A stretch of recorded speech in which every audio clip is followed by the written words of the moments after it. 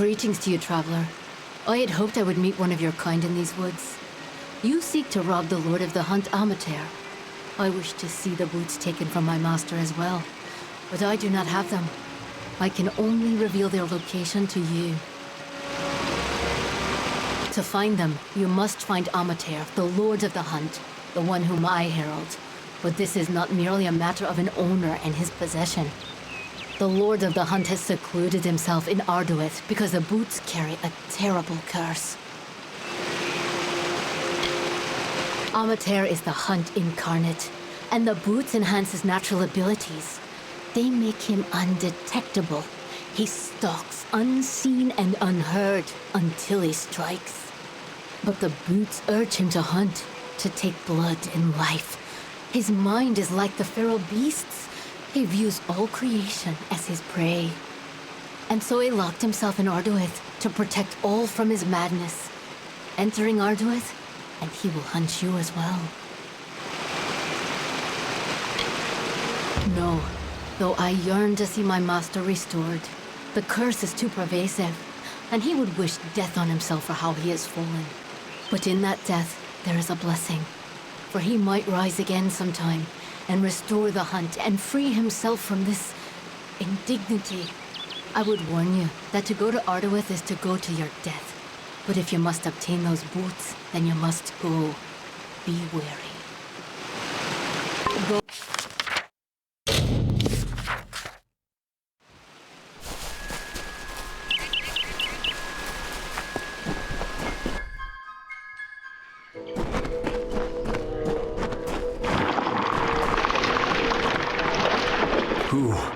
Who enters here? This is a sealed place, interloper, and you must leave before I spill your blood. It is too late. The hunger grows and roars within me. I must hunt. I will hunt you, mortal, until you can run no more. They are a blessing and they demand sacrifice. Now step into my den, little mortal. It is time my hungers were fed.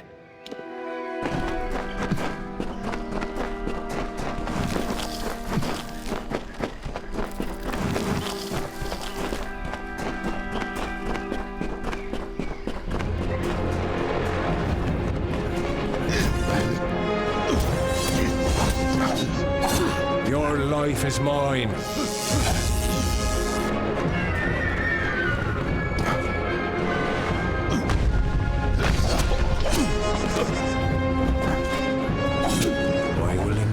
Your death.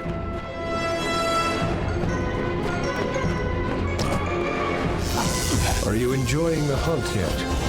Why don't we go deeper into my domain?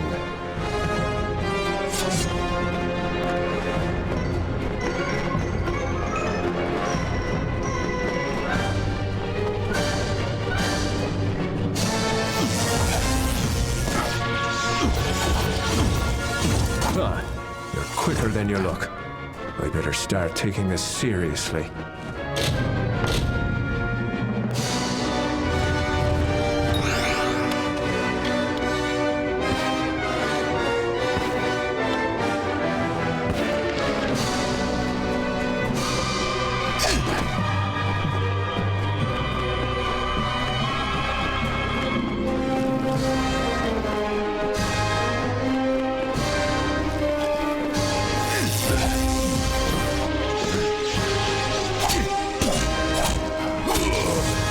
Life is mine.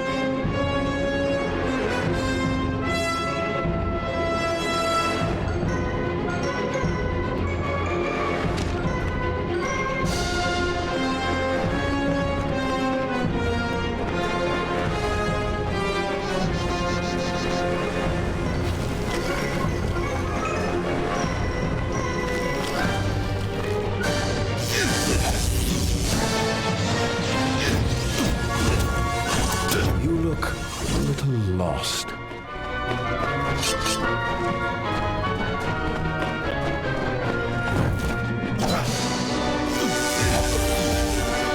I will cut you over and over.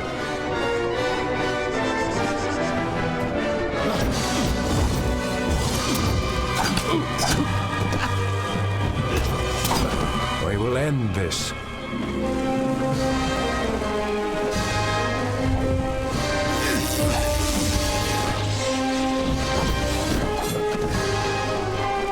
I will enjoy your death.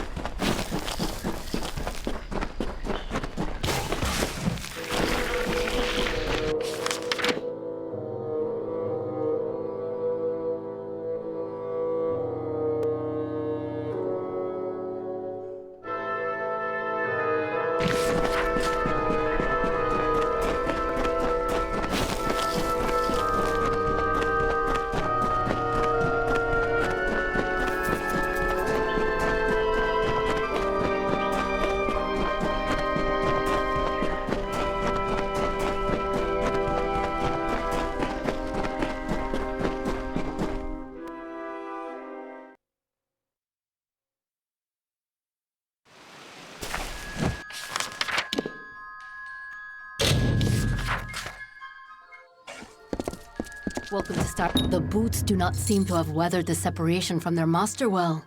Still, they are in hand as ordered. The Hierophant is pleased to have a thief like you in their service. It brings us power. There is a new task, but this one comes from me. Grim Onwig has not returned from a mission of his. I fear that he may have been captured.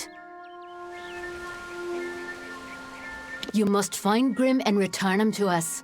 From what I've seen of your work, you have the best chance of anyone in camp. Grim is a close ally and a talented traveler. His safe return is your top priority. The Hierophant ordained him to steal an ancient book called the Missives of Sable from a stronghold held by Jotun. It seemed a relatively easy task. Jotun have no need of books after all. They are fiercely territorial, however. He was to go to Owen's stand in Lorca Rain. I've no doubt that you will find him there. And you must hurry to him. Once crossed, his captors will not take long before they decide to deal with him. Be careful. There is something unnatural at work here. May the wind...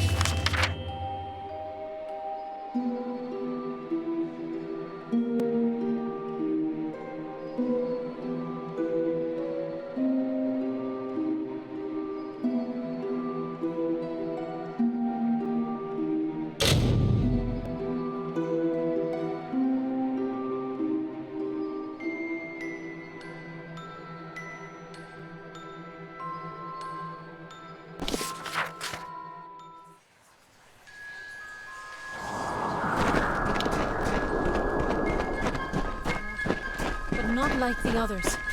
You are welcome here. Nirilim has been waiting.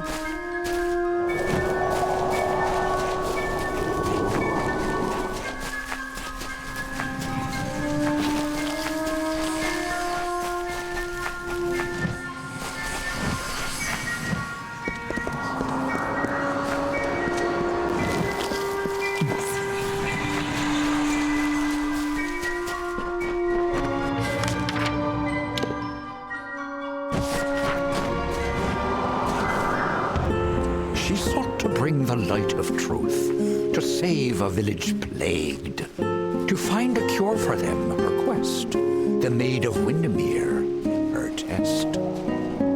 She faced the evil maid enraged, she trembled with her wrath. Undo your evil magic now, or I will end this tale, I vow.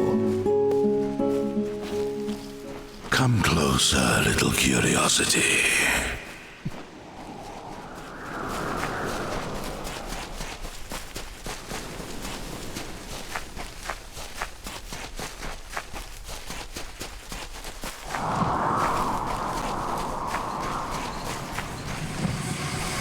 Here you are at last. Rest beneath the world tree's boughs, quickling, and I may study you.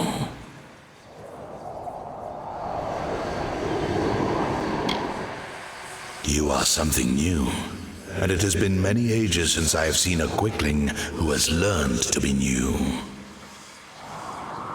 New things bring both wonder and danger. Such newness must be nurtured, given fertile ground, and allowed to bloom. And if you are indeed a wondrous new thing, I would allow you to walk in the gardens of Issa, the home of the Summer Fae.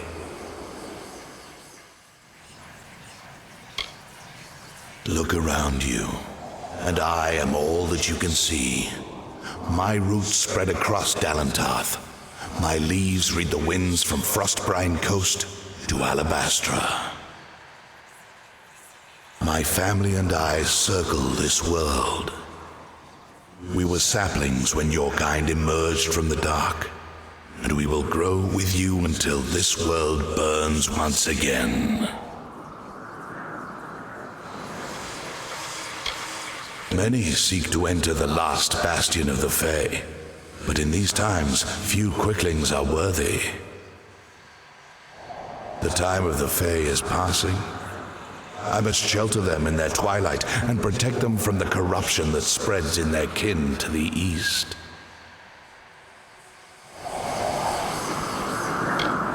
Prismeer is a crystal, powerful and prized by your kind. With it, what you call magic becomes even more potent. Prismeer is dangerous to the Fae. It fuels Gadflow's madness as well as his army's bloodlust and power. Issa and the Summer Fae have been spared its touch. For now. The gardens of fate are clear to me, and all that ever shall be are visible in its blooms. Issa's end has always been certain. Buried beneath Prismeer blades, I can only hold back the tide. But you, perhaps you can change the currents. Where you tread, you mark all you touch. Before I would help you, I must know. Will you be a kind gardener or a careless reaper?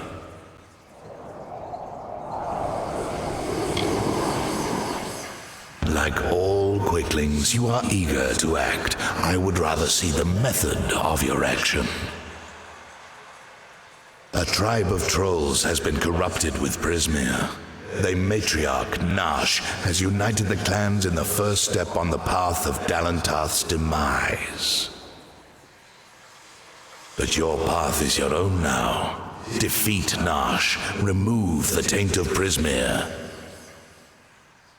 Then I shall see who you are, if not who you will become.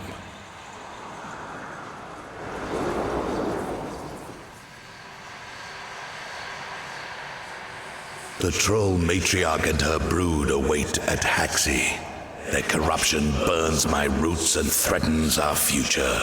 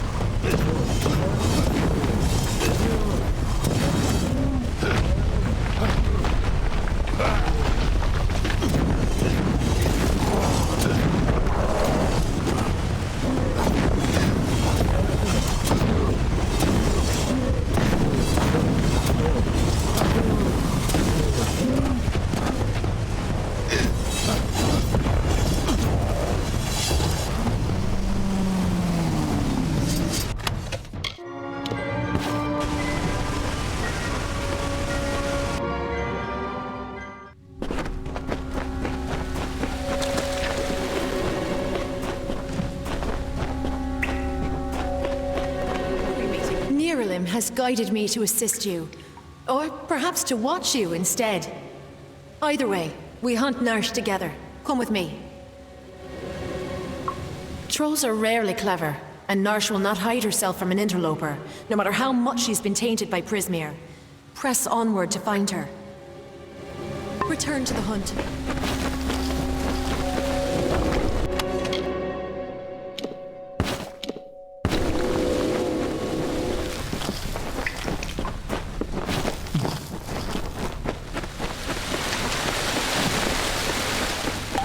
Trolls rarely organize, and even the largest clans never dig this deep.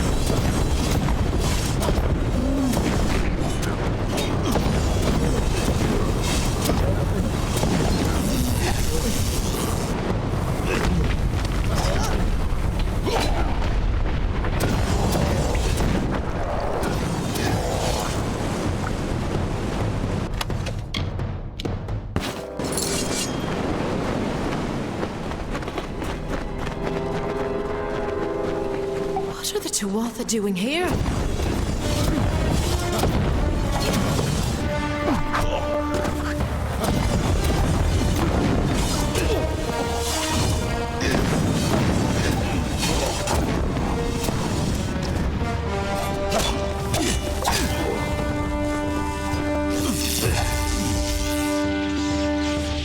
Tread softly.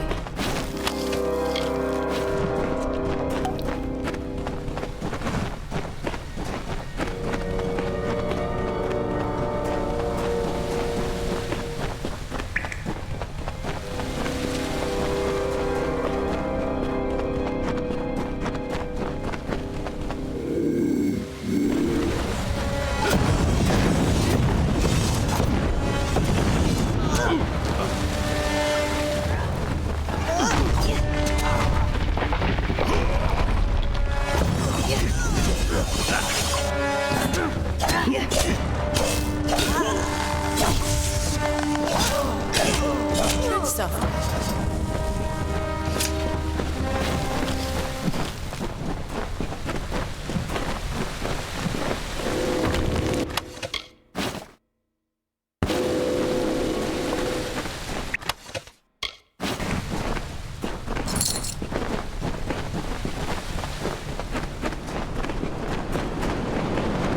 If Narsh ever brought her brood on a rampage, it would destroy half of Dalentarth.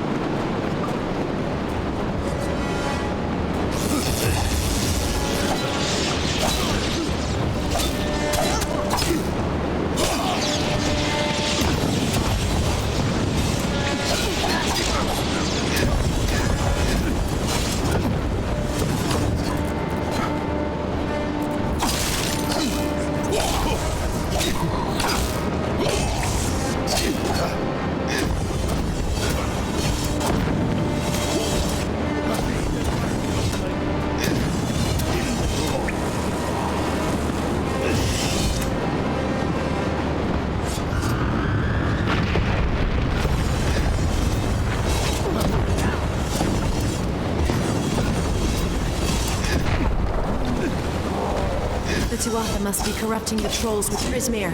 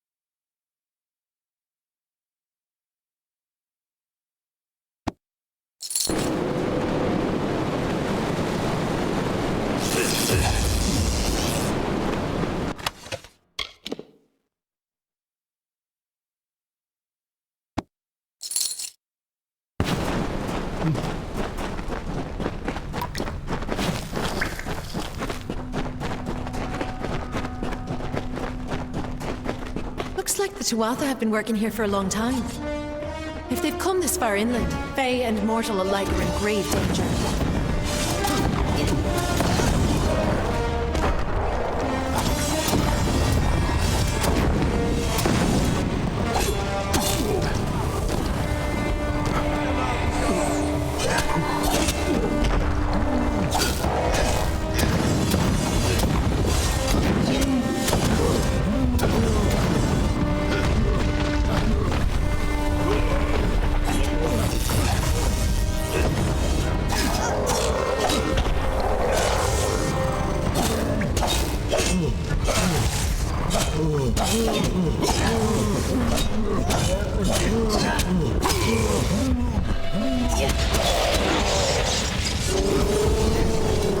We hunt tainted prey. Return to the hunt.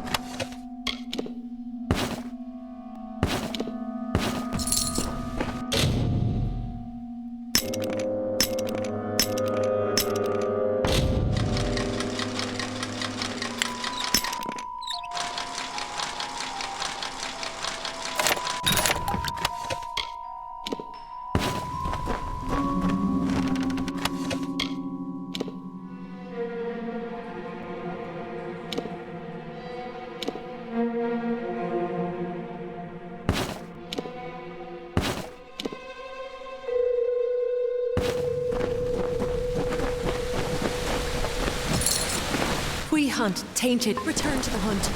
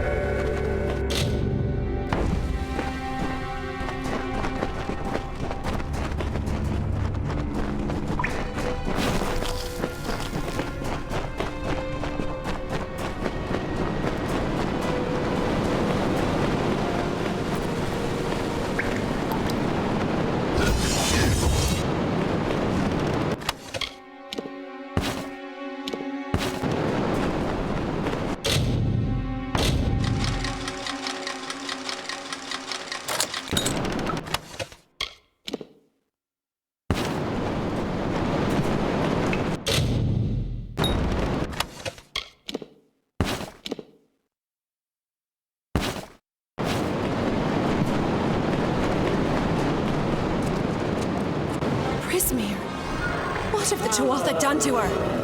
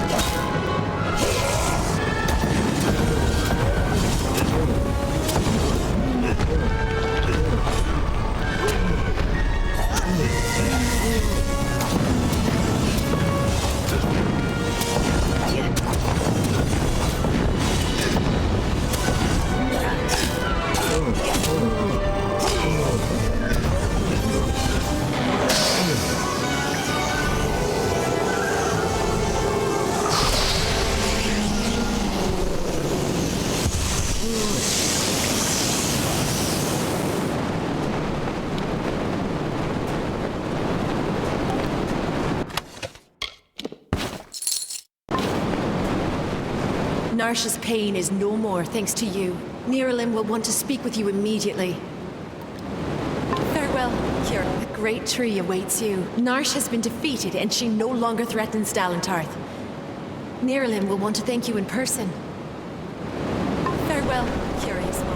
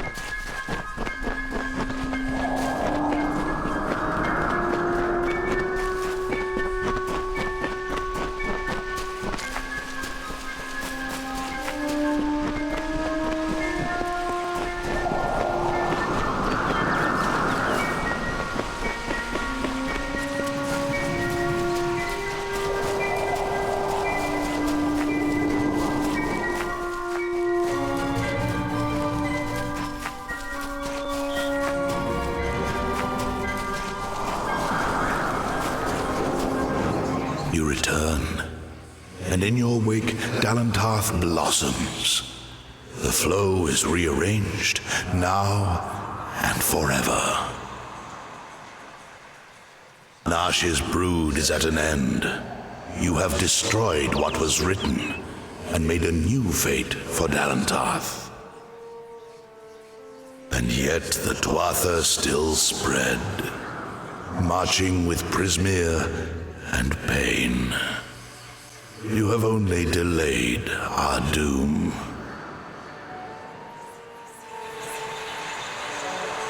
You have the power of an immortal, and yet the humility to ask for help. Little one, I envy your grace. you shall carry my blessings with you. You must know this, Quickling. The age is changing. Immortals are passing, and the future belongs to the young races. If there is a future to be had. Go, and stand at the heart of the She. There you will find Issa, and perhaps you will find wisdom as well.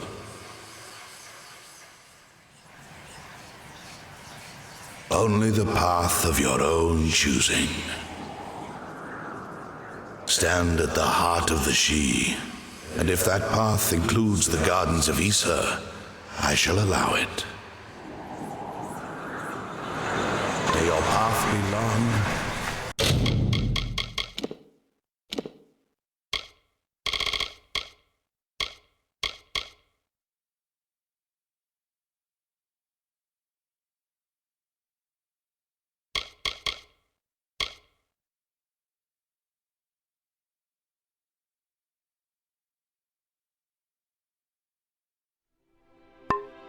And evergreen.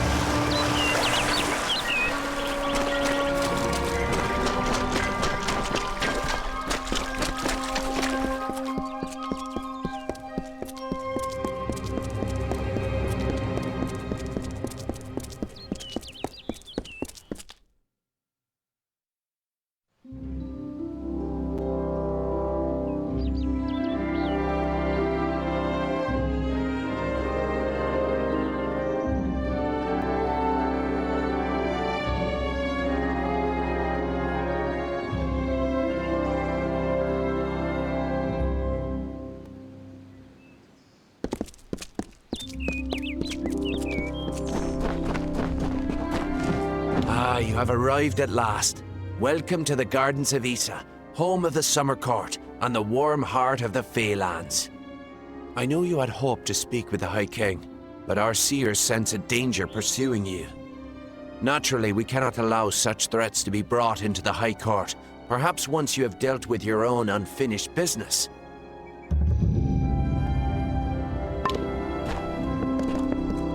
Hello. Welcome.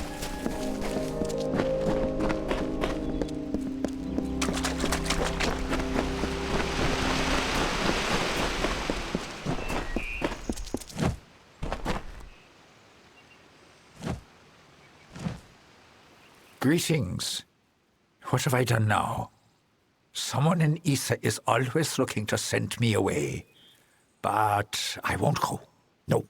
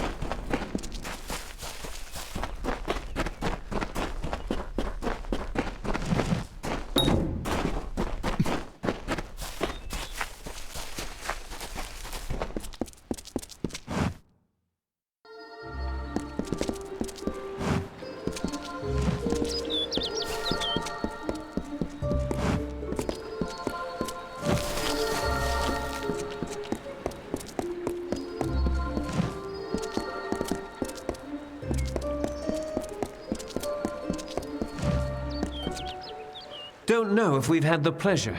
I'm the finest merchant in these parts, I assure you.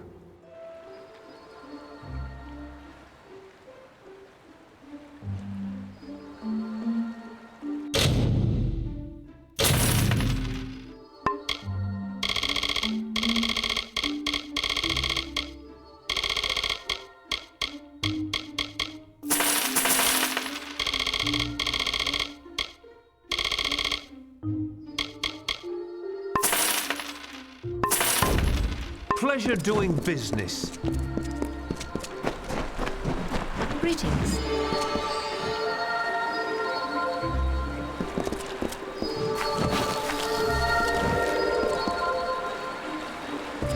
Hello. Welcome to the Issa Chapter House of the Scholia Arcana. How may I be of assistance?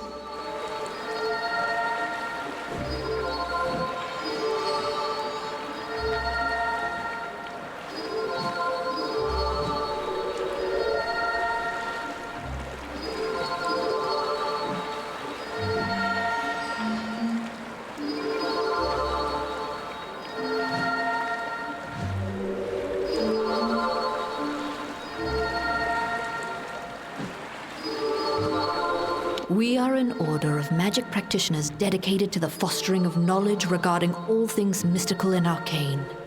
While the heart of our power lies in Rathir, we keep an embassy here in Issa to maintain strong relations with the Fae. Traditionally, our applicants undergo years of preparation, but we understand your circumstances are somewhat irregular. Ever since you entered the city, we've been watching you. After all, an endorsement from Niralim is not quickly dismissed. If it is your wish to join our order, you must first complete the trial of initiation. It is a ritual that will better equip us to understand what place you might have among us. I will not lie, some do not survive the ordeal. Of those who do, only a select few are chosen to become members of our order. Then first I shall present you with this. It is the story of the Order's founding and a good primer for all who wish to join our ranks. Now I shall summon the circle of mages necessary to perform the ritual. Savant Engar will lead the trial. Speak to him in the Delving Hall when you're ready to begin. Farewell.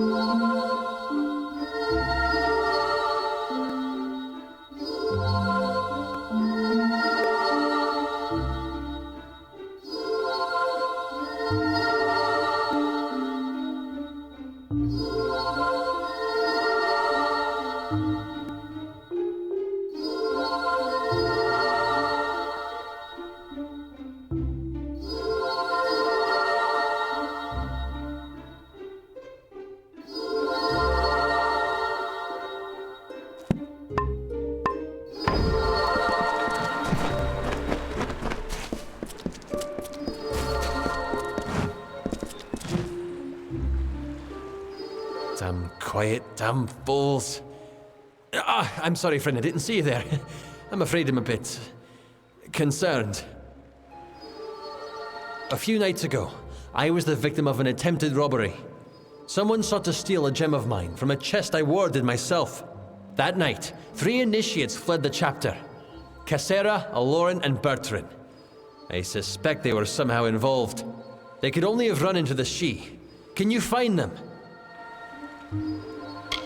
Someone attempted to steal a valuable gem from me, and on the very same evening, 3 of our initiates disappeared. Cassera, Aloran, and Bertrand. They're somehow involved in the attempted theft, and at the very least, in danger while on the She. Thank you. Find out what happened, and I'll be grateful. They must be in the She. Find them there. Until next time, how goes the search?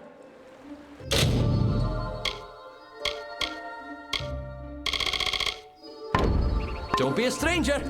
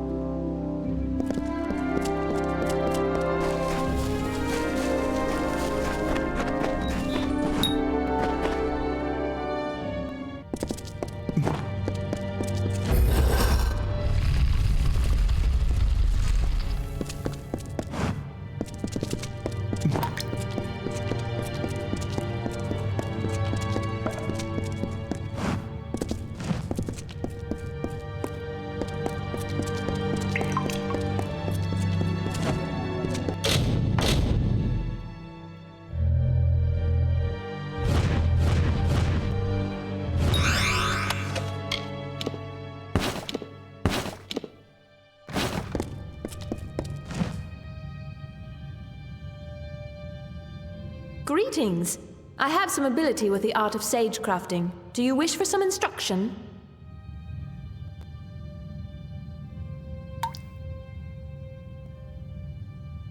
I shall be here.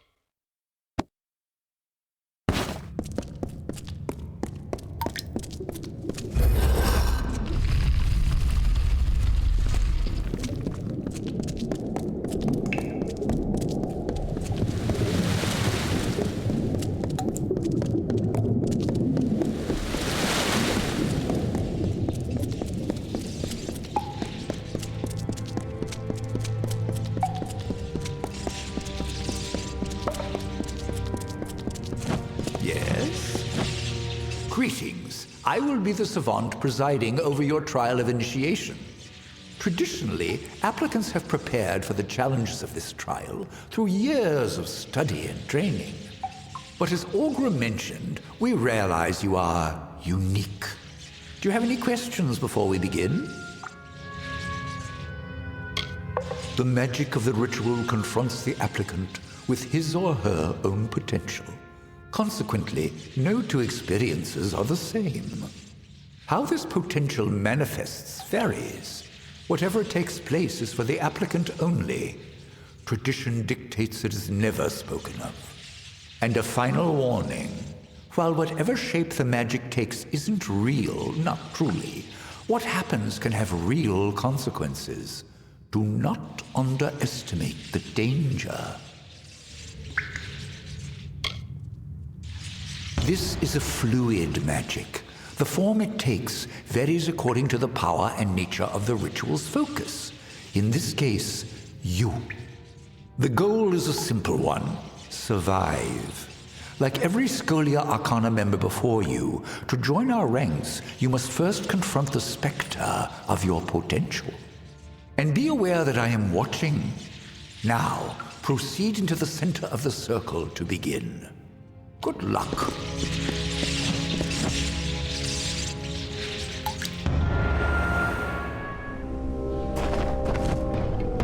Not the most welcoming place, is it?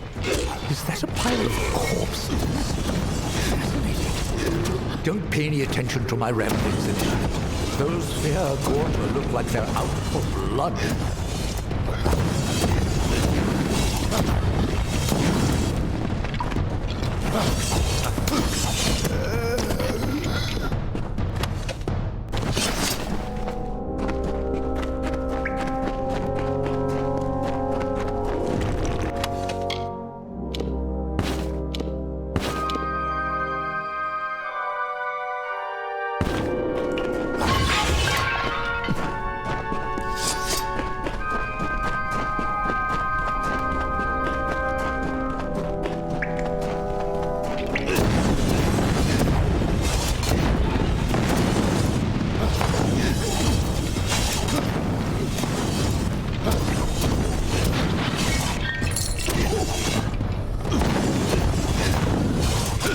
Possess quite the capacity for violence.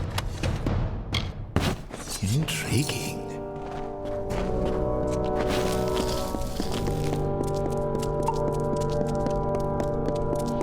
By the founders, what is that? A synergistic construct of all chemical elements resonant within a sage-crafted crystalline substructure. I do hope you survive the trial. We must discuss this further.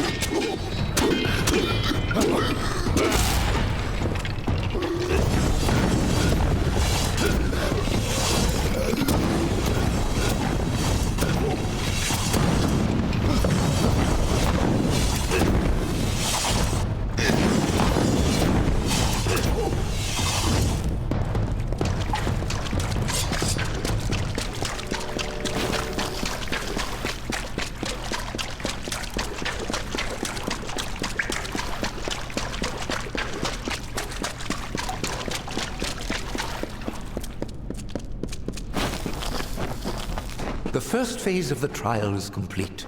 Proceed further, Initiate, to see what lies beyond. Another cave. How interesting.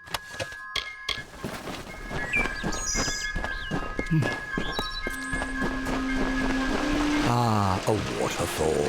That's lovely. What in relation to water? The tales are exquisite. You obviously know them well.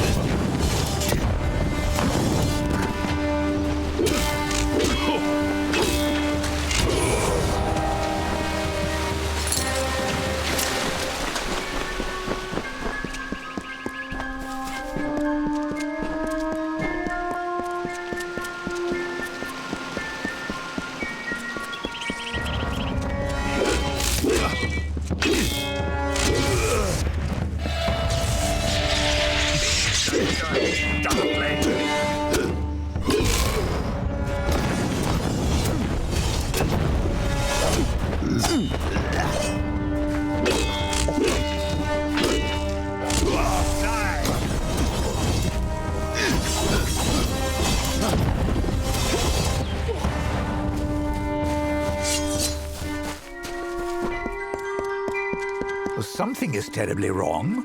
Ahead, I sense another's presence in the trial.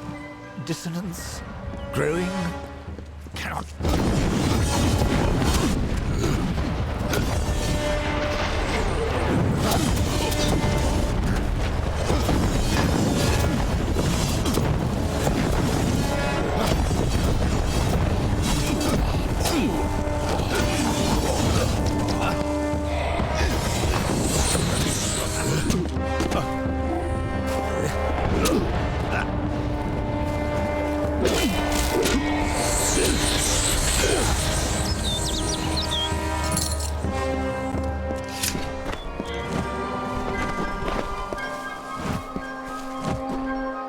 Where am I?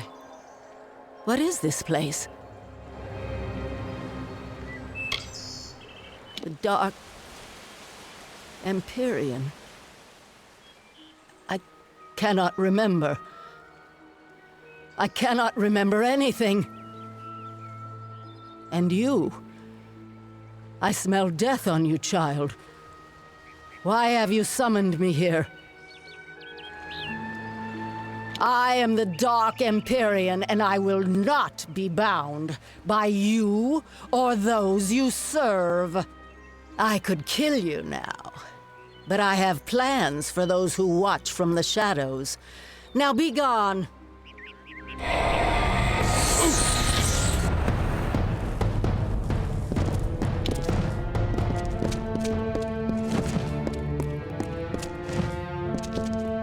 Such power! One moment we were linked, sustaining the magic of the trial, and then an arc of energy, the likes of which I have never seen, burst from you. 3 mages lay dead, and 2 have fled screaming. I know the trial is not meant to be shared, but what in Lyria's name happened? A difficult question. The purpose of the spell is to confront the focus, in this case you, with a force representative of his or her potential. How it goes about this is, well, uncertain. The magic finds a way. So I must ask, what happened in your trial? What did you encounter? A woman? Masked in shadow? I will need to consult my books. Perhaps later we can discuss the details. For now, we have dead to bury and missing mages to find. As for the formalities, you have proven yourself worthy in the trial of initiation. In the name of the Scholia Arcana, I hereby confer unto you the title of Neophyte. Welcome to the Order. Come speak to me when you're ready to be of use. I am sending you to the ruin of Aod, to the south. There, the element of fire thrives as though it has a life of its own. After your initiation trial, the magic in Aod shifted. I believe this magic is tied to you, Initiate. Confronting it might yield some answers. Lyria be with you.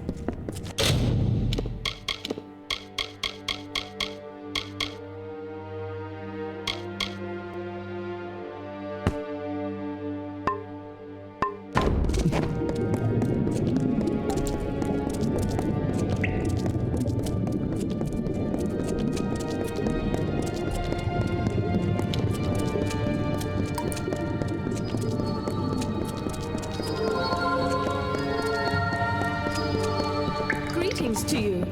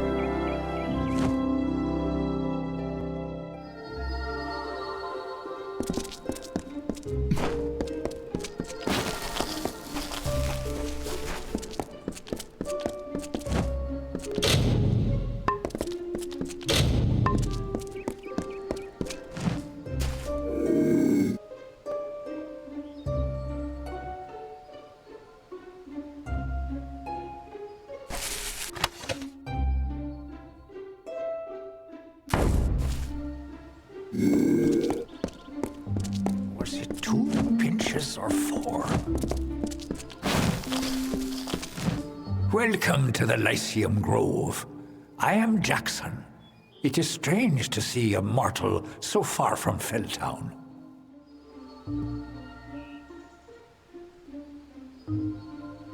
If you ever wish to learn, come visit.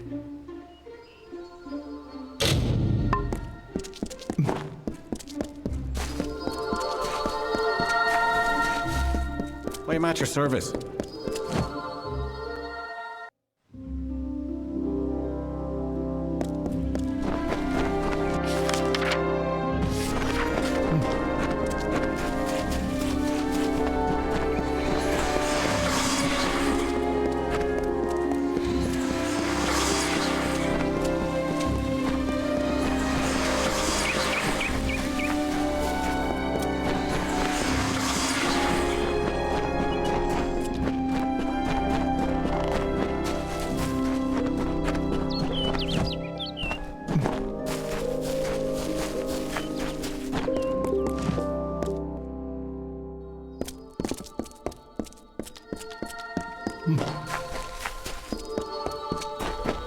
Goods in conversation?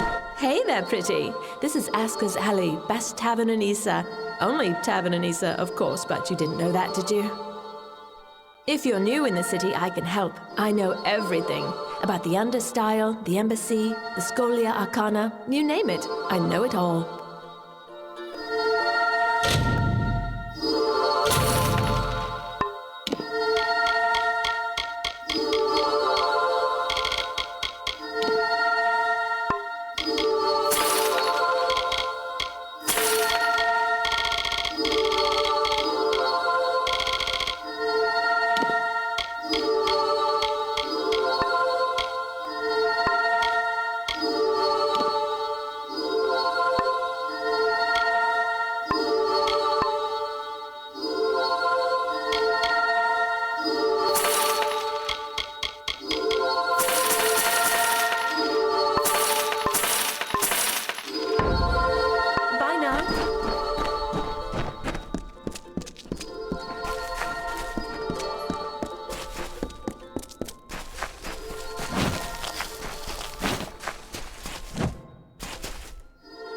If you're looking to drown your worries at the bottom of a bottle, this is the place for you.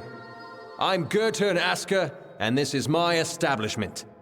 But if you're looking for the Victor's Brew, we don't sell that in Aska's Alley, and you'll have to take your business elsewhere. It's the most popular drink in Amalur, at least it is now. My Aska's Ale used to be the preferred beverage, but every day brings more cancelled orders. My brother and I are working on a new drink, but it requires something special. Wait a minute. Maybe you could help. If you do, I could see to it that the merchants in Issa treat you well. So here's what we're thinking. Bring back our grandmother's favorite, Aska's Draft, a classic. The recipe calls for bristletongue seeds, and if you're talking rare ingredients, bristletongue tops the list. It's worthless for potions, but tastes fabulous. The problem is that the Fae control the use of bristletongue, as it's a product of the Font's waters. Talk to Jackson, their apothecary. He can probably get it for us. See you soon.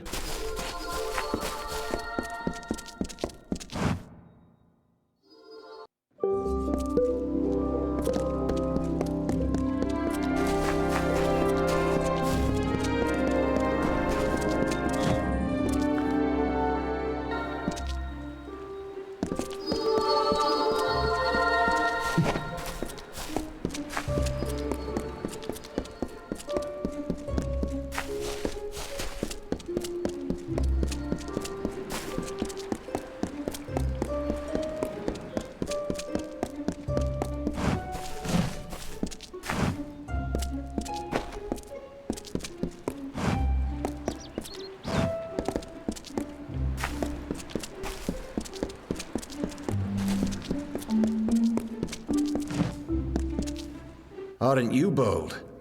This is the Varani wing of the embassy, and few venture here without being summoned. I'm Ambassador Advar, he who bloodies the waters. The Varani allow the purchase of several titles for use in the gardens of Issa, but they are rare and should be worn with great respect.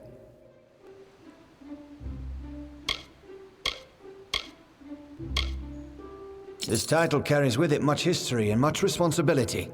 Do not take it for granted. I proclaim you Guardian of Arms.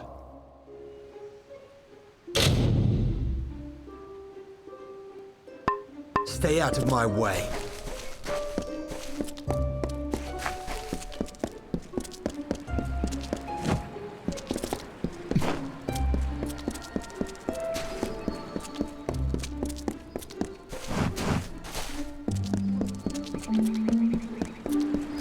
The Fae are right. Then we must do what needs to be done. Perhaps we must finally swallow our dignity and draw our swords. Quiet. We must not discuss this further in the open. You must be the special messenger Tatarian's expecting. Trust me, the rest of us have heard plenty about it. Erwin can't keep his big mouth shut. I am Methani Keen, Dokalfar ambassador to the Summer Court Fae. I'm sorry. This is a difficult position sometimes. Something is about to happen, and it must be stopped. But that is all I can say. This is neither the time nor the place. If you're interested in hearing my story, meet me in the worship circle after dark, near the gates. I will wait for you there. Goodbye.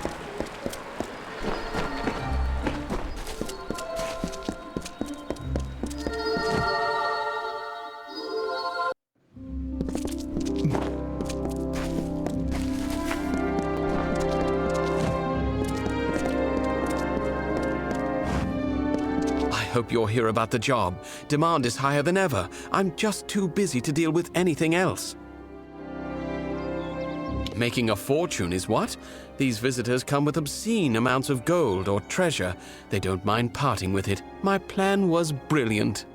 I created a blade. Fey blade, of course, that makes them authentic, something all of them had to have. That's all they care about anyway. Fey souvenirs. I called it the Honor brand. Truth be told, it's dull as a stick, but it's easy to make. Listen, if you can find the parts and make them, I'll pay good money. Fabulous, fabulous! You know a good deal when you see it. There aren't enough people like you in Issa. The Fae don't even use money. Can you imagine? Once you start forging the Honor brands, bring them to me and I'll provide you with just compensation. Goodbye.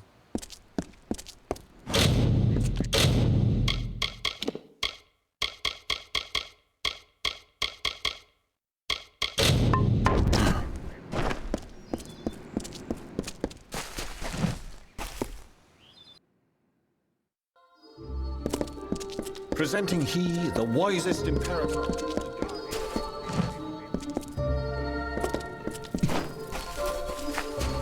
Need anything? I've got the best. If you're looking to buy armor, I'm the only one in Felltown who's authorized to sell it. I'm Gwenna Hand, but my customers call me Gwen. I don't have many weapons to offer on account of the peace edict, but there's still a selection to pick through. Have at it.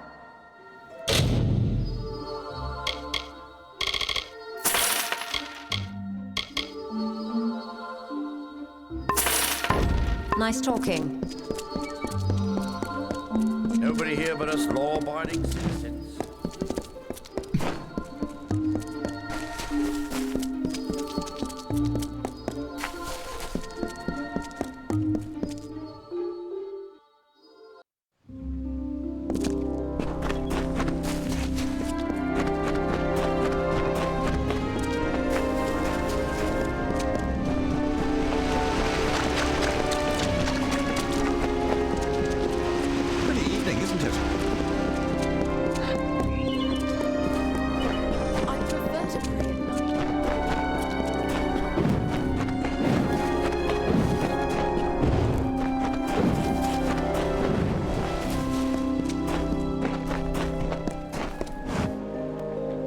Good.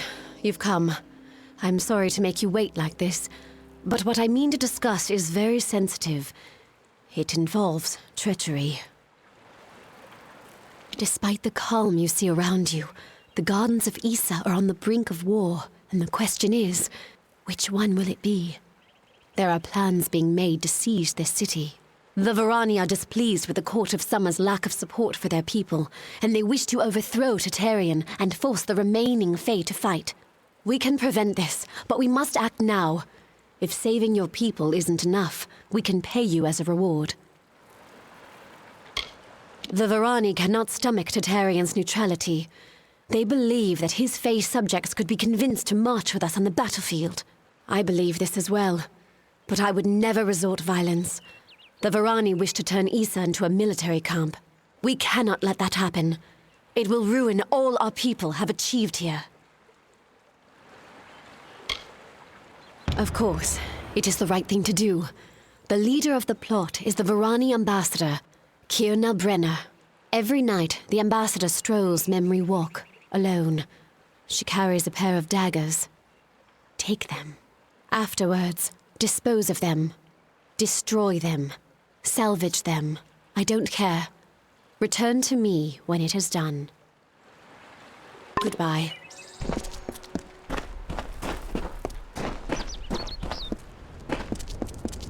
Hey.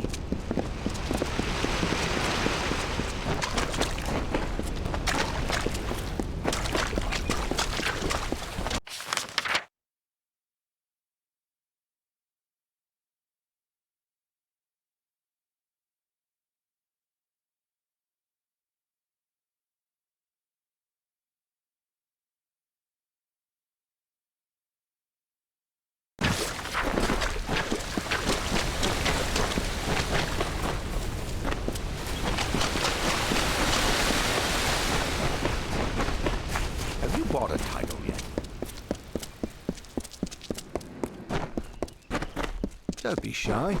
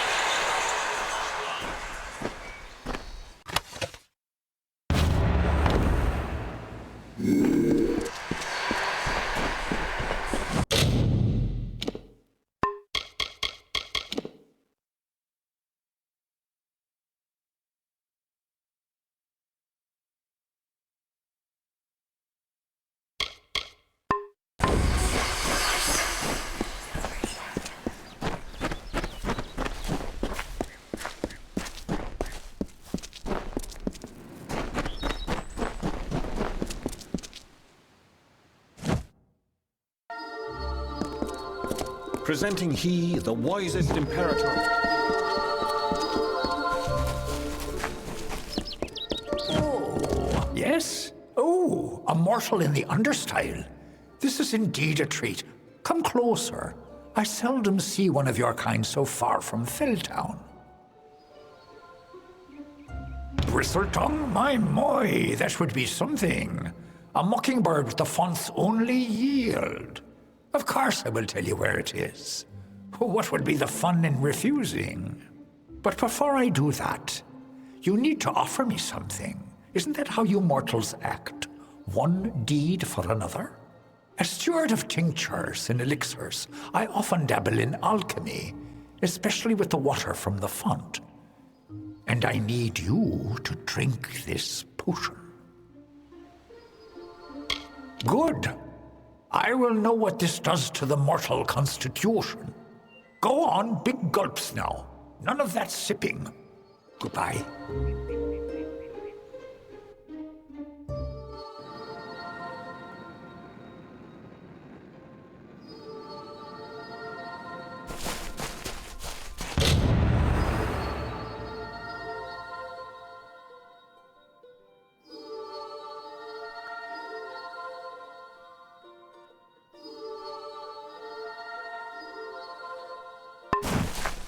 Presenting he, the wisest imperator.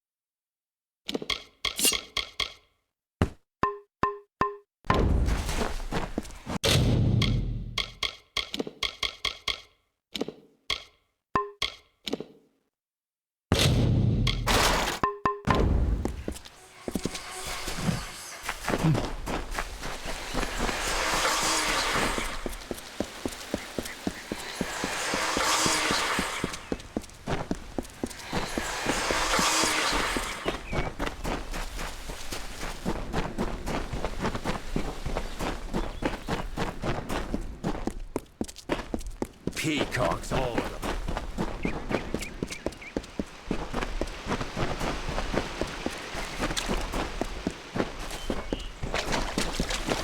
I prefer to pray at night.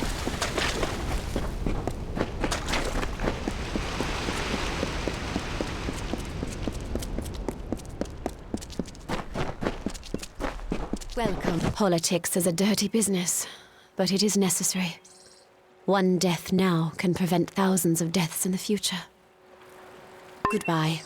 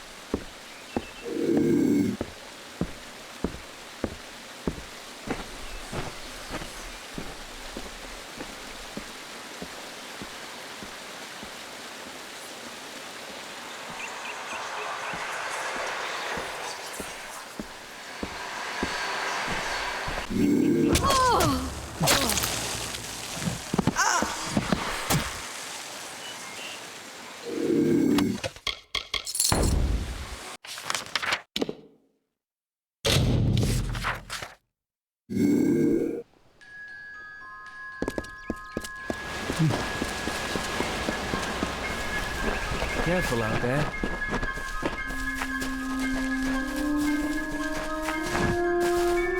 Need a quieter step?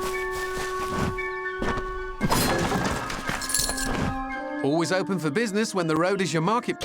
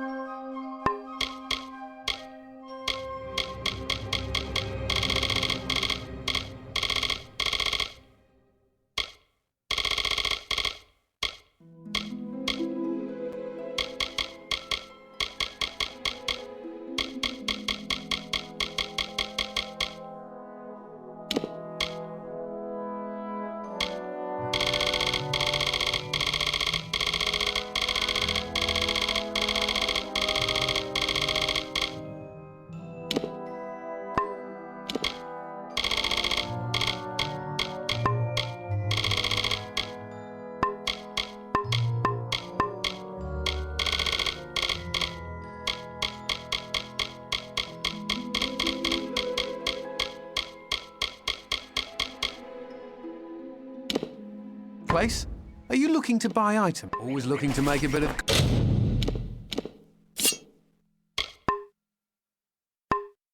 Coin? Always open for business. Krilgaren is a good leader.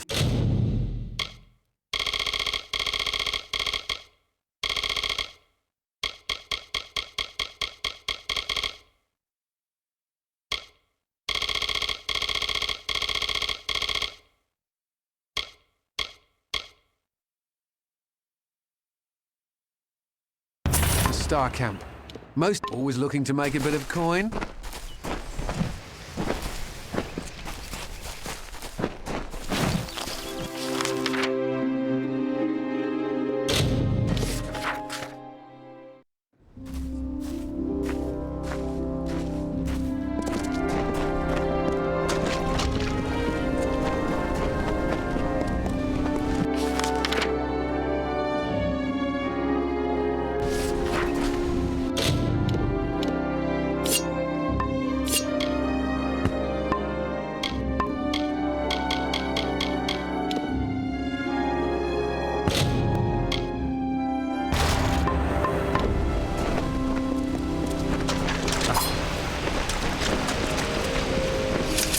Isn't it?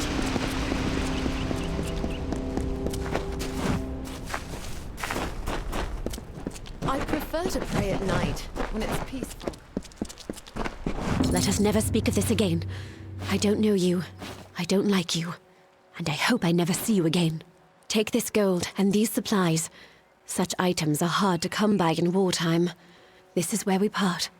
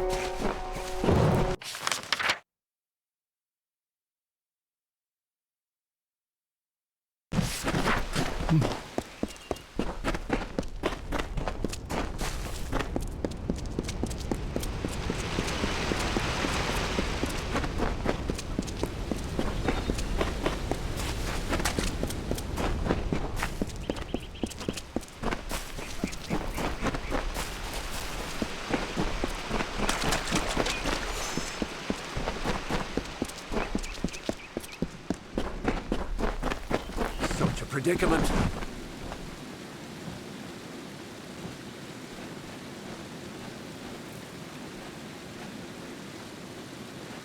Oh, excellent. Another... Oh, immortal. I don't think I could... Well, perhaps I might. Yes, of course. Why not? You, Dustling, how would you like to make some of your shiny, bright metal? What's it called? Ah, yes, gold. How would you like some of that? My role is with the Hall of Appointments, to prepare visiting ambassadors and dignitaries to meet with the Court of Summer. Right now, there are 4 terrible, regal lords and ladies that wish to see High King Tatarian, but they are a fickle lot and require extra, handling. They must enter the font in a procession, but each has his or her own preferences, and I can't afford to offend any of them. Wonderful. That's one less aggravation that demands my concern. Thank you, mortal. The dignitaries have been seen about the gardens, enjoying its many splendors. I will remain here and await your advice. Everywhere. Goronet is in the Hall of Appointments, but the others are all over the city. What a nightmare. Goodbye.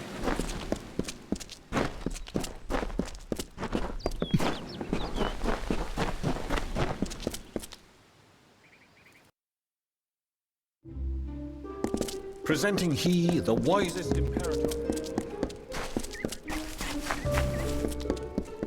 Yes? Oh, a marsh bristletongue? My, that would be something. A mockingbird with the font's only yield. Of course I will tell you where it is. What would be the fun in refusing? But before I do that, you need to offer me something. Isn't that how you mortals act? A steward of tinctures, isn't it? Good. Go on. Farewell, mortal.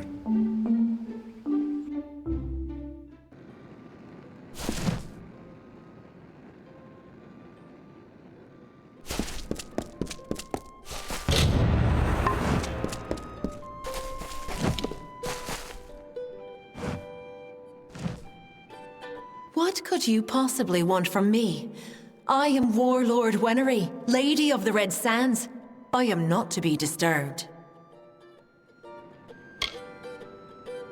I am not petty, but I have limits, as do we all. I know I should lead the formation because of my position, but other, more tender individuals will insist otherwise. Whatever you do, do not make me walk behind the High Fae Mage Goronet. How shall I put this? He has an odor.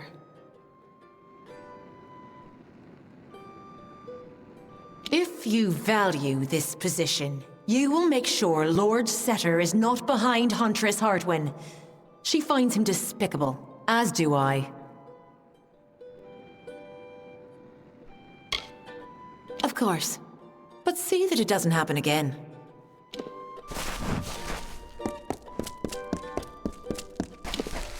Presenting he, the wisest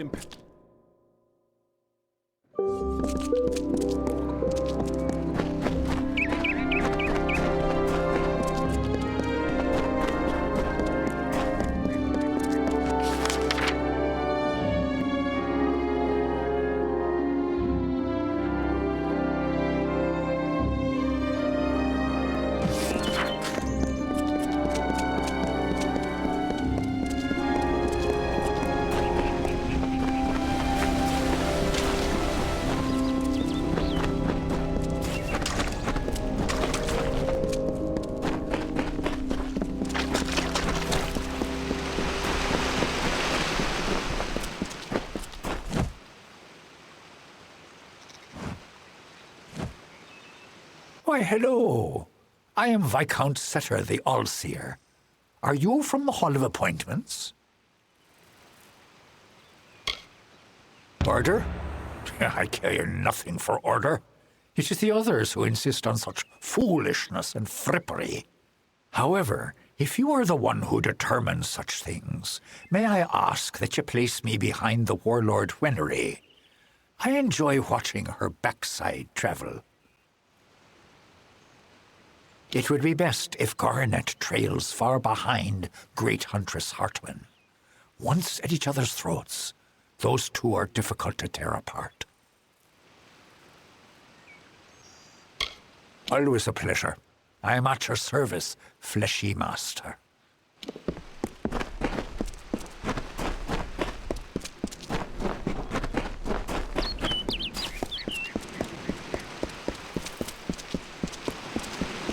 Greetings.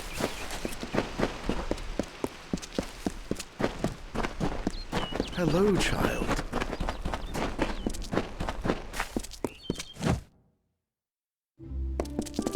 Presenting he, the wisest imperator. Greetings.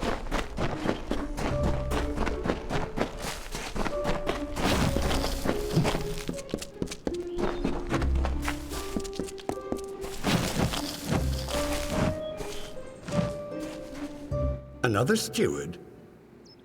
When did the Gardens of Issa become such a teeming pot of nonsense? What is it? Me? Well, my seniority dictates that I should be leading this procession, but my lame leg prevents me from taking my rightful place. I should bring up the rear. I will make it to Tartarean's throne, even if I have to crawl. Great Huntress Hartwen should go first, leading us all. She's particularly like that. I would hate to anger her. Of course.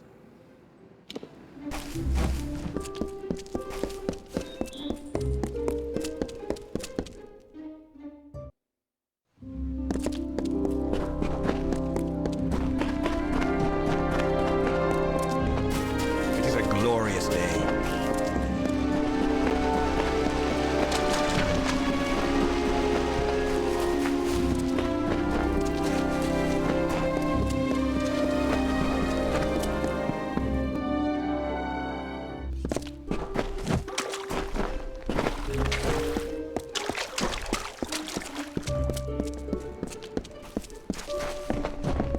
What is it?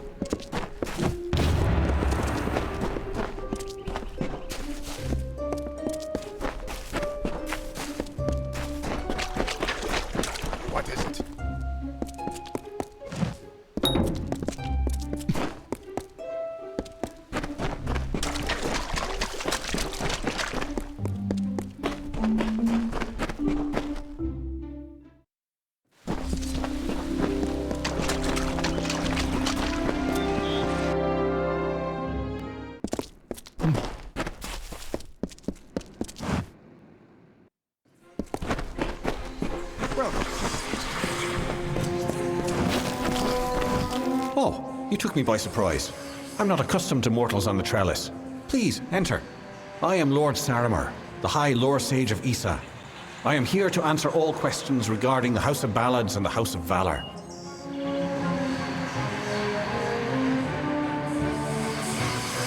May good fortune follow.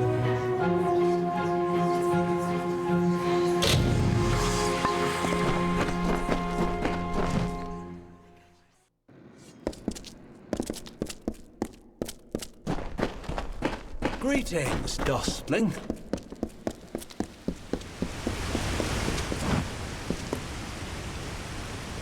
You feel it, don't you? The font's waning flow. You are intimate with the ways of magic. You're like me, youngling. You see the end. Of the Gardens of Issa? Of the Summer Court? Why, this crystal wall may be the end of all Fae. I know because I am Nomeron, master of the font, the wellspring of all Summer Court magic. I've seen it flow at its highest, but I've never seen it so dry. Something must be done before all this city withers into nothingness. The font is the source of all Summer Court magic. It has flowed through this mountainside since our kind sprang up from the dirt.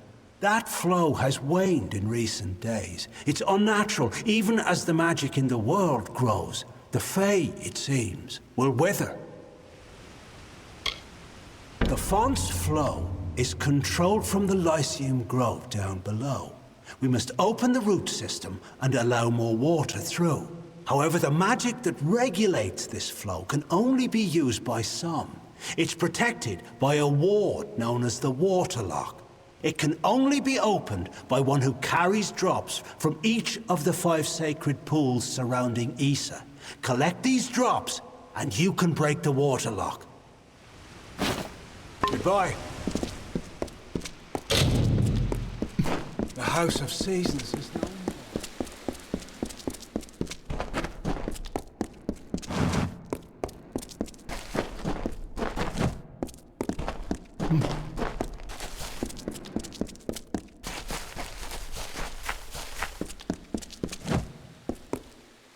I am the great huntress Hartwan, and you are not allowed on the trellis.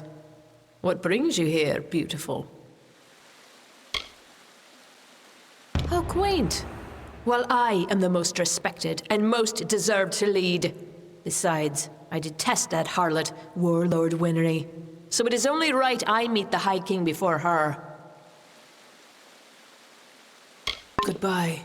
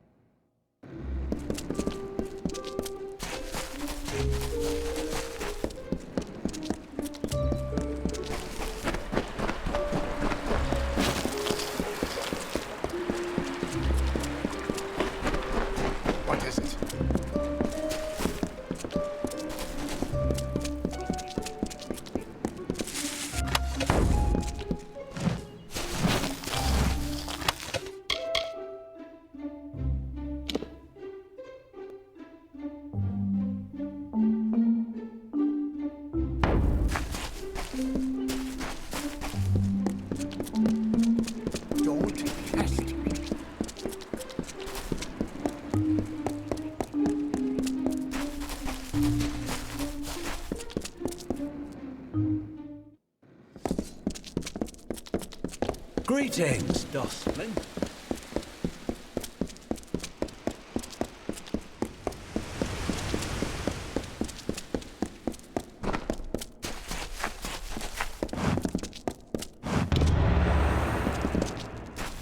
What is it?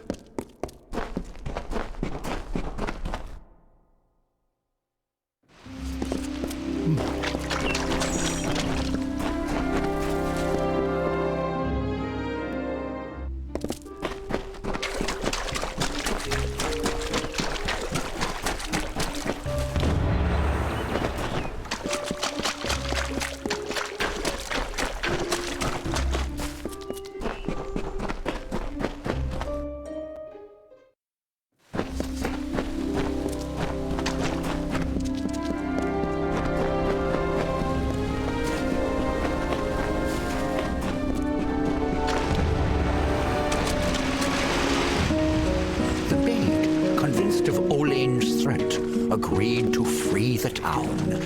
The people offered thanks and praise, and quietly she went her ways.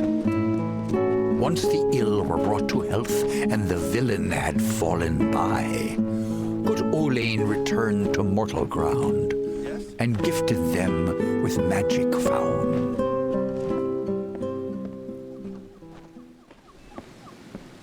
So, you're done. A right group of snakes, eh? So, any insight into how I should present them so as not to tug their writhing tails? It's good that someone does. Go on. Let's line up these backstabbing serpents.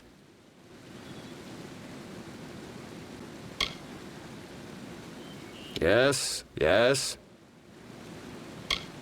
Of course. And then? All right. Next. Yes, yes. Excellent. That's a perfect order for these fools.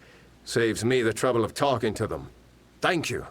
Goodbye. Mortals.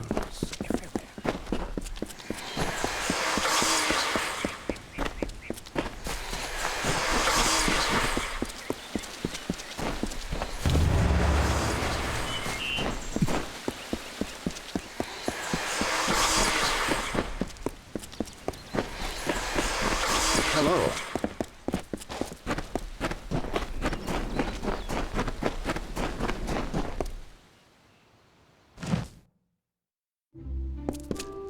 Presenting he, the wisest imperator.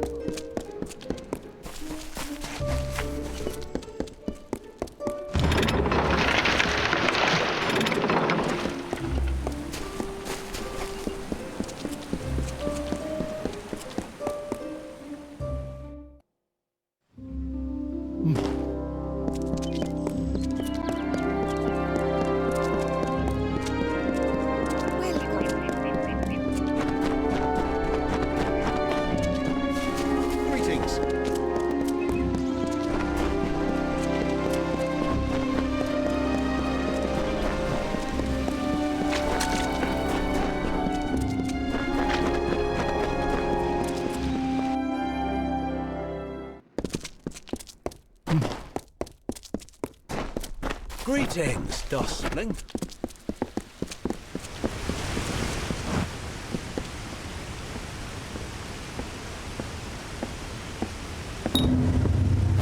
You've done well, Child of the Dust. Those below will never know what is really happening. But in the end, is this a part of the many seasons or the sudden tempest? Does hiding the rot not spoil the harvest, no? Take this. You're brave. Perhaps we will meet again. May your gods protect you, mortal.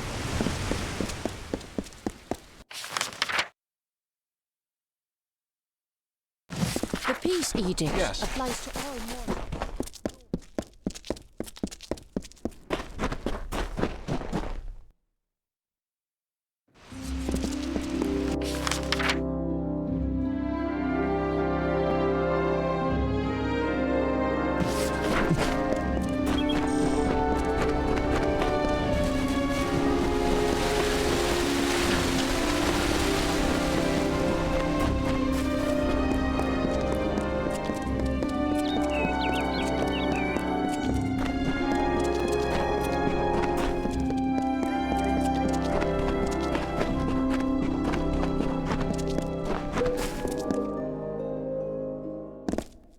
Presenting he, the wisest imperator.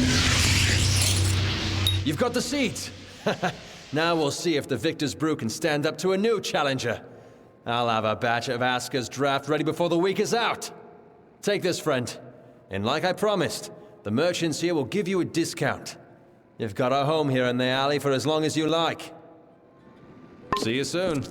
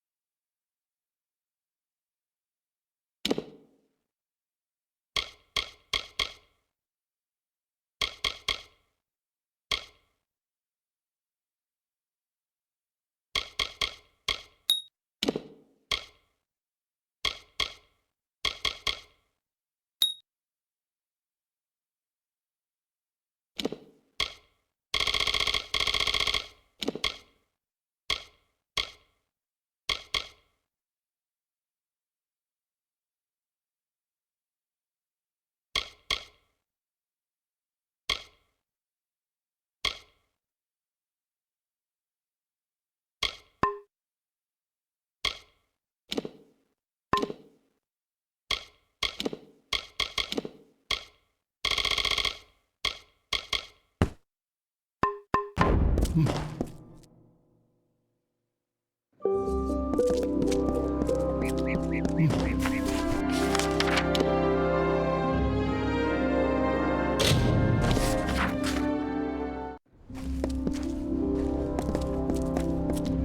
you seen Brio?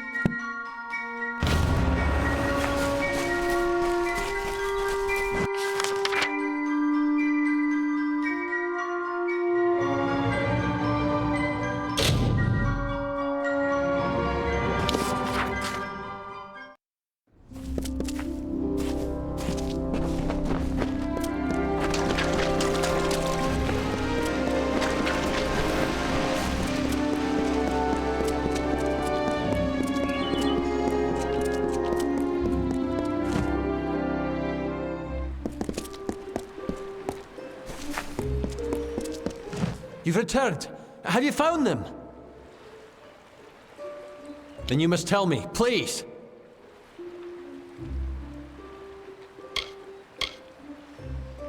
Yes, I suspected as much. Cassera has a strong will and thinks with much agility. I am not surprised to learn this is her doing. Very well. What happened next?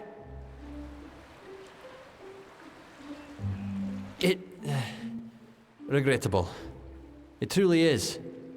He was neither as strong as Aloran nor as smart as Cassera. I see how they might have turned on him. And so, what of the third? Yes. Aloran often trusted too much in his own skill, and did not properly understand his environment. The She would have made quick work of him. Those fools. All this bloodshed over a gem. And now I cannot even bring myself to look at it. Better, I think, that you keep it. In addition, I will discount my services to you, should you ever be in need of them. Thank you again.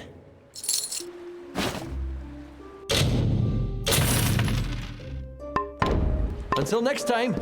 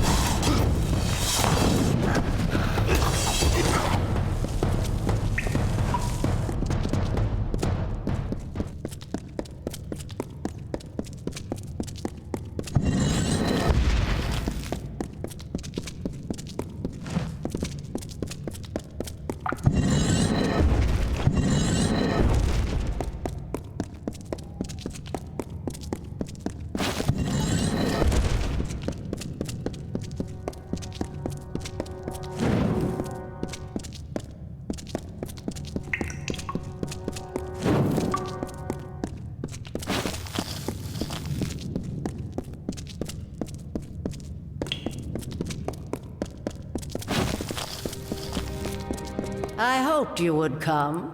After all, I owe you so much. How can I repay you for what you've done? There was a time when kings begged me to read their fortunes.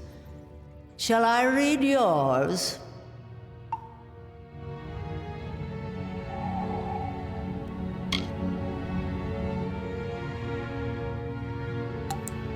I have so many names, but I am not the subject of this conversation. Do you wish your fortune read or not? Interesting. It appears as though you have no future. Does this mean your death is nigh? I've crafted what I need, and I'm done with this woman's body. Right now, she's trying to tell you to kill me. Perhaps you would like to oblige her? Now burn!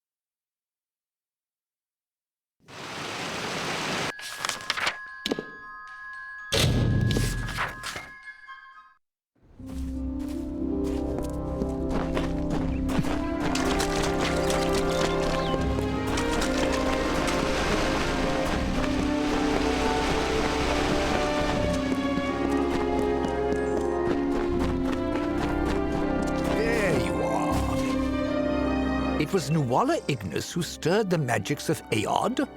At least now we may restore the balance of the ruin before the rest of Dalentarth is engulfed in flames. What is this? You caught her crafting this, you say? Remarkable. Just utterly remarkable.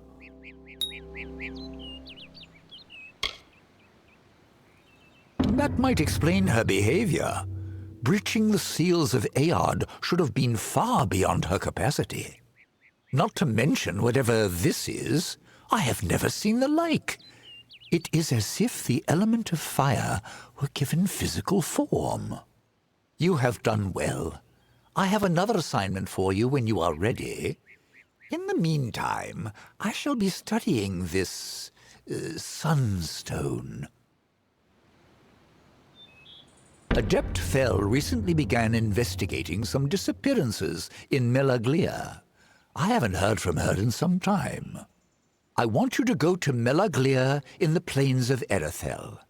A member of our order will meet you on your way there to give more information. Do not keep your contact waiting. And when you've sorted the business with Lerkara out, meet me at the Rathir chapter house. No.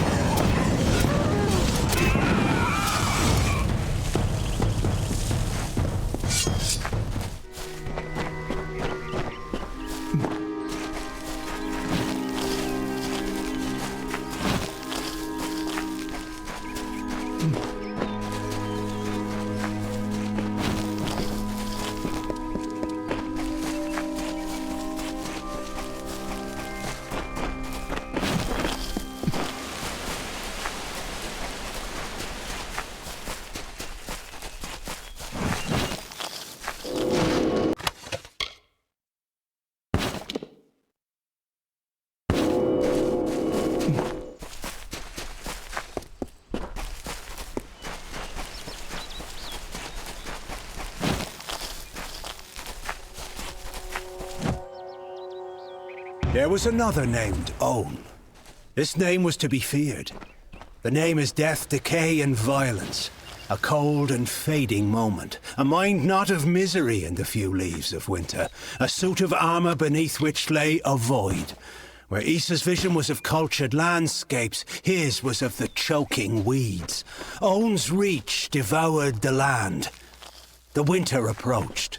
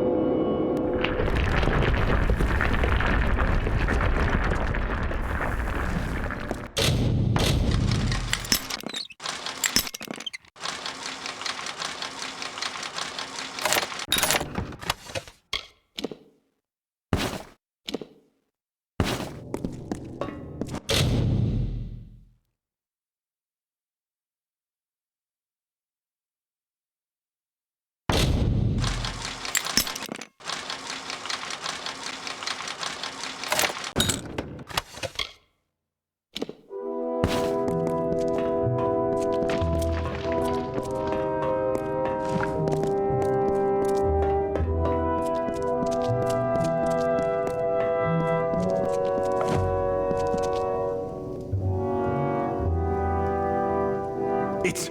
Dove, it's you! Good on Cruel Geraint to send you.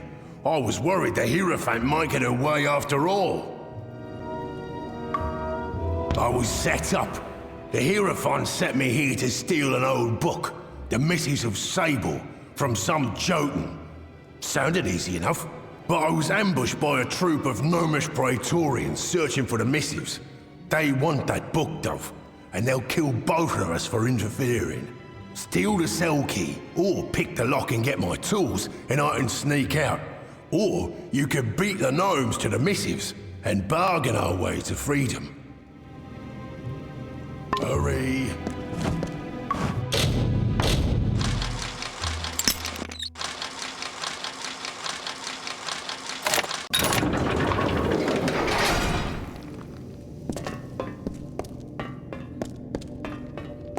Will you stop the idle chatter already? Hurry!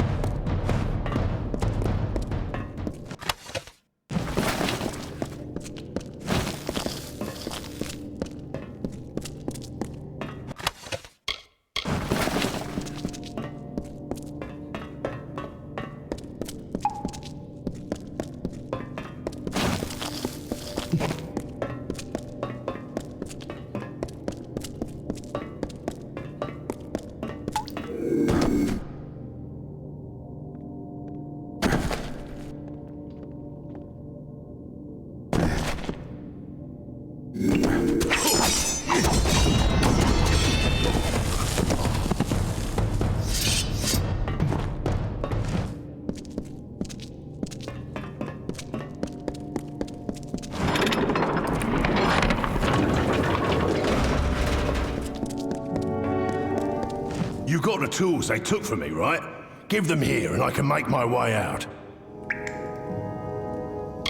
More than the Hierophant ever gave me, that's for damn sure. Our blessed seer's finally made an error. I'm making myself scarce, but I'll be seeing you before too long, Dove. I promise. Hurry.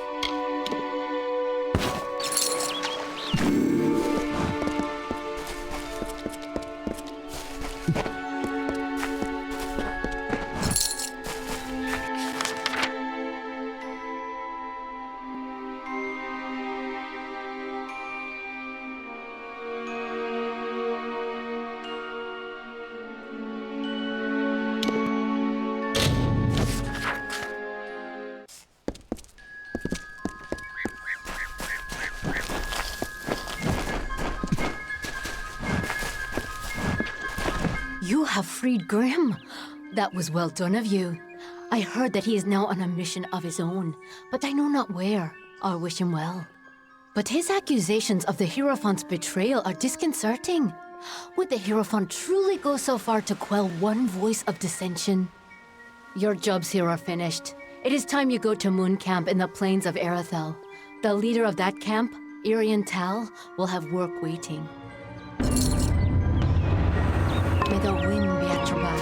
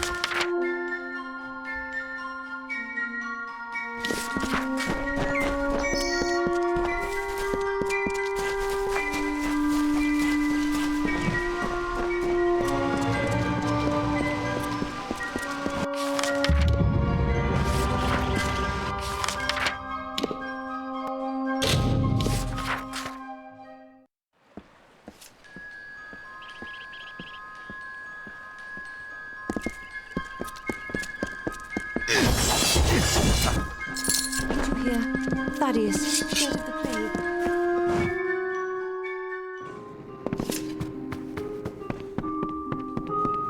Can I help you?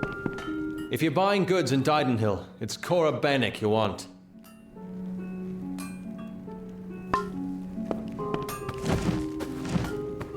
We'd normally be better stocked, but with the blood plague, well...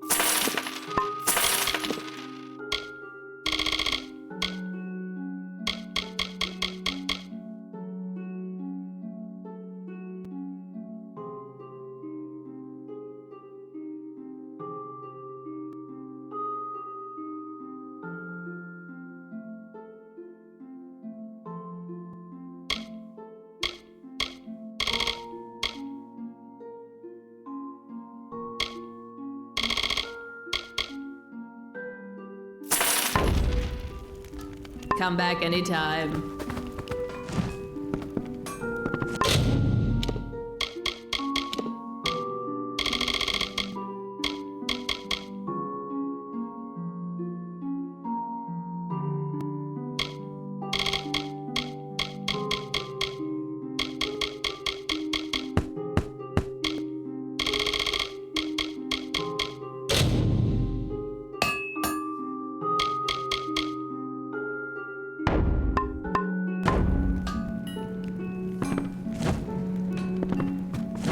You're always welcome at the Crofters Guild. Come back anytime.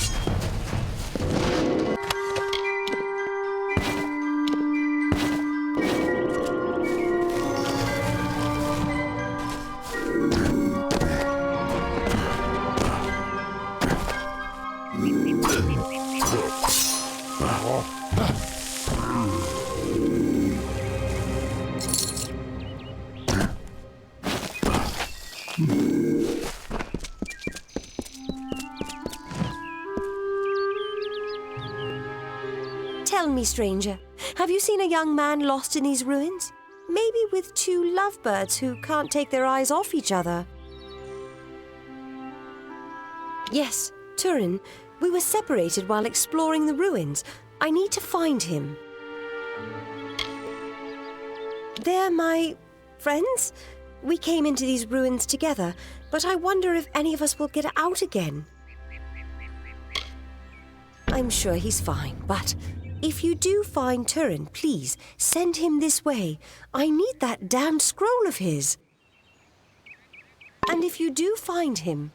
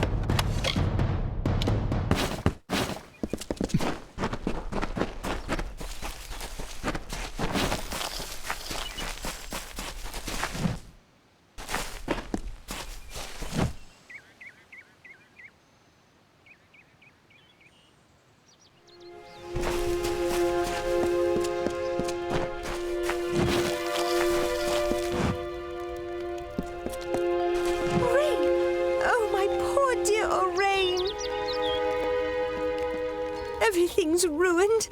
Turin's lost and Jeddah's gone off. And Oraine's been turned into an antelope. Oraine went into those bushes. I heard a yell and saw a flash of light. Then an antelope came out wearing Oraine's silver necklace. My grandmother told me about places like this. How sprites would ensnare young men and turn them into forest creatures. I just know that's what's happened to Oraine. But he ran off before I could catch him. Please help me look for him. Absolutely. My grandmother told me all about it. One story tells of a man who entered the forest seeking a special flower for his beloved. But a sprite cursed him to wander the forest as an antelope until his true love gave him a kiss. Thank you. I don't know what I would have done. The antelope, Oraine, I mean, he ran off north into the ruins. You have to find him.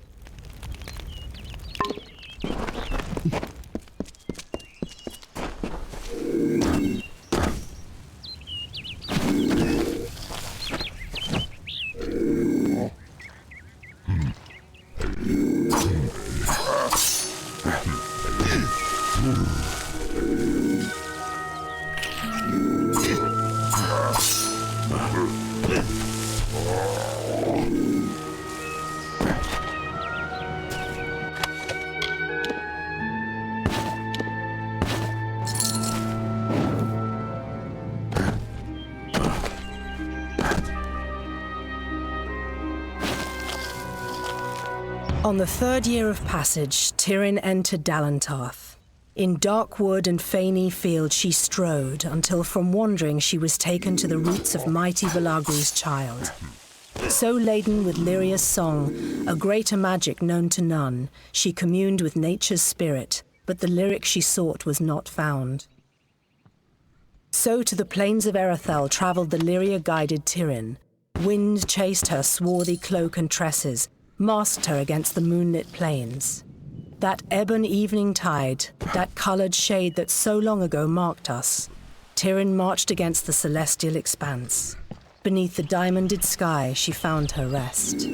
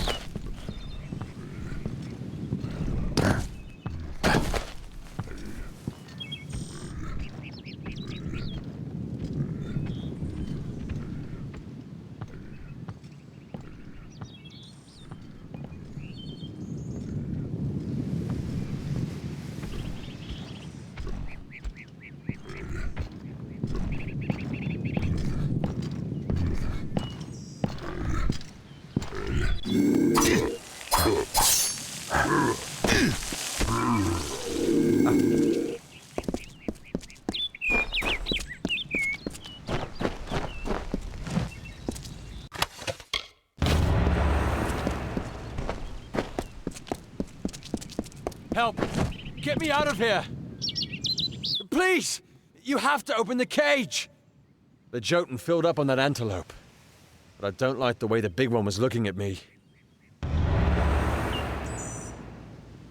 Of course not. You believe that too? I just needed an excuse to get away. Marga has gotten a little too attached for my taste. Just my rotten luck that I stumbled into a bunch of Jotun. Can you get me out of here? Sweet girl, but wants a little more dedication than I'm ready for. I needed to get away. She'd go on about these stories her grandmother used to tell her, about creatures turning people into animals. She believed them, so there was my way out. I didn't reckon on getting captured by Jotun, though. Thanks. I owe you one. Do me a favor. Don't tell Marga you saw me. Thanks again.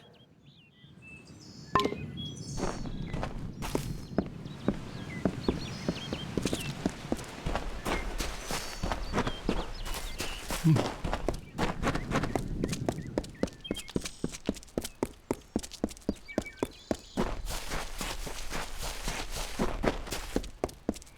can't believe it.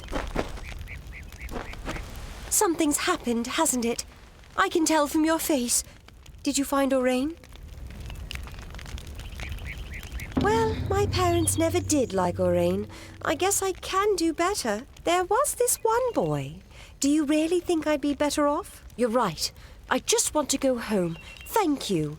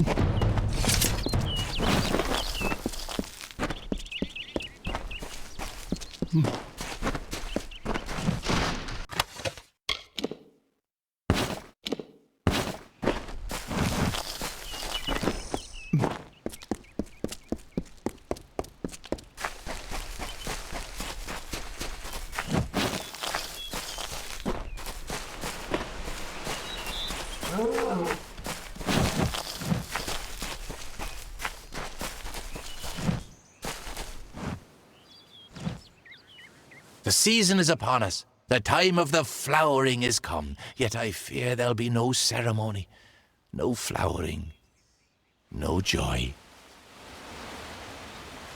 Why, it is the finest, most miraculous thing. It is...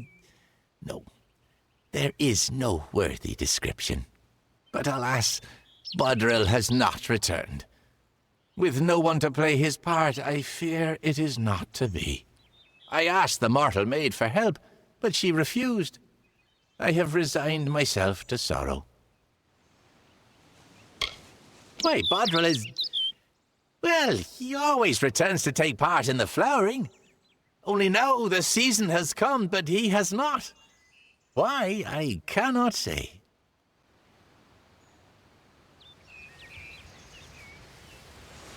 Go. He has returned to the great cycle, of course. He gives himself to the flowering, and the ceremony is complete. She was looking for one of her kind. I asked if she would help with the flowering. I was very patient. I explained that the ceremony was far more important than her lost friend, but she would not have it. Mortals. Then I rejoice. Bodril's first task, your first task, I mean, is to gather the chrysalis. The chrysalis are seeds of sorts. You'll find them throughout the woods. When you've gathered them, seek me in Brunwath Hollow. There is more to mortals than I had thought.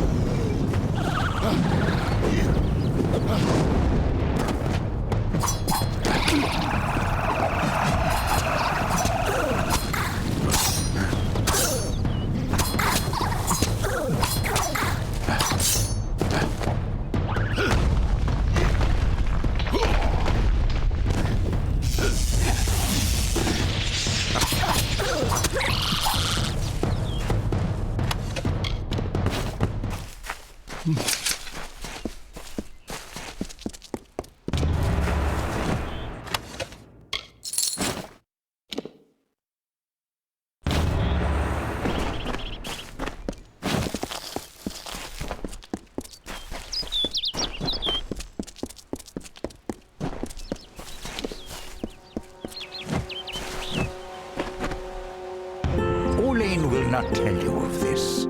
She disapproves of pride.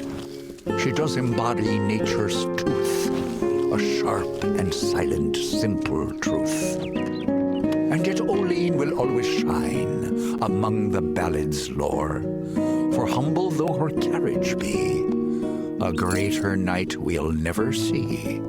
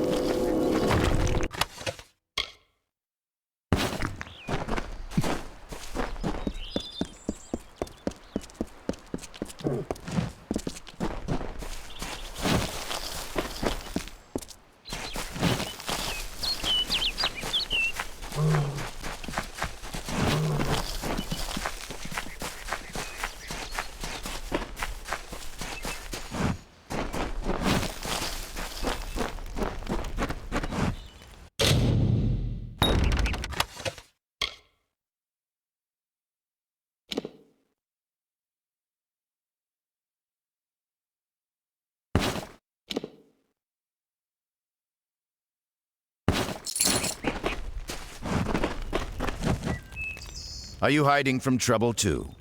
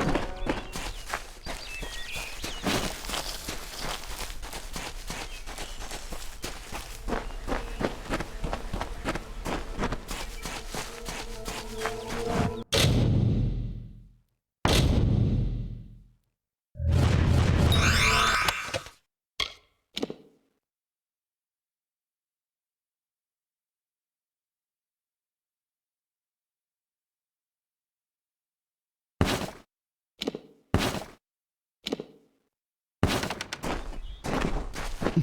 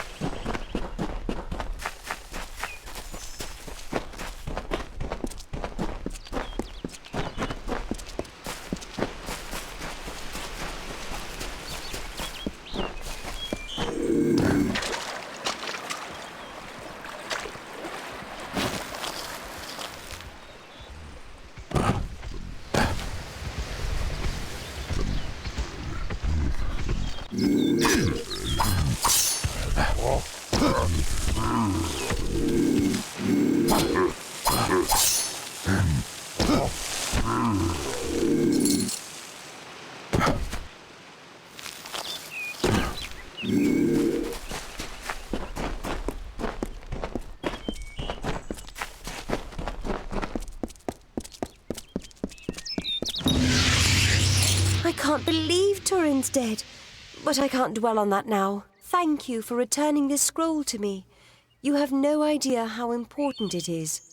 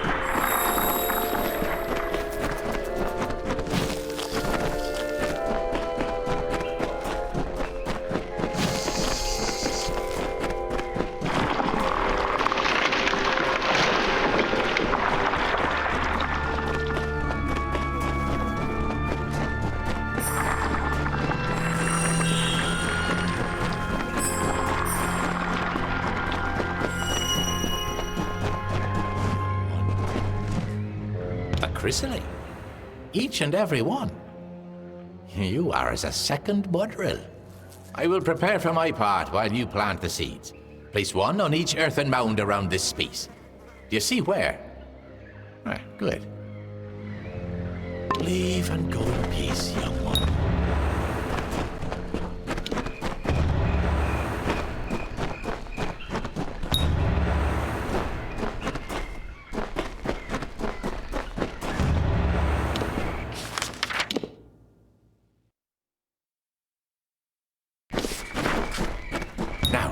stand on the platform so that we can begin.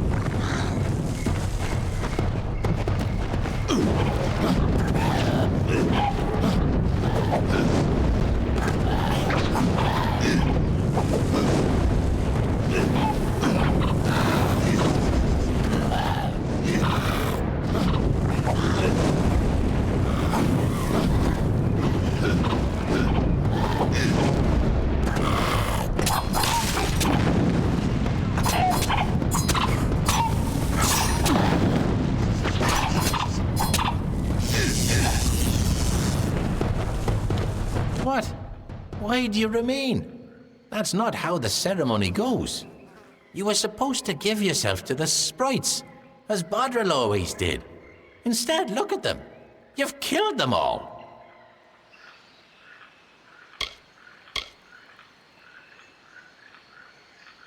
This I had not considered. Mortals forever perplex me. You are not Bodril, so I must make allowances. Very well. Although this was not as I hoped, you could only do what fate permits. But since Bodril should be gone, so should you. Leave Brunwath. But first, have this. A gift of the flowering. Farewell.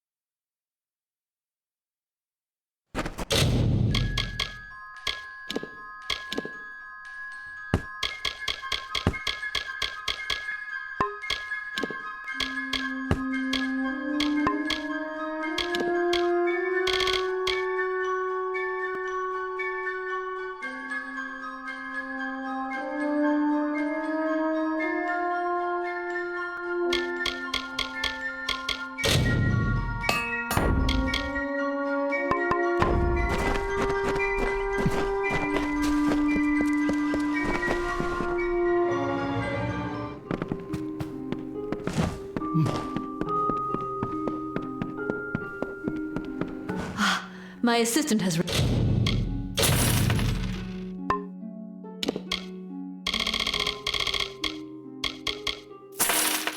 returned. What do you need of me? Stay safe.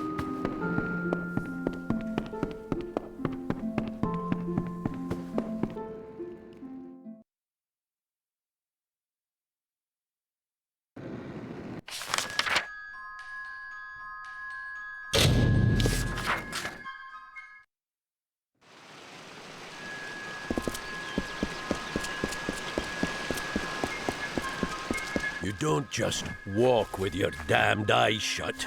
No, you look around. Really look.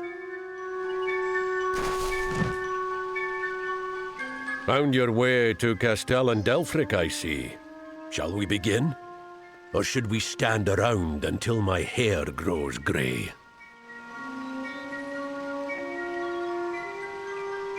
Right. Now listen up. The job today is to find out who, or what, has been attacking caravans along this road. Our hunt starts from here to the fork in the road. Fan out and move quickly. Look for any clues, then gather at the fork. On my word, go! Eyes peeled! Spread apart now! Not now!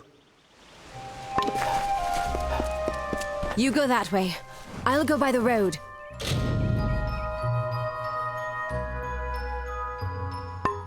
What are we looking for?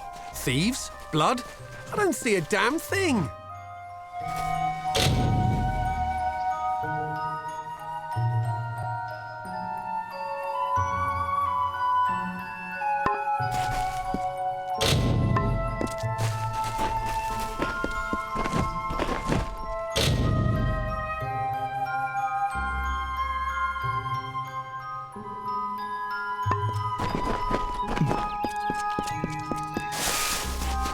What was that? Ah! Where's Bray? Oh, Mitharu!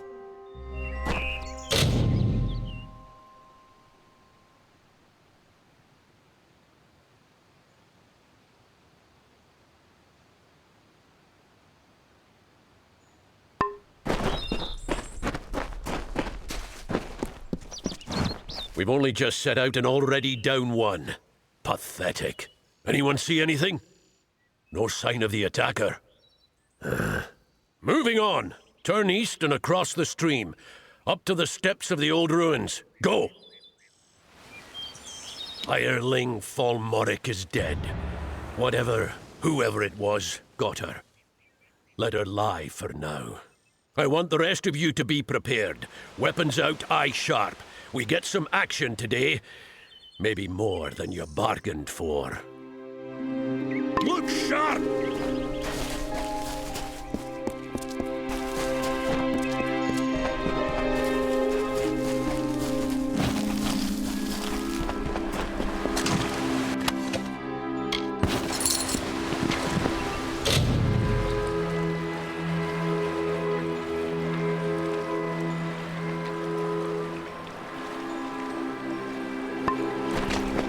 Did you hear something?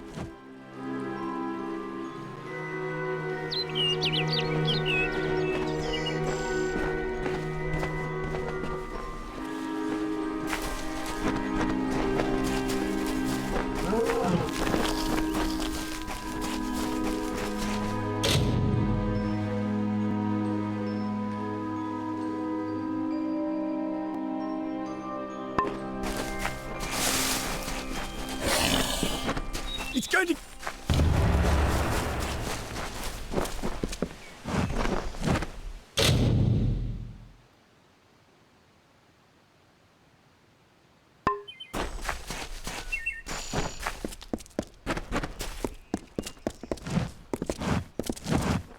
We've lost a second, but I caught a glimpse of it this time. Whatever or whoever it was went into the ruins. Steady now, weapons ready, and follow me. I don't know. Big as a man, at least. Just be ready. And keep your eyes open! This is more like it. Wish I could have seen the thing.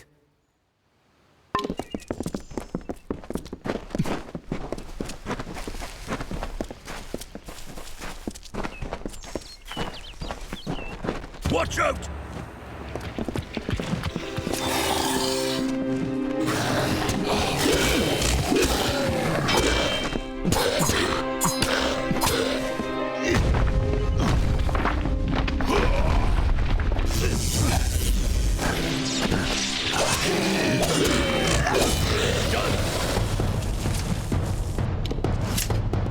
Niskaru! In Dalentarth. Where the hell did they come from? Never mind that. We've got to track them down. I suppose the dead deserve better than nothing. We mourn the fallen, hireling. Give me a moment and a bit of space. Show some respect.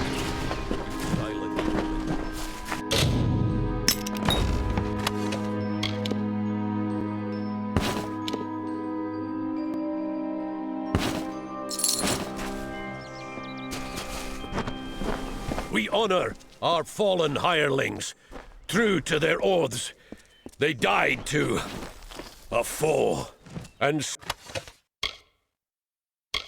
so their deaths shall be.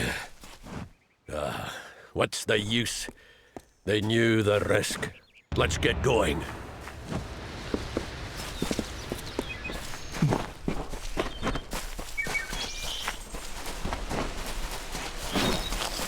Through here.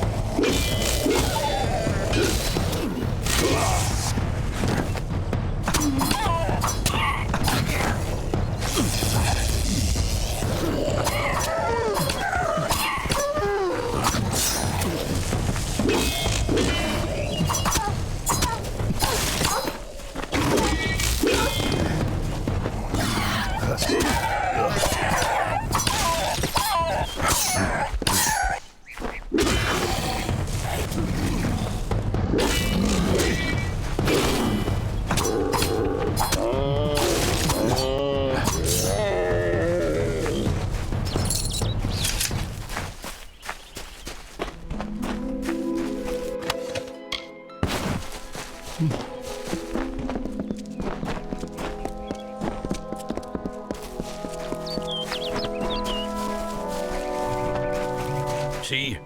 Scuff marks here.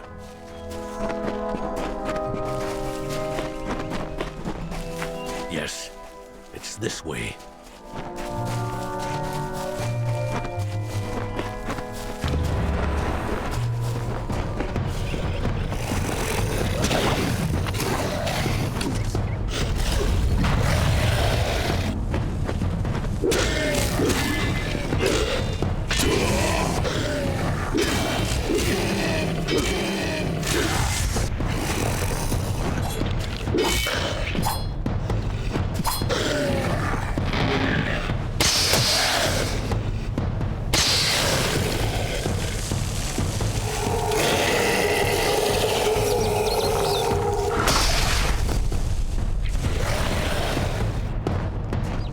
If it isn't Brigand Hall Caverns, of all the rotten holes they had to crawl out of.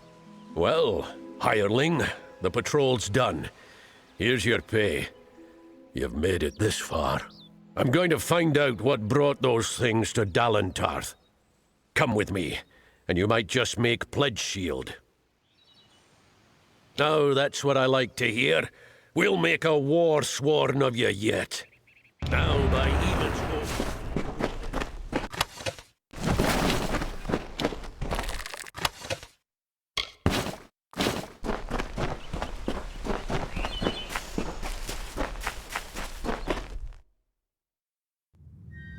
Now, stay close, and do as I say.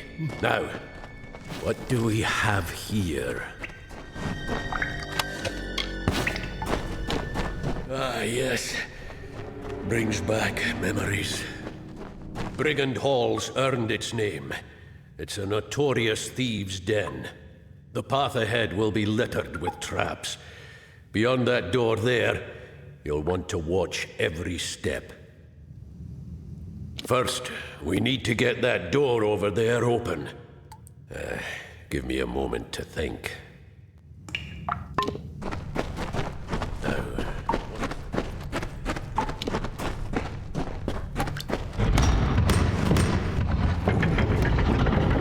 Come on, get moving!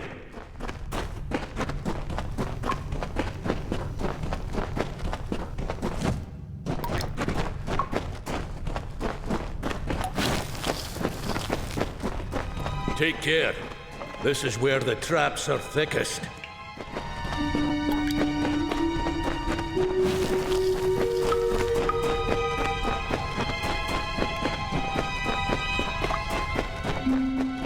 You go around and throw the lever on the other side. And mind the traps.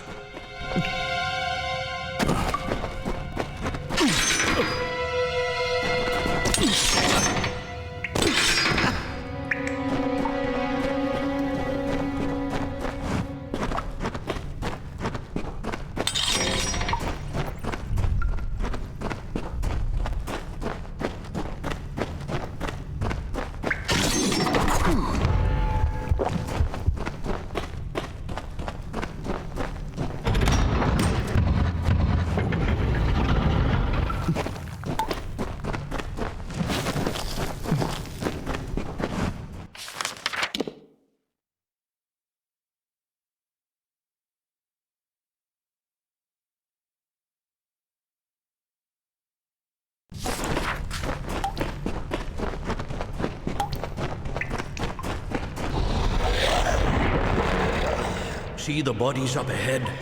Thieves, most likely. Looks like the Niskaru got to them.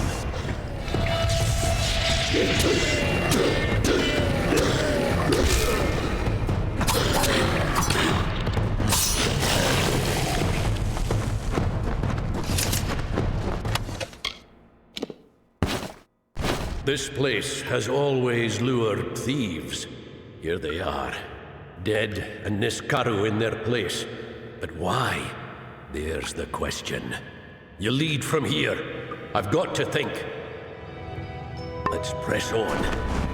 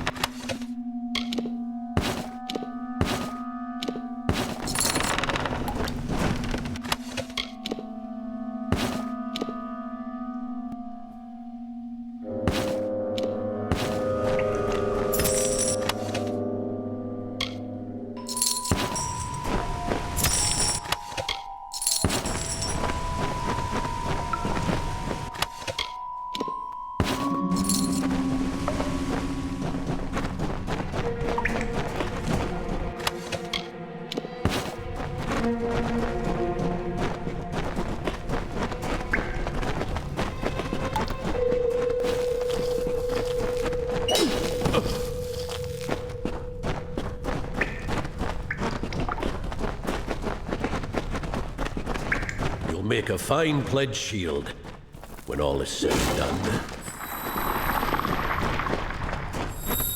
One day, years from now, you and I will raise a glass and drink to the strange tale of how you earned your rank.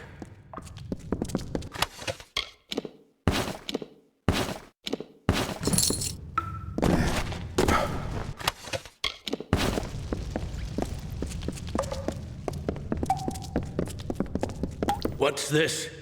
Bloody mages? Not Balin's testament either.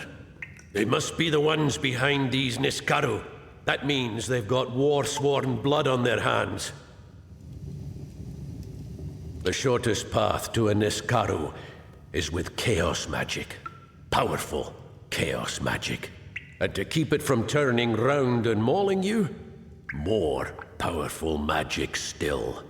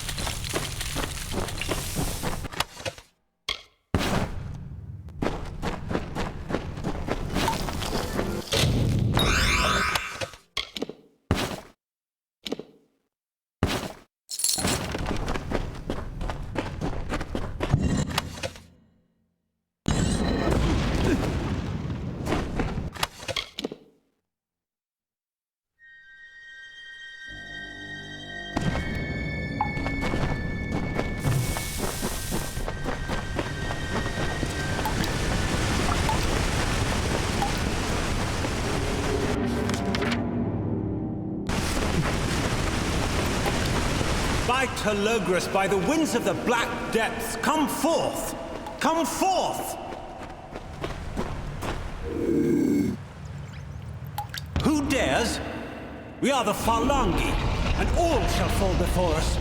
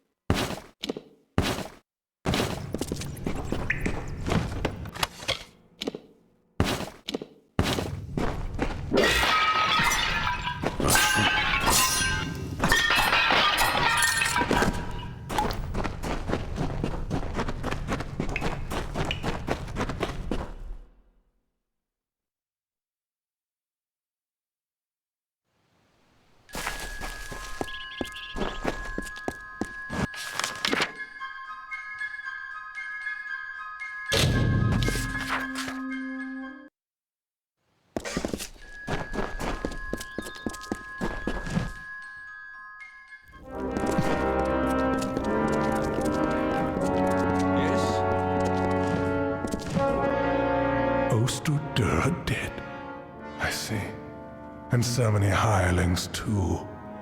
We will mourn them. At least you somehow survived. Remarkable. In reward for your brave actions, I now solemnly declare you pledged of shield and sworn to war. Welcome to our order, soldier. It is a great honor. Now, this artifact you say brought forth the Niskaru? May I see it? Why, this is the heart of Cybon. Aegon won this centuries ago. It should be locked in our ancient vault.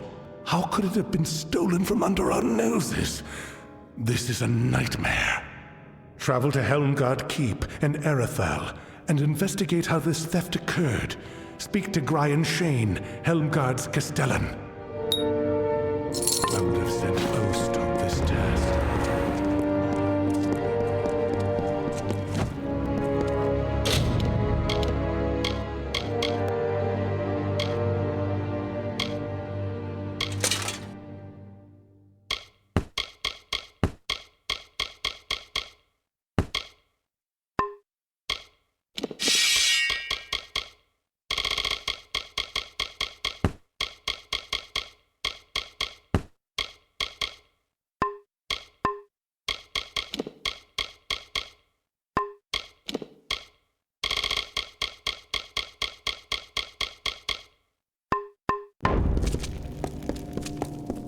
Pledge shield.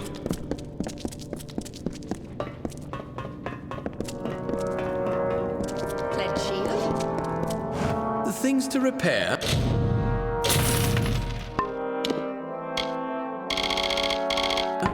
You'll want Fiona for Wars 1.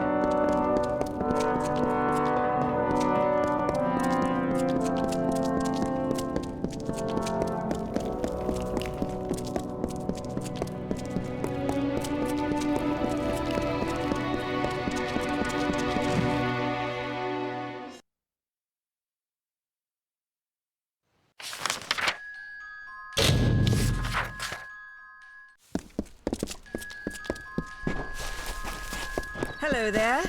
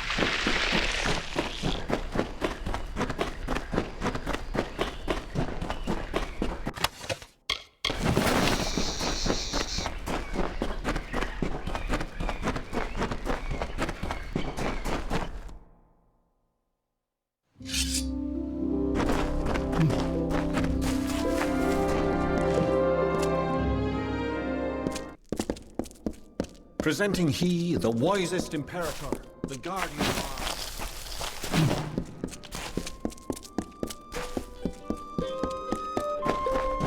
Hi, how are you? Need some chatter? I've got plenty to go around, pretty. Bye now.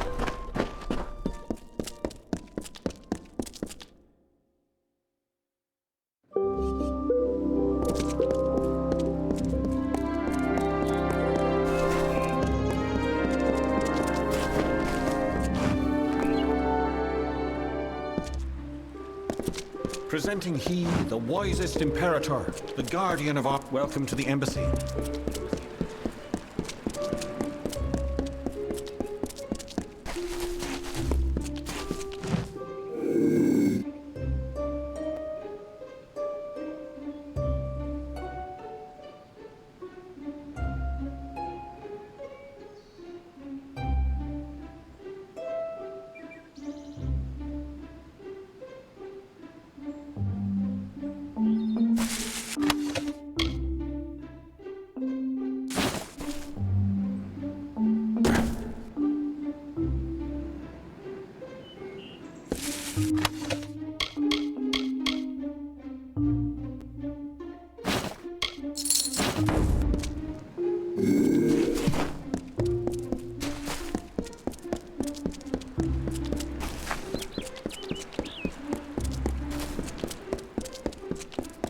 Barani only.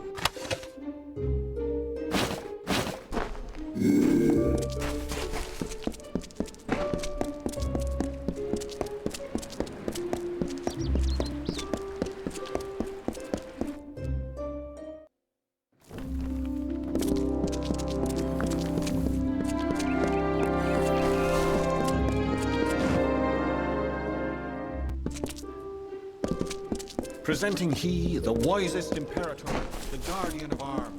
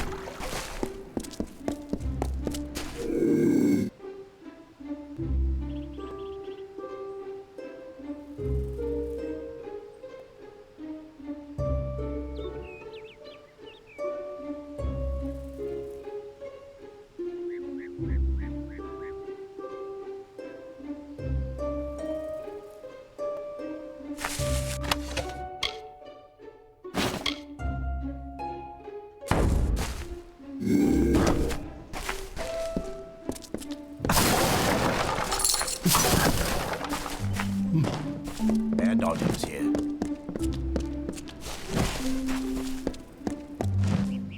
Get over here. We don't abide by strangers in Issa. In this city, everyone is family. If you want to get around the peace edict, you'll have to keep your voice down.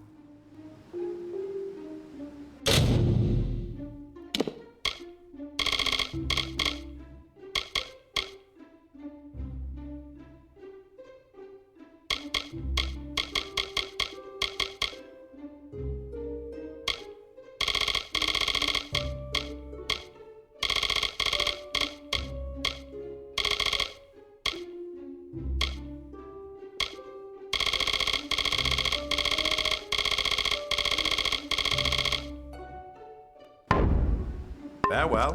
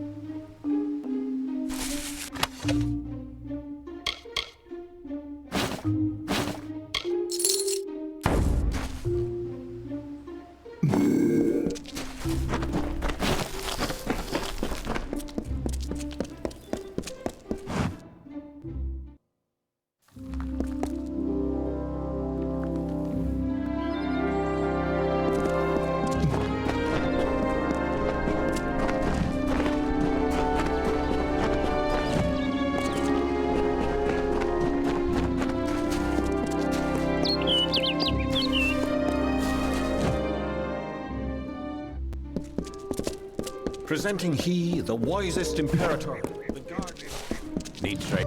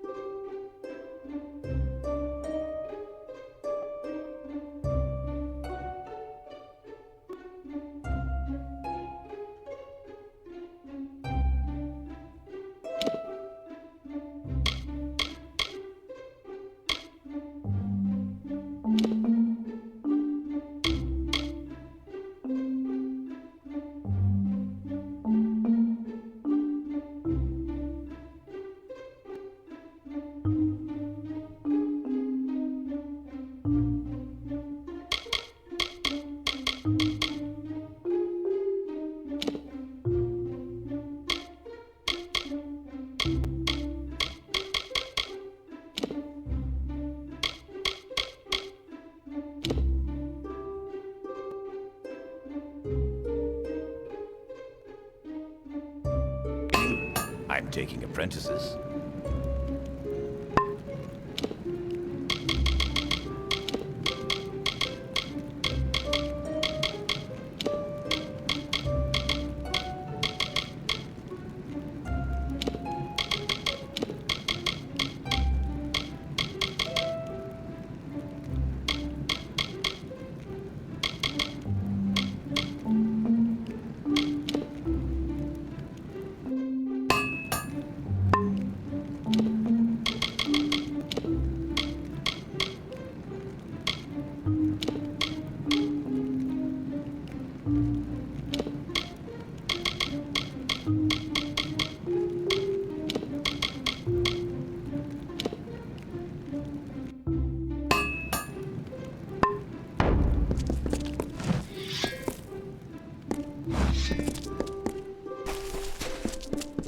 Need anything? It's nice to know you're sticking around for a while.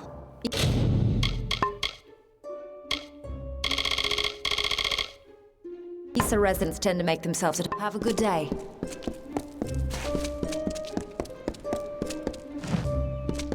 Here comes a fresh face. Take a look at...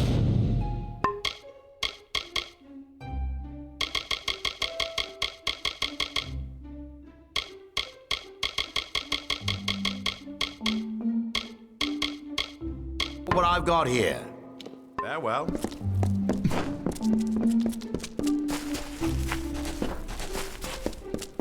What is it, friend?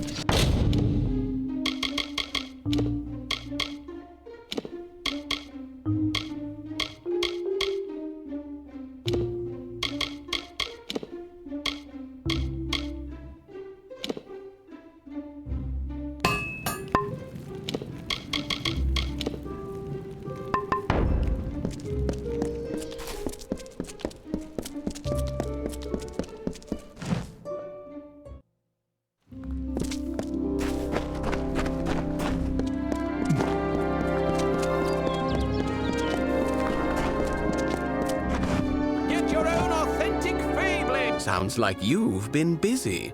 Open up your pack and let's take a look. Yes, you've done well. Take this gold. It's a fair share of what I'll make selling these beauties. Now, I hate to do this to you, but demand is low. Scarcity, you see, it's defeated us. We've created so many of these trinkets that they're not valued anymore. You've done fine work, though, and here's a little extra something for your trouble. Have faith. I have a feeling the next fashionable thing is just around the corner. Don't be a stranger.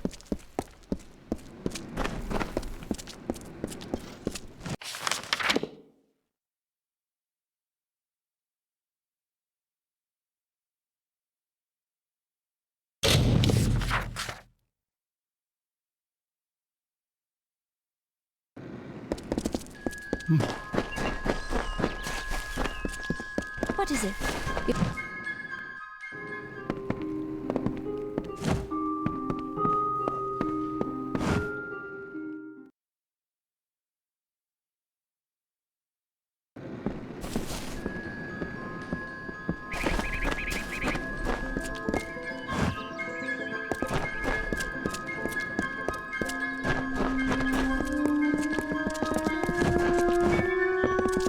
Yes?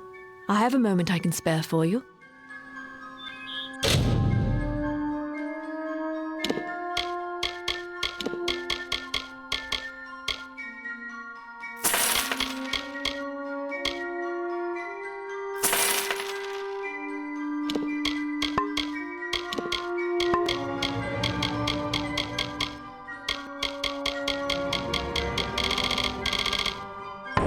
Good day.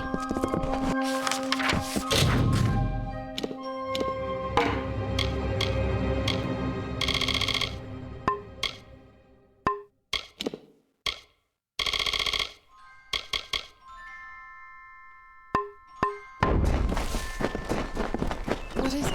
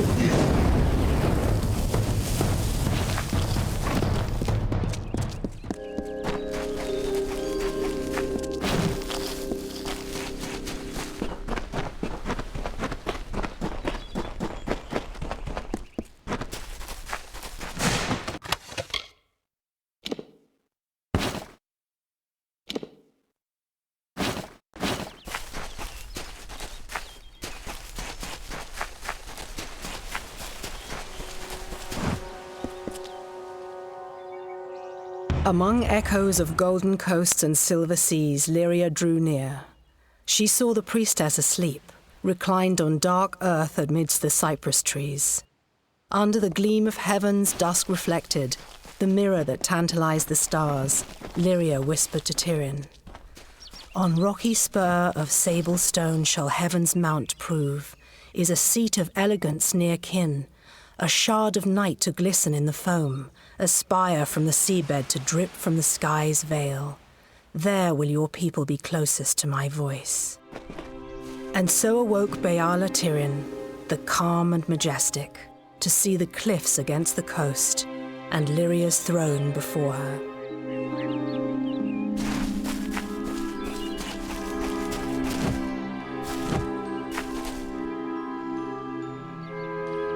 I say, isn't there anything we can do about all this uncivilization in these lands? We have magic and weapons. Should be easy work. But you could fit the bill. I'm part of an expedition to the teeth of Naros, and we need another to come with us on the journey. Leave me.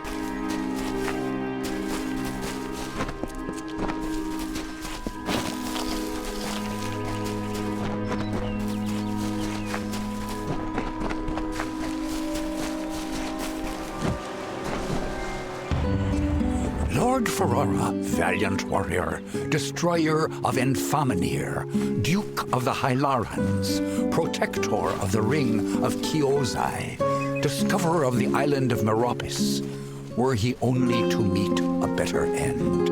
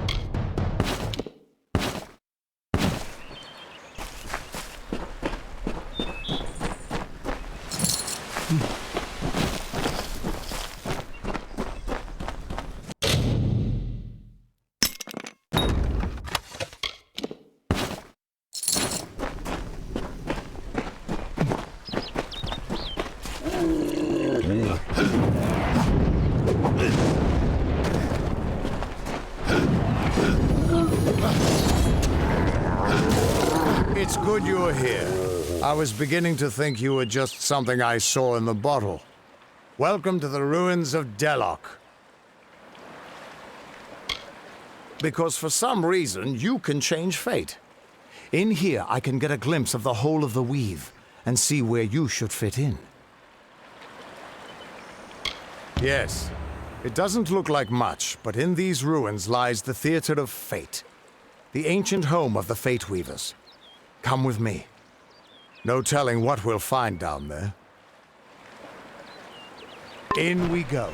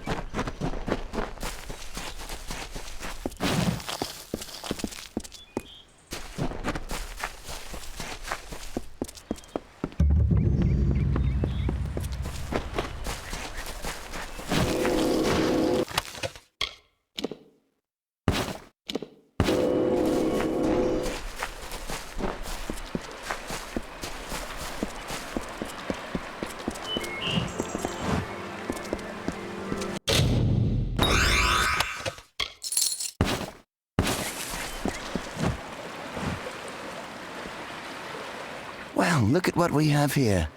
Truthfully, I never expected to see another civilized soul out here in Ettenmere. Something about the giant hairy monsters must keep people away. Good to meet you. The name is Ray Kildine, purveyor of fine sagecrafting goods and friend to the House of Ballads.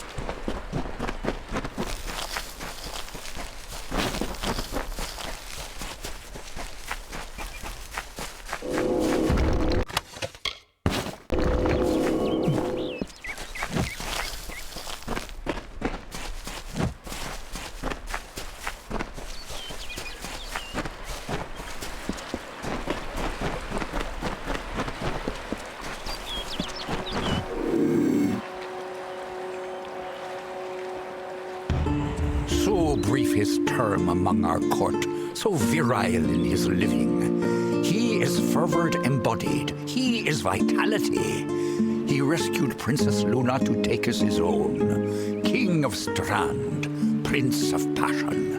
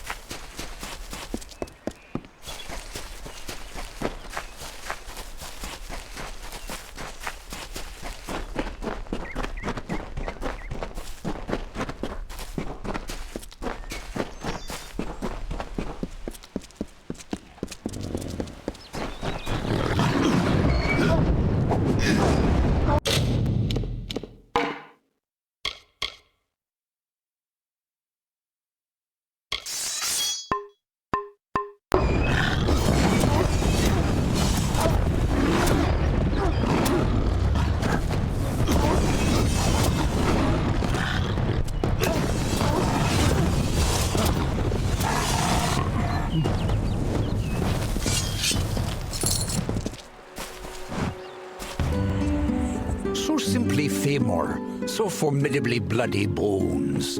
Once companion to Issa, now enemy to the court. Once lover of Era, then bringer of death.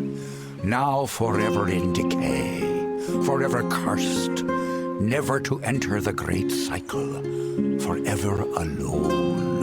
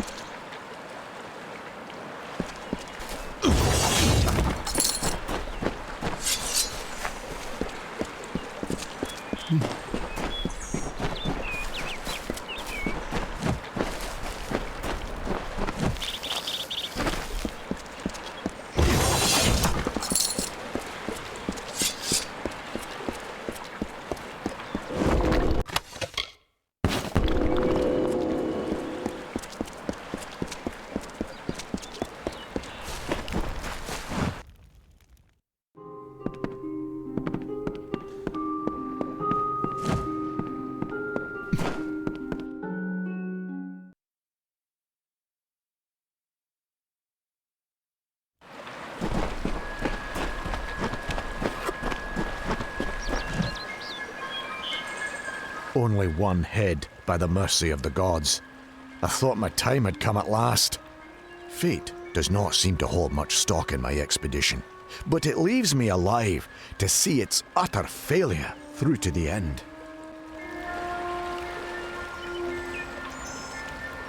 I was leading an expedition to recover a pair of Arathi artifacts, known only as Shine and Shadow. I've spent the last decade researching them. Texts say the artifacts are powerful, but what they can do is never explicitly stated.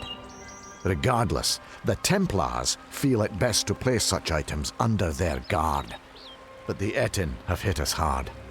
And it's said that the artifacts are guarded in Delak by an ancient powerful shaman of their kind. I'm at a loss for what to do. I have not had such good news in some time. My research indicates that the artifacts are somewhere in Delak. It seems they're now a trophy of the Etin. I can promise you this much. Though my expedition was underprepared, it was not underfinanced. A large reward waits for one who finds the artifacts.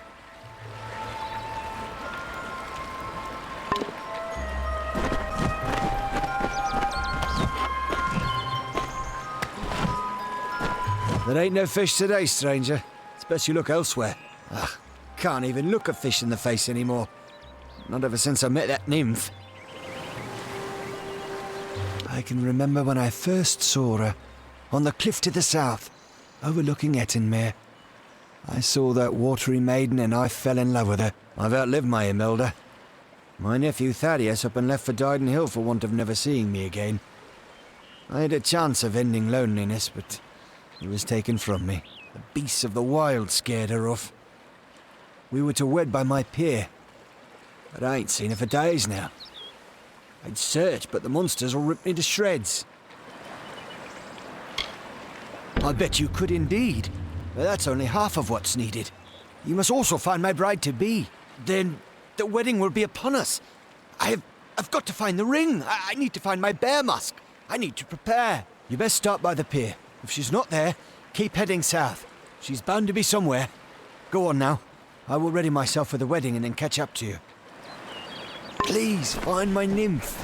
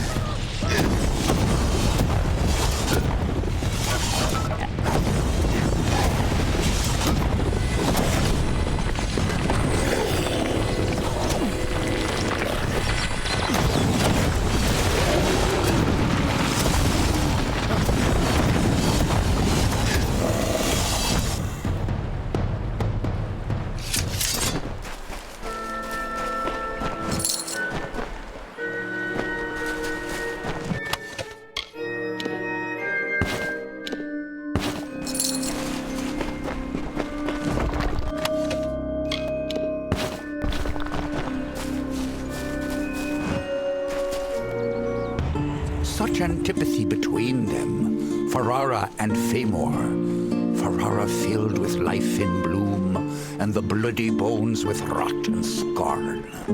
How terrible is their grapple when they both meet their ends.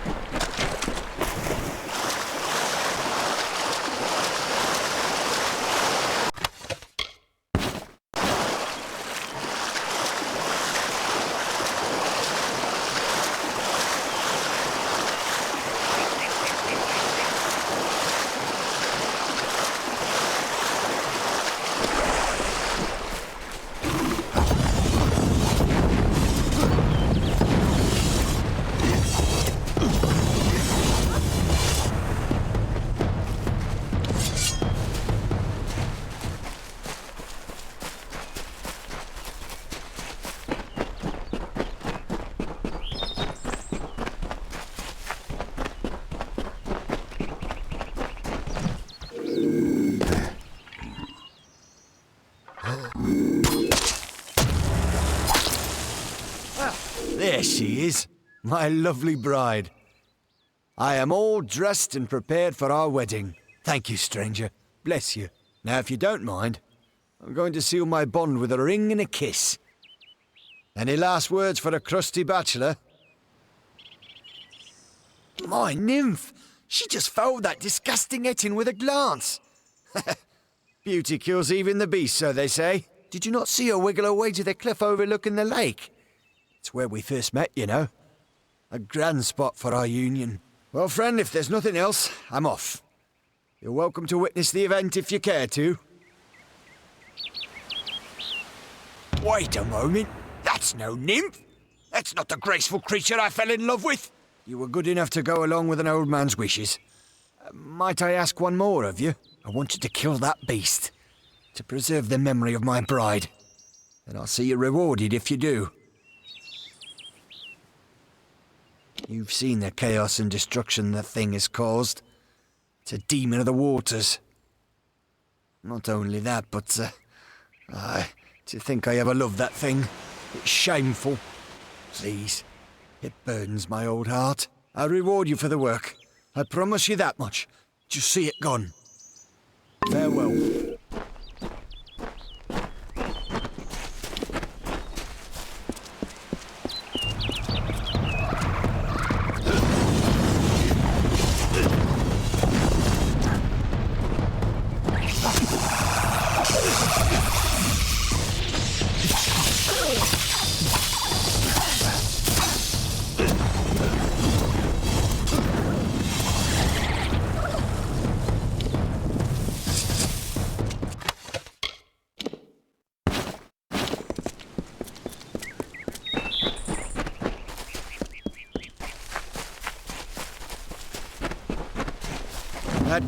That's the end of that, then.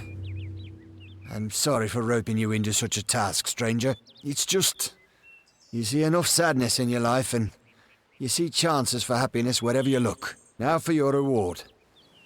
Take my wedding ring. Pissed on Imelda's memory long enough.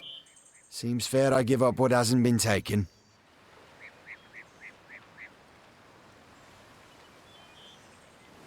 It ain't much. Just a small charm that she had when we were wed.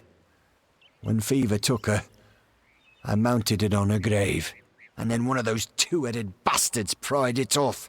Carried it to the lake, giggling like a pair of fools. Wouldn't dare follow the beasts there. But if you... well, you've helped me enough. Thank you. You're a kind soul indeed. The Etin took to the shore as soon as I saw him. He's somewhere on the lake's edge, I'm sure of it.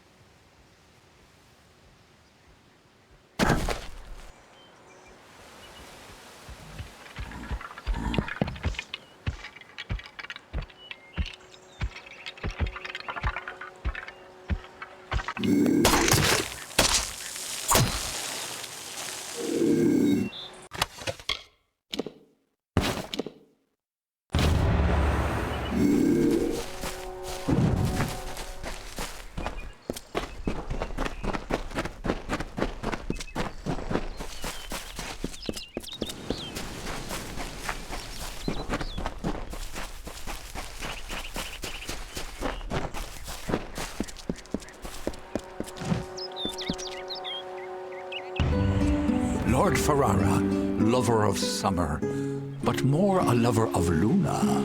His sacrifice so unexpected, yet so fitting. Forfeiting himself so that she may survive. His cycle is ended, and so weep the maidens for the most august lover, most exalted hero.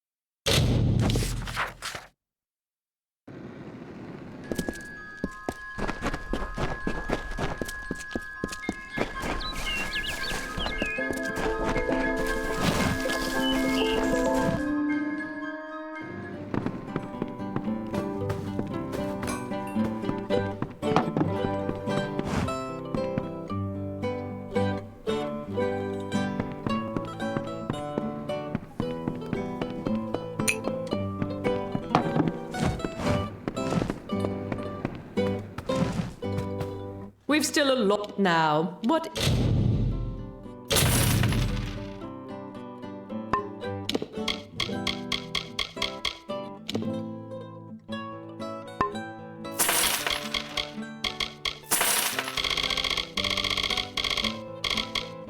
Is it that I can do for you? Widow, spare you.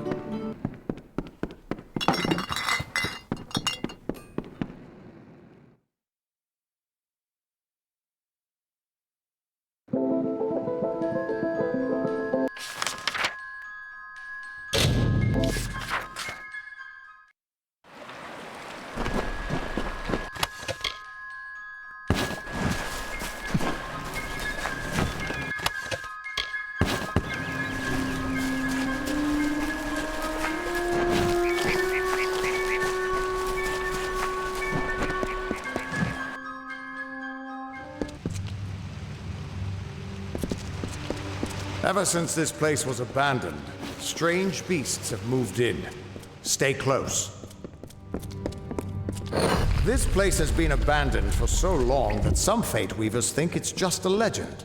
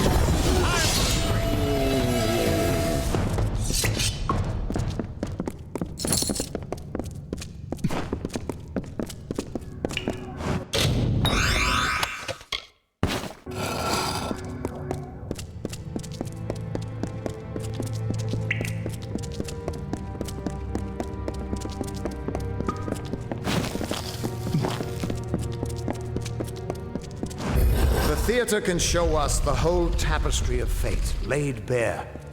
We can do nothing to change it or prevent its horrors. Well, most of us can't.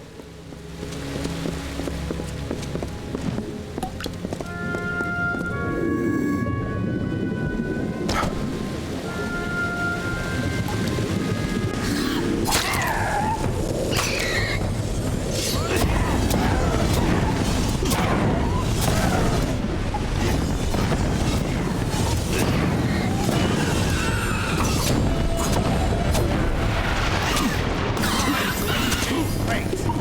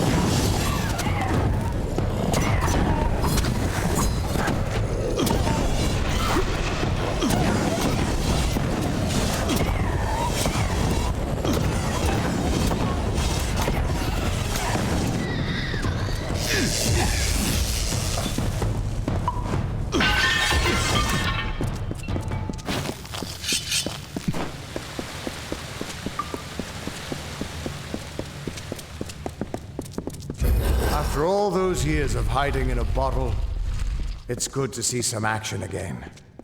If only one last time.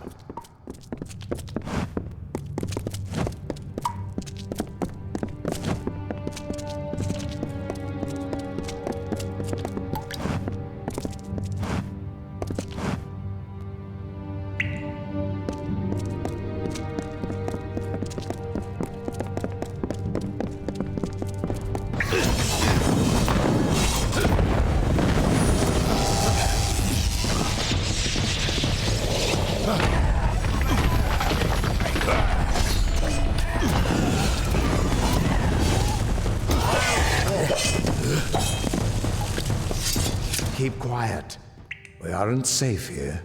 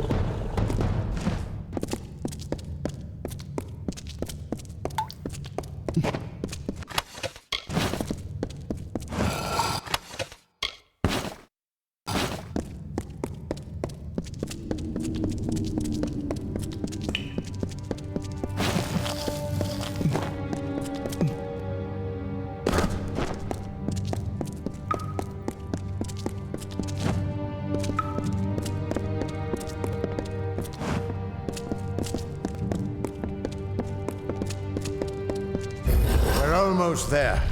Or at least as far as I can take you.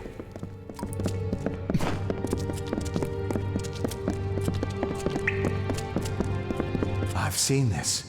This moment. I'm sorry, my friend. This is as far as I can take you.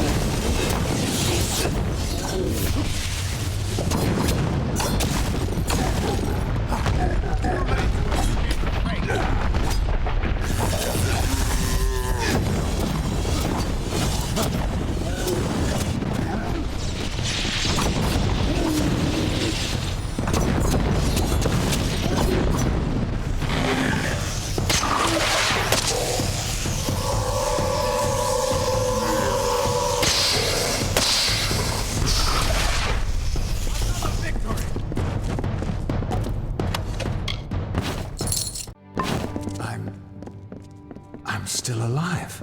He was supposed to... Do you have any idea what you've done? What sort of power you're playing with?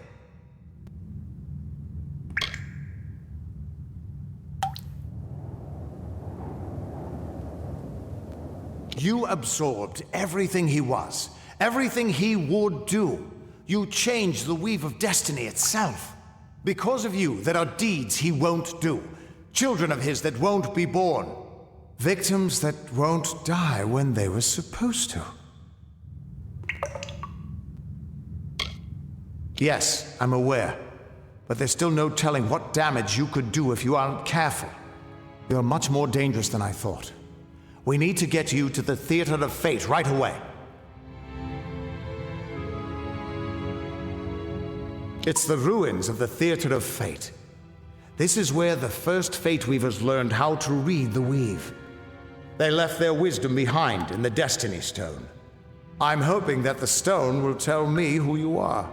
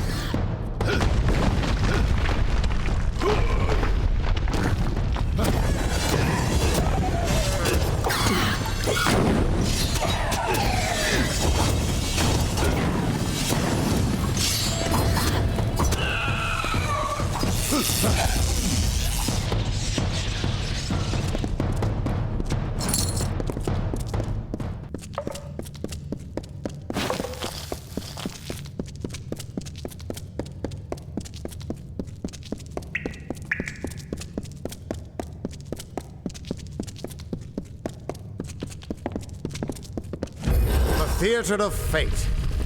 I never thought I'd see it.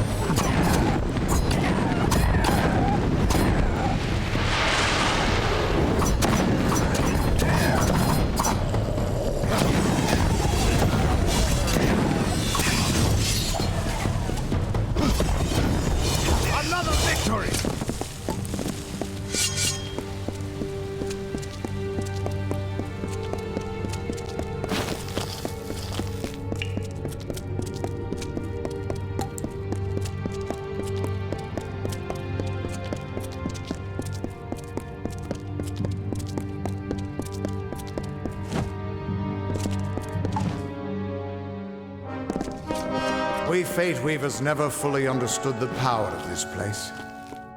Seems there's a lot we don't understand.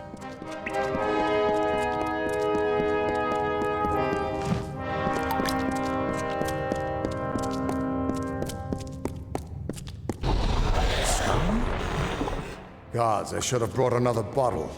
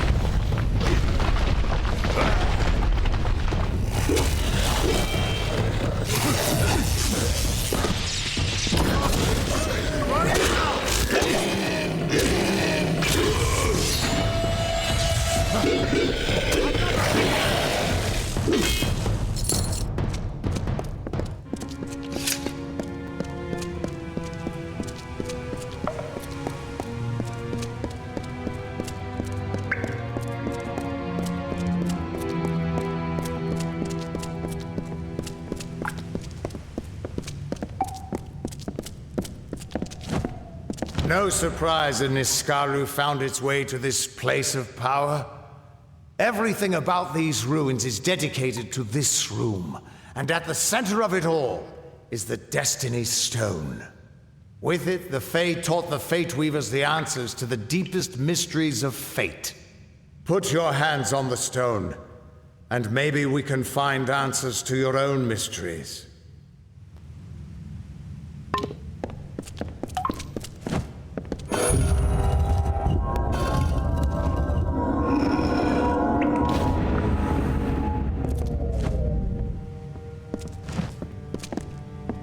The Destiny Stone came apart at your touch, and all around you the tapestry of fate, unweaving itself.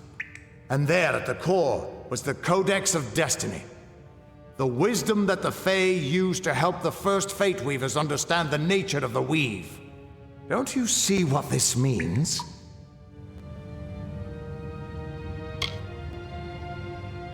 Ha! A small price to pay for the Codex of Destiny. If we can find a way to read that, it might help us understand something about you. But for now, just understand this. You're changing the fate of everyone you meet. That could make you more powerful than anything that's walked this world.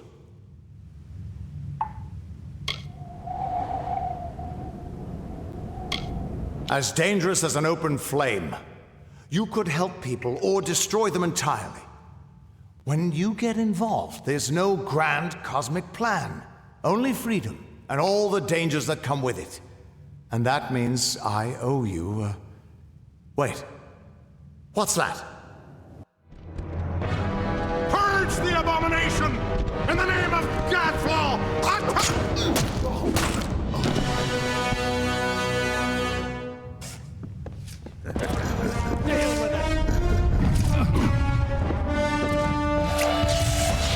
Now this looks like some fun.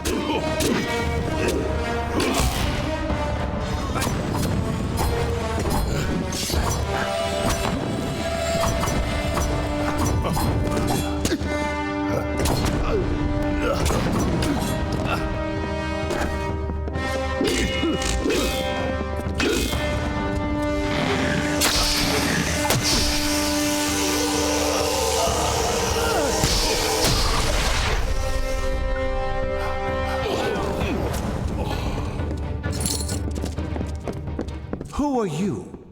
How do we know you're not working with the Tuatha? I don't care if you trust me. I'm much more interested in your friend here.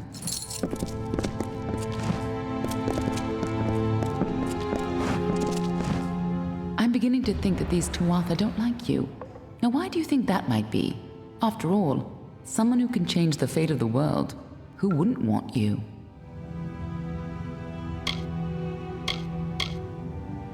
Enough to know you're something special. far more interesting than you were before you died, and that's saying quite a bit. Now it's my turn. What are you doing here?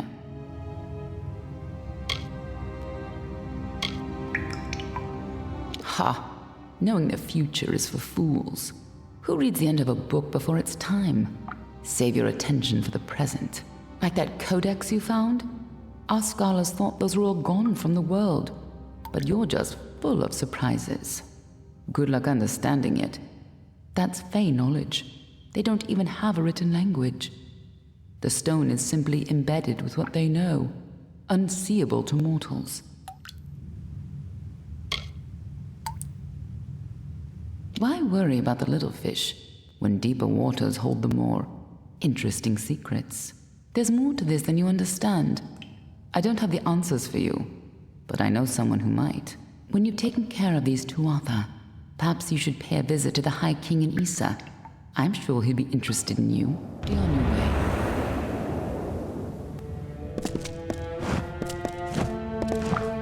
Something on your mind? Oh, me? I'm a friend. For now, at least. Be on your way. We can't trust her. Never met a Dakelfar who'd give me a straight answer, even with a sword at their throat. Present company accepted, of course. But she wasn't wrong about that codex. Just be careful doing anything she suggests. Meanwhile, we can't just ignore the Tuatha that are tracking you. We need to do something about them. She said they came through Didenhill, didn't she? They don't belong in these lands, so they probably left a trail wide as an Eden's backside. Meet me there, and we'll track them down. Maybe we can find out why they're after you, or at least how they can find you so easily. I've got some final rites to perform before I leave this place. Good luck.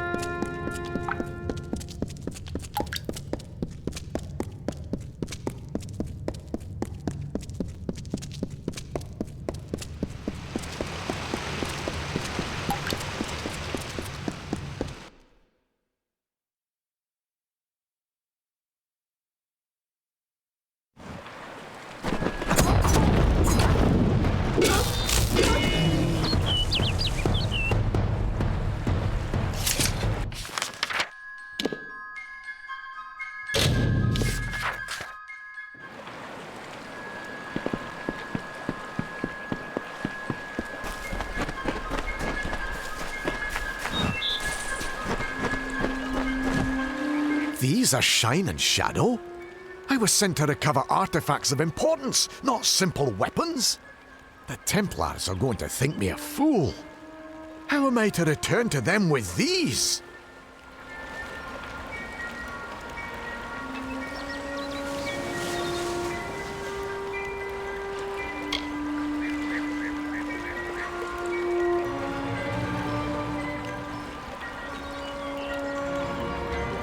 You make a fair point. There might be more dignity in returning with nothing at all than bringing back a set of trinkets. Very well. Keep the weapons as your reward. I hope you find more use for them.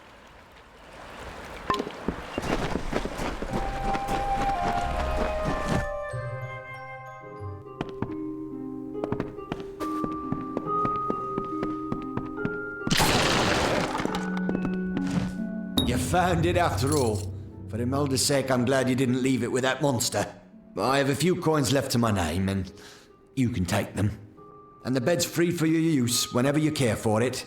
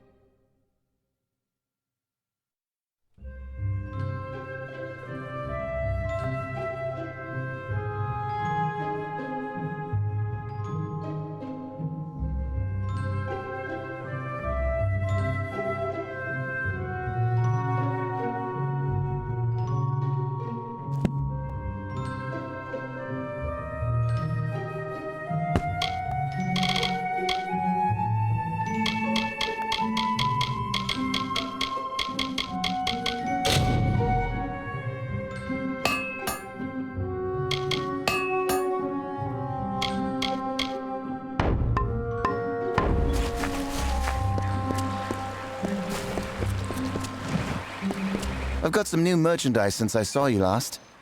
I didn't quest for it or anything. It was already with my things. I found it the other night when I got drunk and vomited in my pack.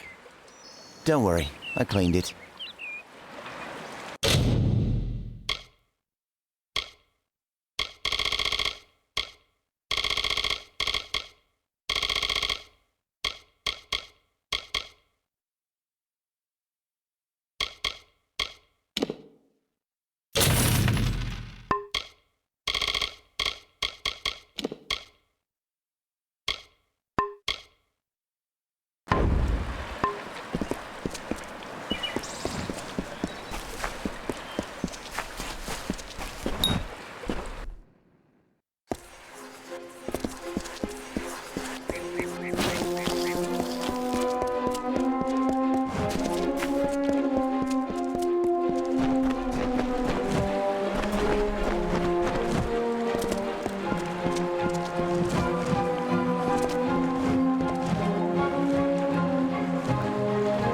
When Hallam told me a mortal had taken the open seat, I did not believe him.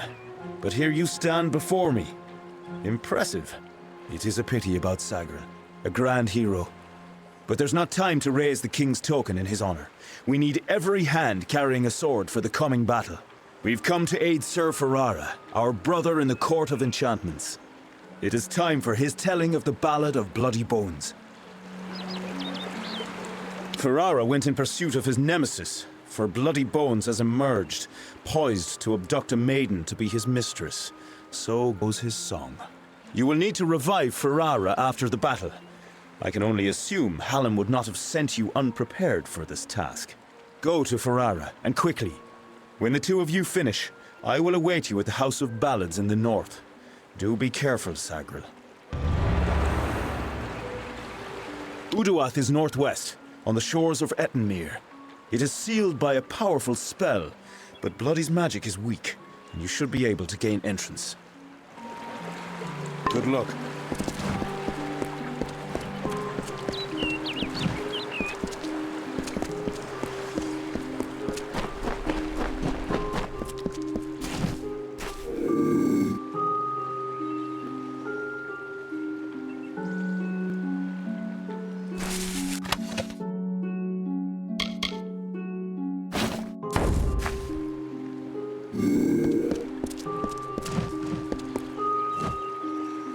Welcome, Sir Sagril. May I congratulate you on your victory in Gorgoath. I am Queen Belmaid, love of King Wenson and Grand Lady of the House of Ballads.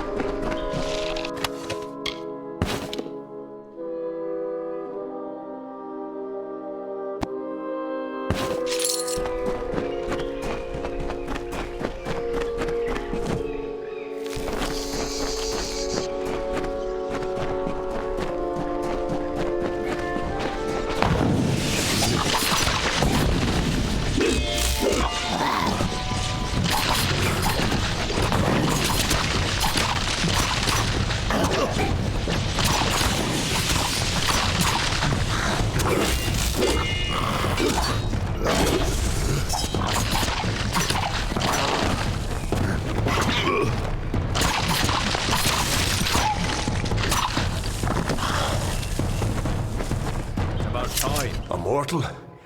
Is this Wenson's idea of humor? Well, you look hardy enough.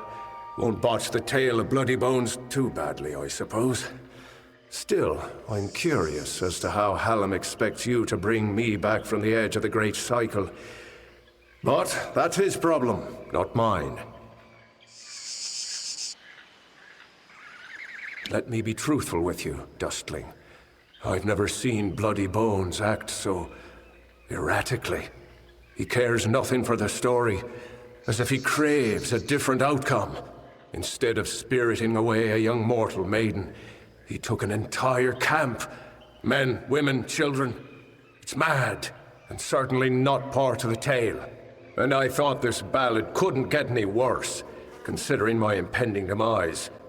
Well, let's get this over with, shall we? Onward!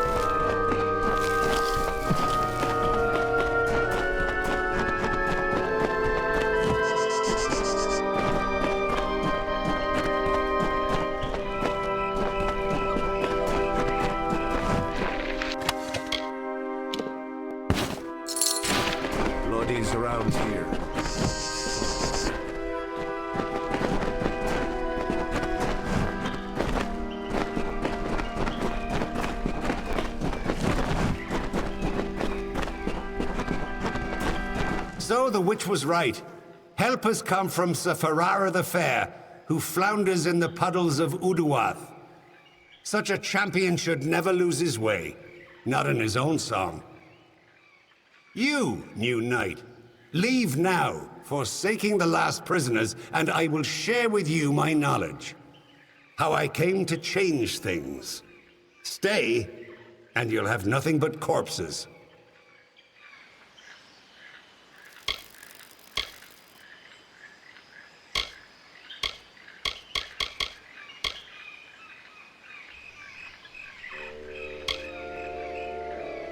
They are safe. But while mortals have no cares, they also have no time. I can keep them here in Uduath for as long as I wish, until they are but dust. Oh, I don't know who she is. I don't care. What concerns me is power. The power to end this pitiful design. In every song, the summer champion triumphs. His enemy falls. How long has this been the way of the telling? This existence. It is not a life. It is not a death. It is a snare in which I have struggled for centuries. No more. Don't play your tricks on me, Sagril. I know the House of Ballads better than you do, and that is why we should end this now, rather than prolong all our suffering.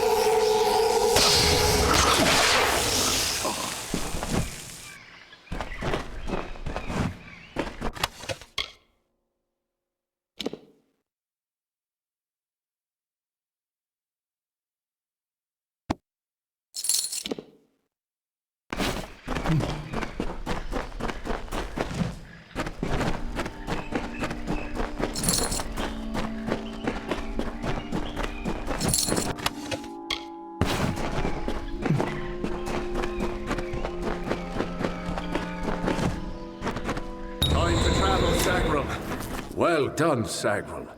You have proven yourself worthy of the name. Hallam's trust in you was not misguided. I don't know what to make of Bloody's tale, but it has the ring of truth to it.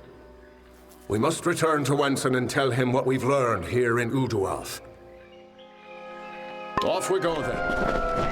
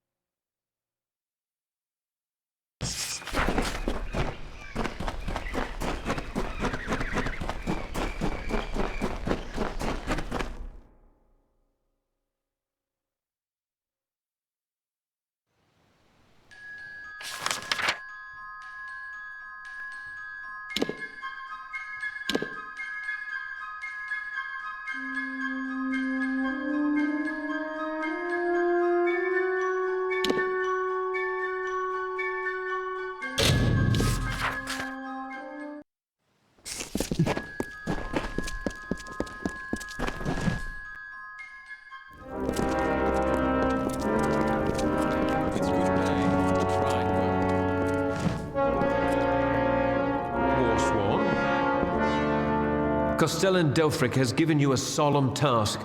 I hope you conduct yourself appropriately. Dead? Each and every one? Well, you certainly rose above the call of service. You've earned your pay, and then some. Good then.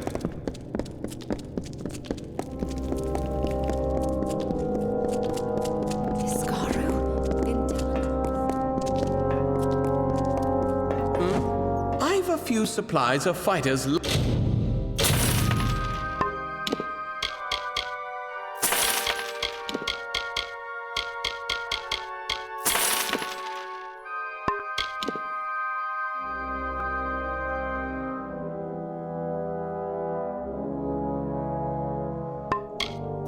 Likely to need.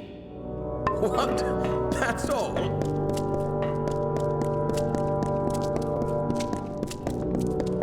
Sworn to war?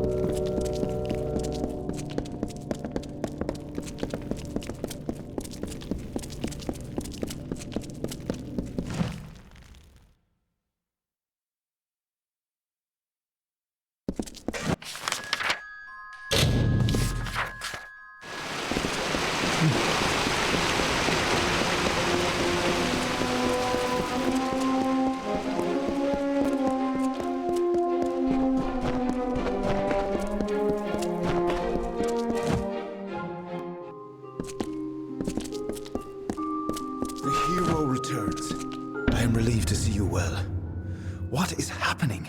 First Sagril, and now Bloody Bones. These are shocking developments. Listen, Hallam and I have been discussing what transpired in Uduath. You are needed for a very special quest, a song of your very own. You must travel to the home of Tenwa, also known as the Librarian. It is an important journey, not without its perils. I know little about the Librarian. Only that she and Hallam have spent many seasons studying the ebbing tides of magic and how best to preserve our balance. She is an odd creature, quite aloof and reclusive. From what I've heard, she enjoys the scholarly arts of men with all their brittle, ink-stained quirks. Do not rouse your mortal worry for Hallam. He has left the court seeking answers to our many questions. He will return in time. If someone is corrupting the songs of this great house, Hallam will find them. He is the storyteller, and he knows our ballads better than anyone. Go to Tenwa's cottage in Haxi. She will be waiting for you. Retrieve a ballad from her collection of fey cairns. It is called The Hero and the Maid. Bring it to me, and guard it with your life. Its worth cannot be measured. Tenwa is expecting you.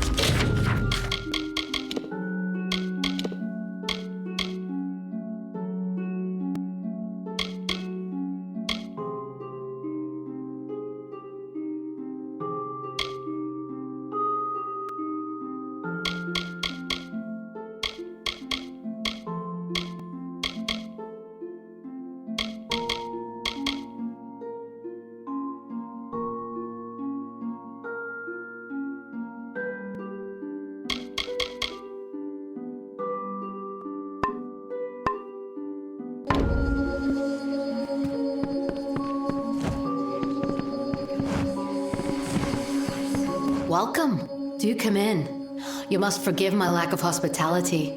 The Maid of Windermere and her minions have left me in a bit of a situation. Creth and Airmer could offer no remedy, but perhaps your mortal ingenuity will prevail where others have failed. The maid paid me a visit this past evening. She and her accomplice, Nyx the Troll, stole my most prized cairns. All that work, and for what? With what I know, I should have expected an attack. Even this imprisonment spell, it is the same she used in the Ballad of Two Knights and a Troll. I can't recall the counterspell, of course, as that cairn was stolen. You must get them back, mortal. All of them. Especially the one you came for.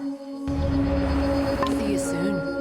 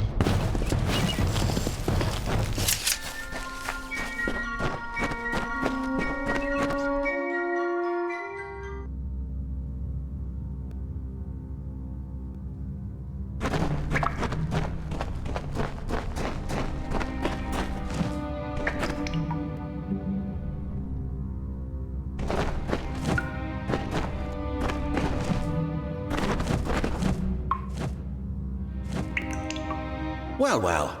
You truly fit Hallam's description. It's nice to finally gaze upon the new Sagril. I am Sir Airmer. This is my companion, Sir Creth. Welcome to Sunder Caverns. If you've come in search of the Maid of Windermere, I must disappoint you. She's nowhere to be found.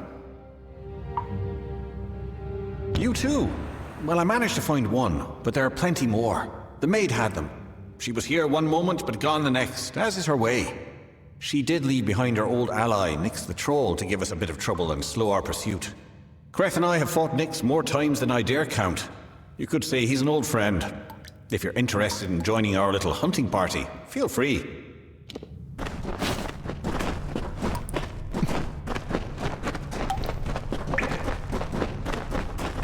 Oh, it's you.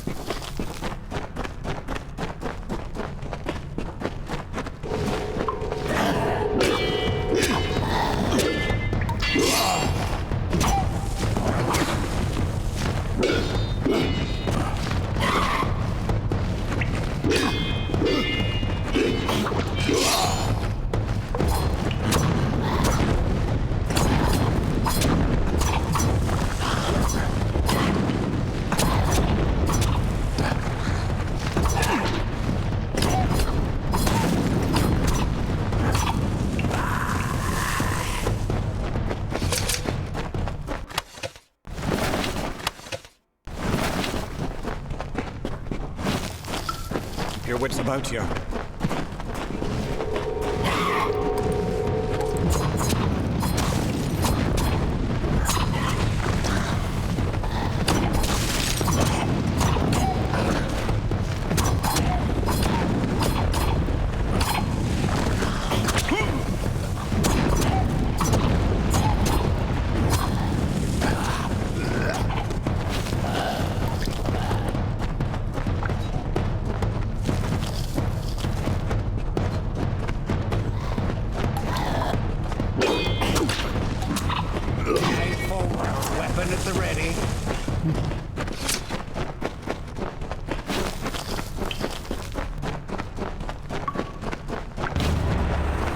Stay close, Sagro.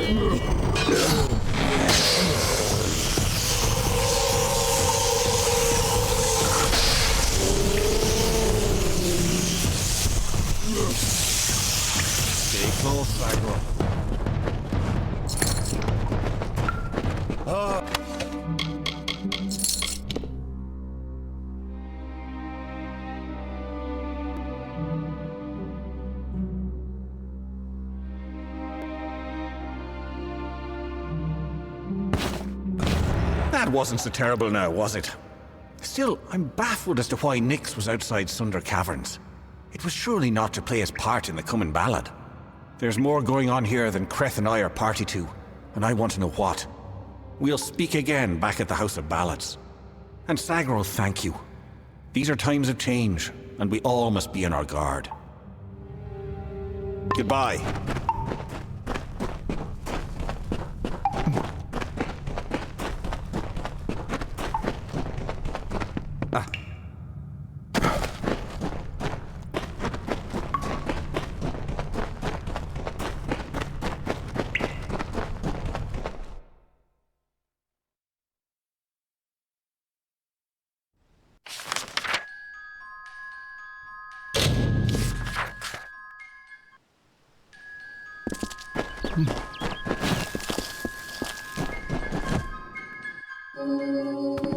Excellent, but you've returned without the most important cairn of all. Troubling, but this is a challenge for later. For now, you must break this cursed spell. As you've no doubt noticed, those cairns are warded and will not reveal their secrets.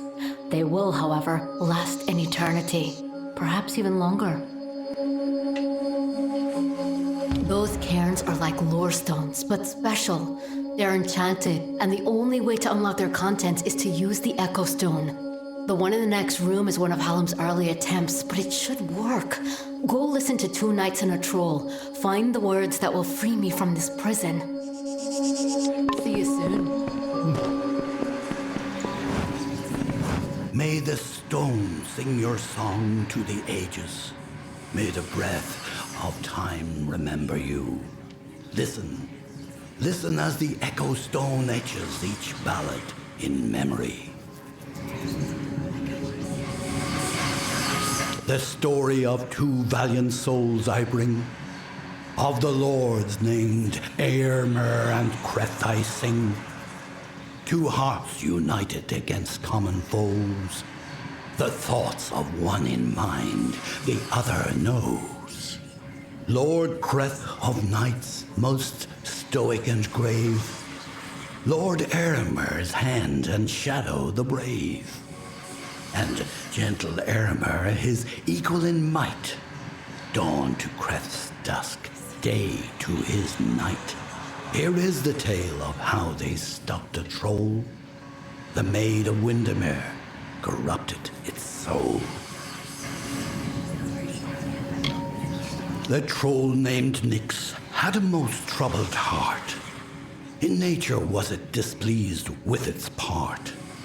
It hated its difference from the norm, and wished to shed its current form. In grief it went to the Maid of Windermere. She motioned to Nyx and beckoned him near. "It is your wish to be human, I see," she whispered to the troll in glee. "I shall grant your wish and make you so. You are a human now," she cackled. "Go." And so the troll named Nyx to town it came, never suspecting it was still the same. It crushed the road and split the wall, and Creth and Eremer were sure to fall. They faced the troll and fought to no avail. The wise knights knew what was wrong in our tale. The treacherous Maid of Windermere at play. We know in part what is wrong with this fay. And so Lord Eremer shouted to Lord Creth, "Challenge this troll to a duel to the death." The troll still under the wicked maid's spell, and was human, it thought, and all was well. Rampaged throughout the countryside in joy, treating all as toys. Lord Eremer slowly approached him and said, "If you are human, deal as such instead. Face us, if that is your fate. Duel us, and reveal the truth of your state." Then the troll and fae did battle and fought. Alas, all was not as the troll had thought. After he had won, Lord Creth said to Nyx, with a mind to ease and a will to fix, "You are a troll, and that is good, my friend. You have no faults, no wrong to mend. But if it be your wish to join their kind, a better way you must find. There is naught wrong with following your will, as long as it does not bring others ill." Again the heroes of honor stayed true. The story of a troll, and the knights too.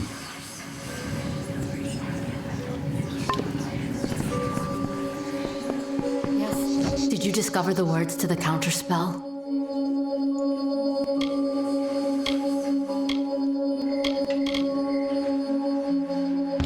That's it.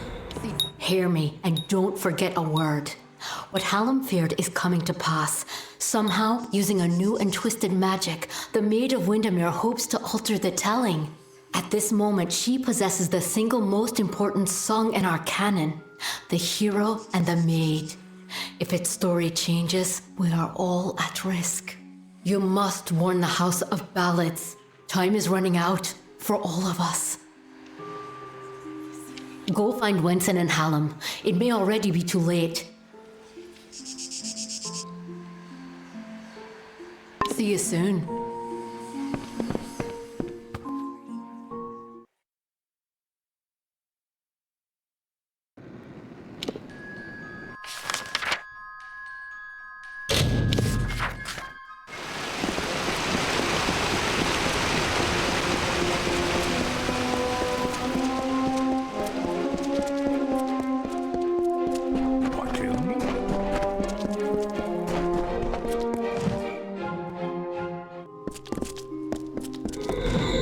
Search the Empire 10 times over, but you will not find your beloved Wenson, nor his foolish court of enchantments.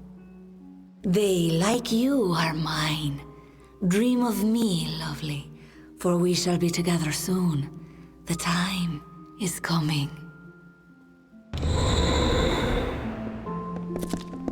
What do you need? Good. You are well. The same cannot be said of the king, nor of the court of enchantments. In my absence, the maid has taken them all. Tenwa says that the greatest of ballads, the hero and the maid, was not recovered. This song, above all the others, must be found. You have acted as our agent thus far, Sagril. Do you continue to stand by us? With all our heroes gone, you may very well be our last light in the darkness.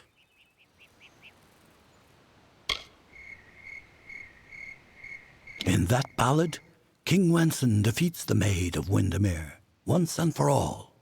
He confesses his love to trick her into an embrace. It is close enough for him to strike. If the maid is truly altering our ballads towards more favorable outcomes for her and her minions, then she could rewrite her own demise. She could avoid it altogether.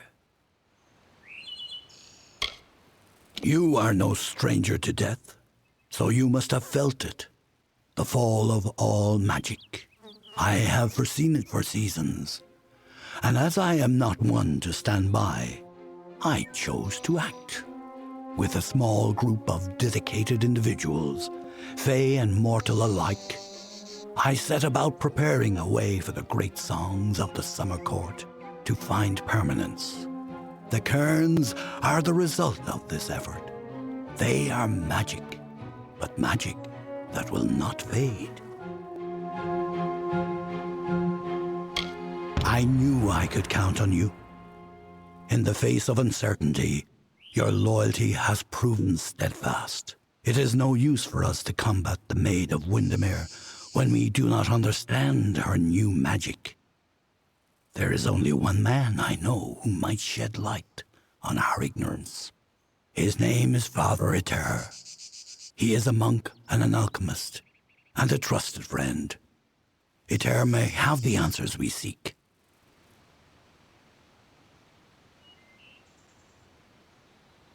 Father Rathir watches over a small Almain mission in the southeast, St. Edric's. You will know it by the ruins on the hill. Go.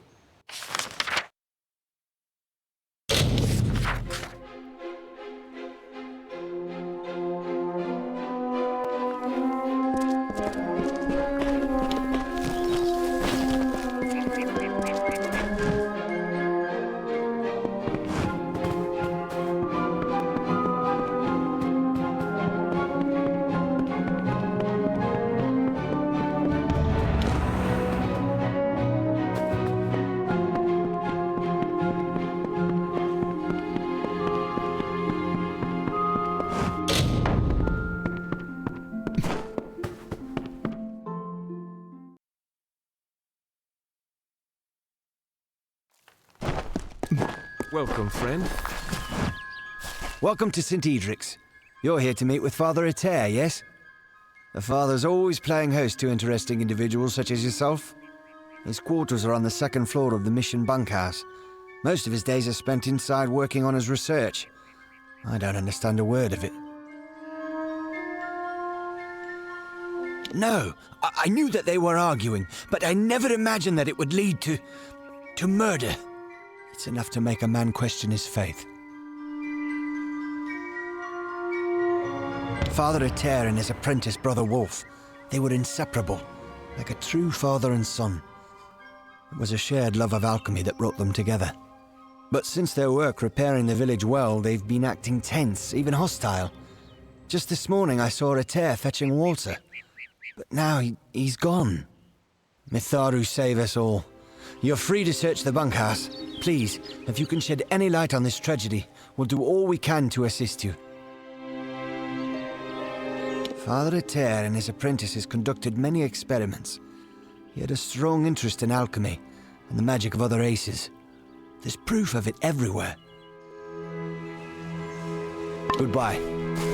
The brothers and I are preparing to... Goodbye.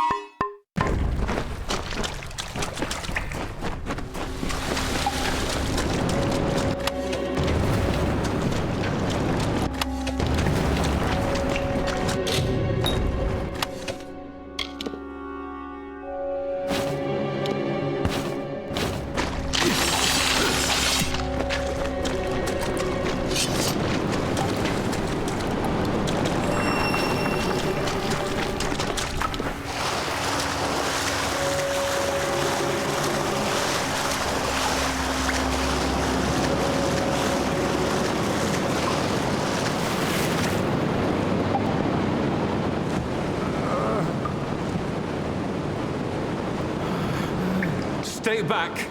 I don't know who you are or how you found me, but you will not have the crystals. They are mine.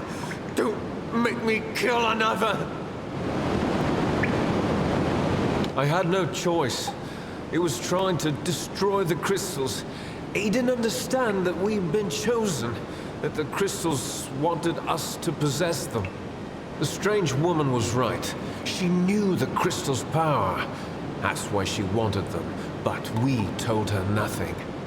When she left, Father dropped the crystals back into the well, but they sang to me, told me to kill him and rescue them. Their voices, so beautiful.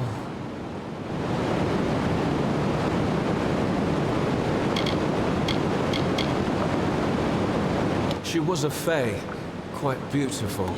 Called herself the Maid of Windermere. Father Rathir was suspicious of her kindness and threw the crystals down the well. It was his idea to lie when the maid asked him about the crystal's properties, its strength. Endless questions, but he told her nothing. I haven't found it yet. I was searching the well tunnels when I was attacked by kobolds. Nasty things. Father Rathir did something to the crystal. Hid it by way of magic. Priest using magic. Unforgivable.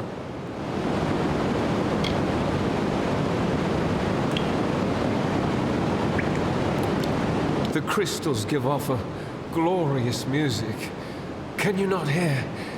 It speaks to me. I've spent hours playing my whistle and watching the crystals shimmer with joy. Father Rathir believed that the magic within the crystals responded to the tones and rhythms of song, almost as if they were a living thing.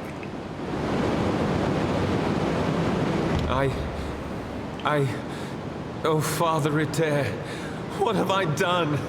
I never meant anyone harm, especially not the Father. Please, you must help me destroy the crystals, stop the corruption.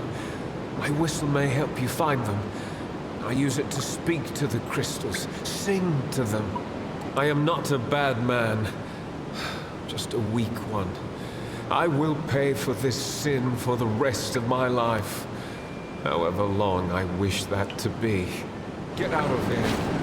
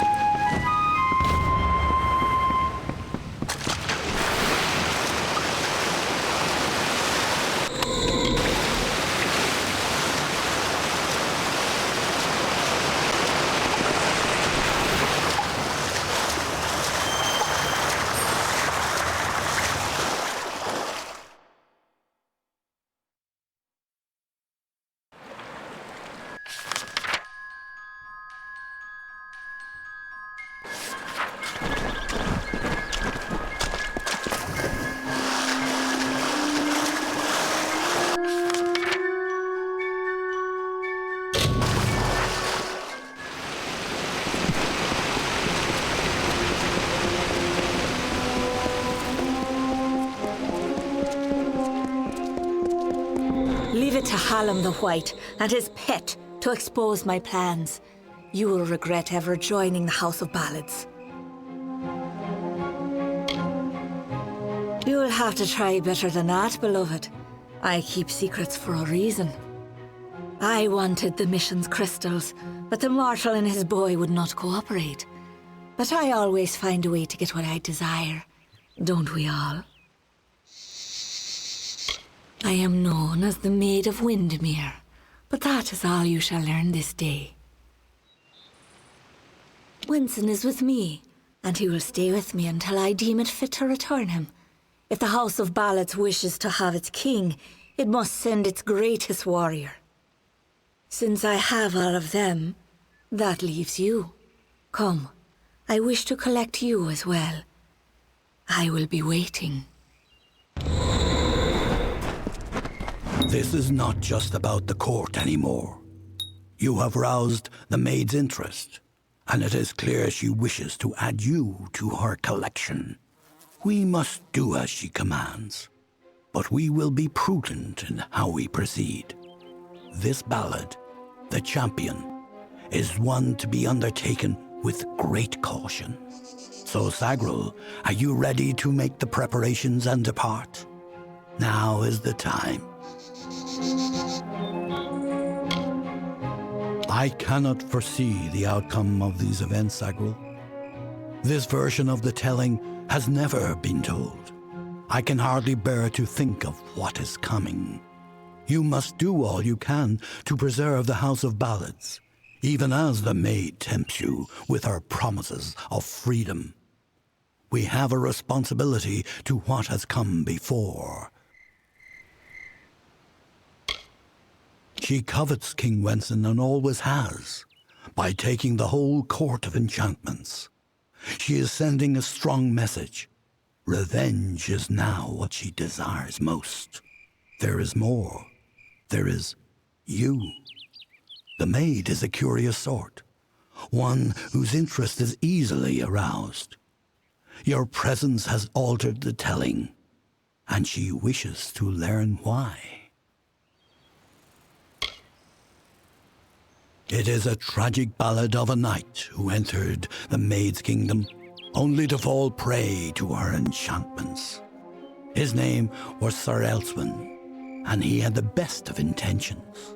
Elswin gloriously overcame Windermere's defenses, but it was on the edge of the Weeping Gorge that the maid came to him and clouded his thoughts.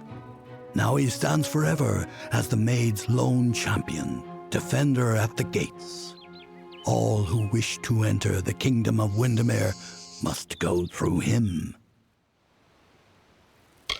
Then it is time. You are the last knight of the House of Ballads. You represent all that we've been through, all that we are, in this telling and all those to come. There is little you can do to prepare for the journey ahead, but take another resurrection potion like the one you used to save Ferrara. You may need it. This is all I can offer you. The rest of the story is yours to tell. One can always find what is sought if the desire is strong enough. Venture northeast of the House of Ballads, and you will find your way. You are our...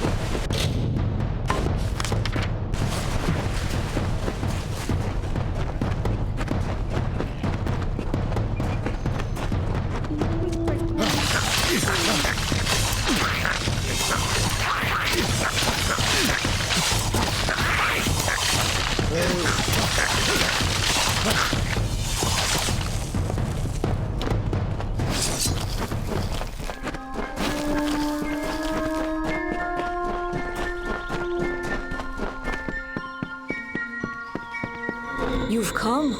Wise. wiser than those other fools in the House of Ballads. It is their inability to see beyond themselves that has brought them to this end. This is my realm, and any who seek to cross it must first face my challenges. The Wall of Thorns awaits. As it is in the telling, so it will be for you. Only a true knight of the House of Ballads may pass beyond the wall, and every true knight needs armor. Tell me, beloved, are your tales worth a minstrel's breath, or are you just dust waiting to fall?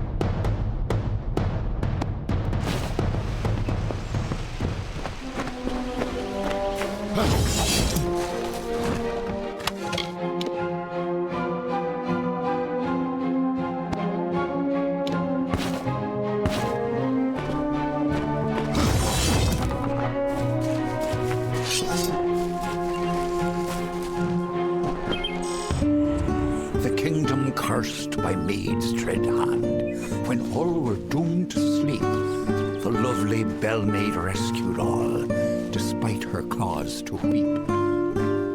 And why did Bell-maid cry, you ask? Her king, Wenson, was ill. The evil maid of Windermere had tried to break his will.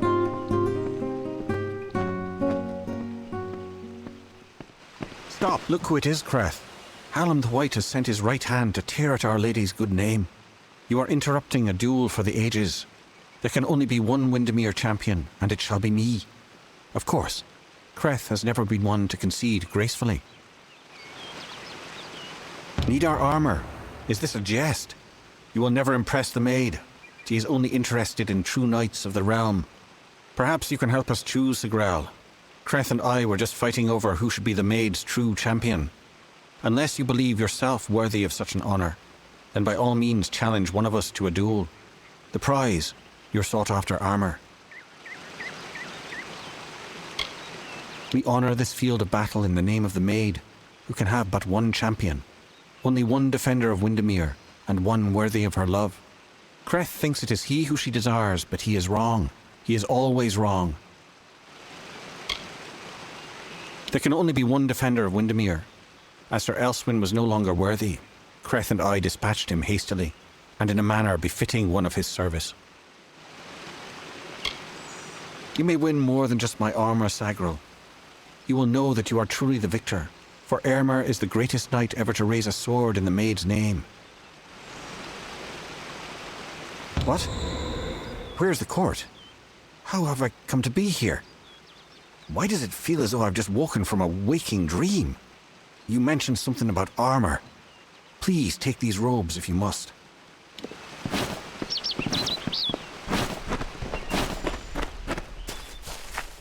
Stop! You have chosen. The maid can only have one champion. Goodbye.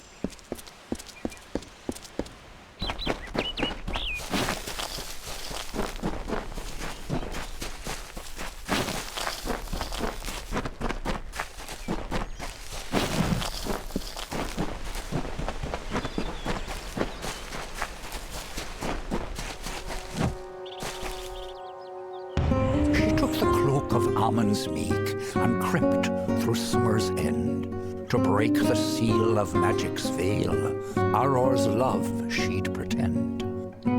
Seduced by Belmaid's false love, Sir Auror let her through. Then Belmaid did cloak herself, when castle she did view.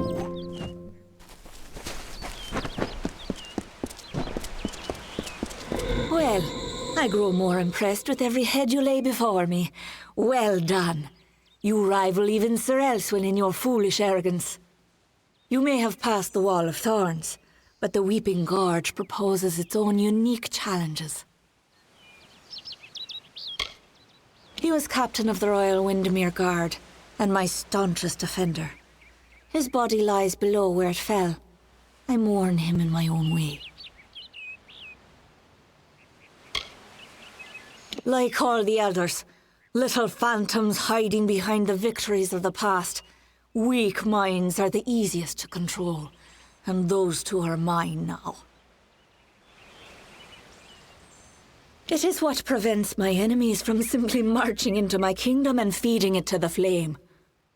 To raise the bridge, one must defeat its guardian, the legendary Sir Elswin. Only then will the path make its way open to you. Alas, Sir Elswin has been killed, as goes the story. This time I fear he's staying quite dead. Another terrible price of our waning magic. Pity.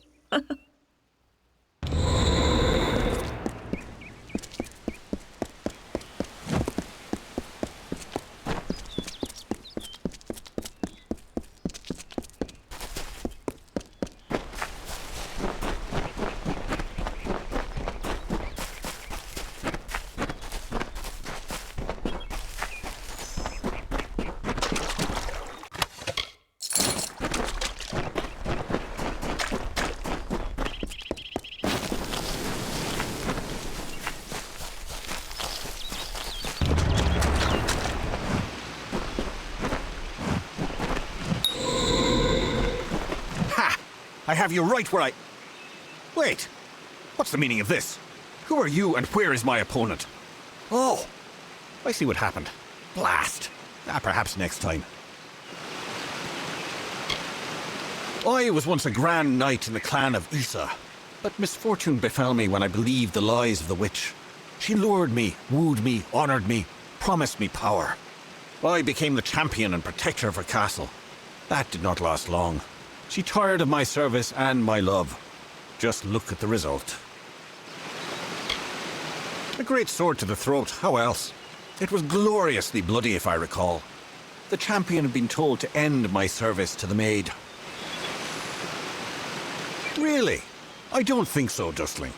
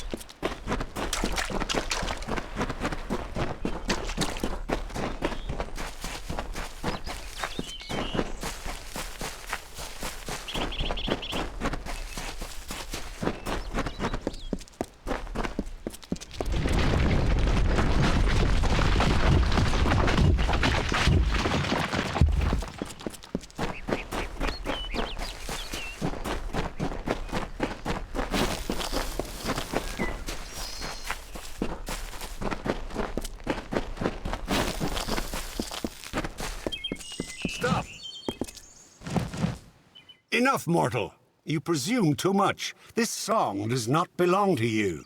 There can only be one champion, and his name is Sir Creth. What is this? What have you done, Sagran?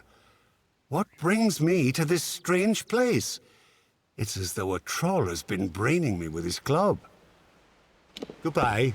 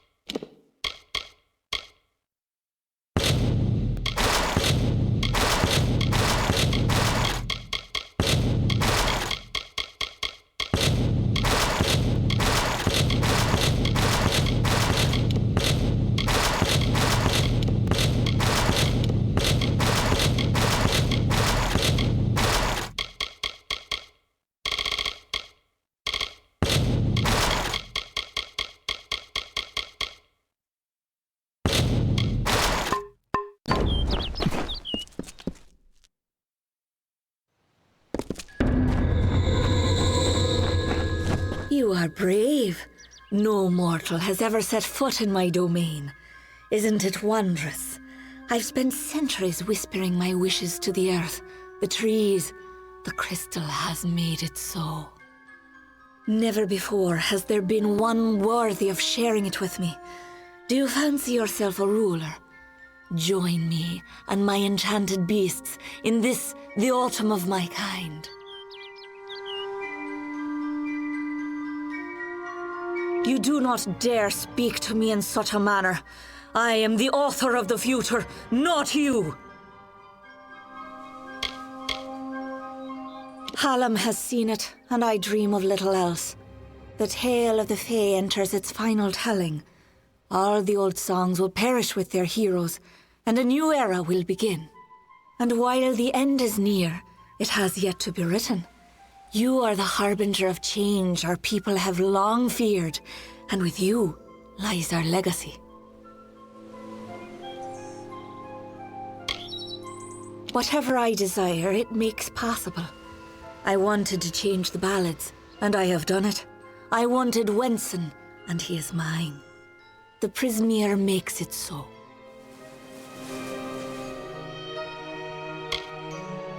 Those who seek to be my subjects, to serve me in every way. The wild fae you see before you are under an enchantment.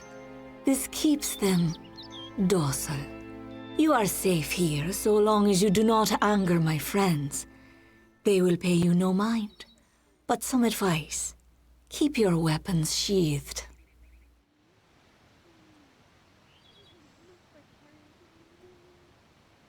Wenson waits for you in my castle, but only a fool would simply invite you in. And I am no fool. I have been part of this story for too long. This village is my legacy, how the world will remember me when all the courts have fallen. Below, my army prepares to wipe clean the songs of yore. You could lie beside me in the waning days, but if rescuing Wenson is what fate has written for you, then you will find him, and you will find me.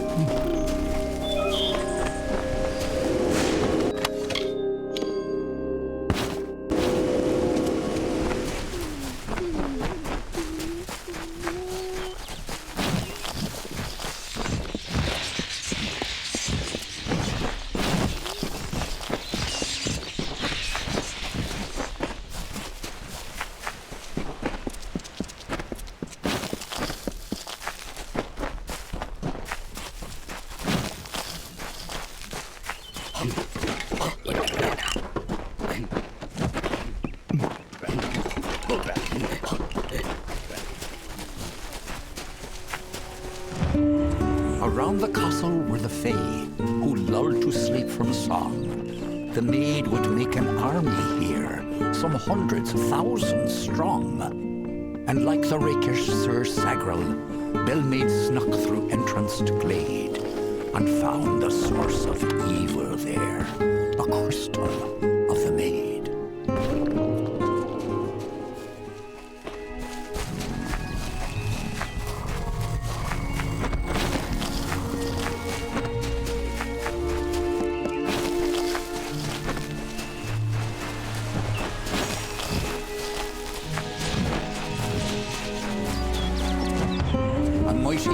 Hammer she took in hand, and, singing like the lark, she ended the enchanting haze that deepened in the dark.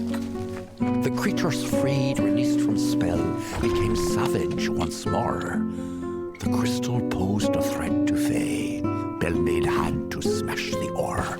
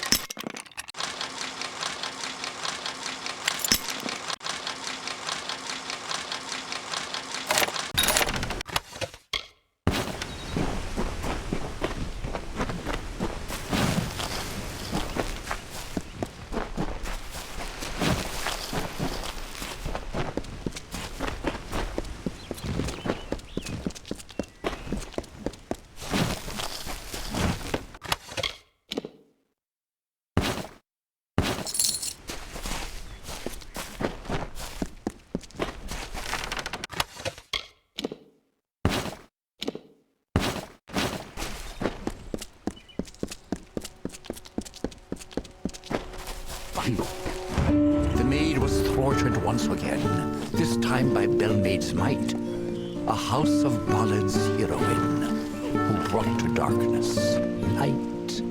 She may be queen of Wenson's throne, but learn you well this tale. A woman's strength lies not in men, but where men often fail.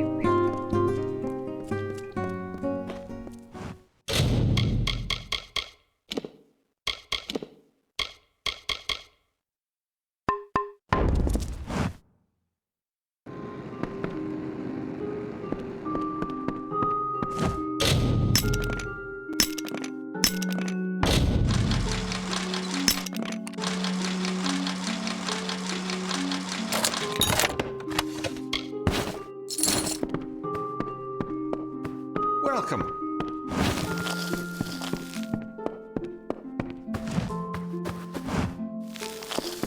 You're not at all what I expected. I am Sagrel, Chancellor of Windermere. She said you were beautiful, although I have noticed that she has peculiar tastes. You're just in time. Our little army is building up quite nicely. I was beginning to fear that we'd actually have to execute the lady's plans, ludicrous as they are. Of course you are, forgive me. I often forget that my time with the House of Ballads is past. Now I am but a prisoner of the maid. We all are. You see, this place, it's calm. It is only an illusion. The maid uses her strange crystals to pacify the beasts, just as she enchants our friends. We must destroy the crystals to earn our freedom, but they are invisible to all but the maid. It is her song that calls them. The crystals are hidden around the village and forest of Summer's End. You cannot see them with the naked eye. They appear only when summoned by a musical tone. You must hurry.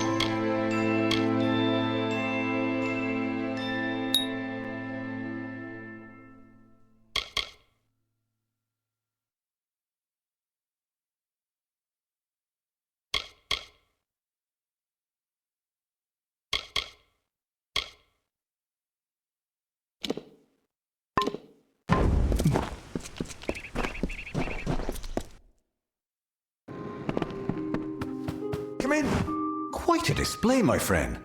It makes me proud to share a name. You made quick work of the maid's army. The lady herself, however, will prove more formidable. Take this. It's the key to the village bell house. That bell rings with the same tone as the flute, only louder. So loud it can be heard across these high mountains. The toll will break the enchantment on the maid's castle. Then you will have your chance. Make the most of it, my friend. It may be your last. And now I am free. I do hope we meet again. I would like you to have this. It's a talisman. I have no need of it where I am going. May your gods protect you.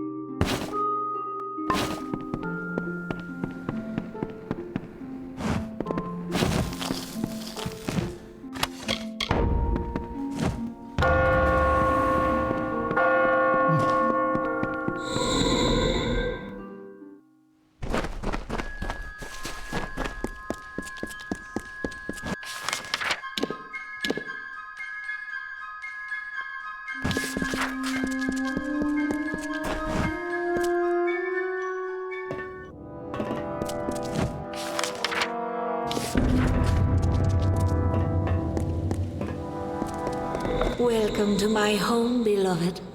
I hope it suits your fancy, for you will never leave it. I loathe this rock.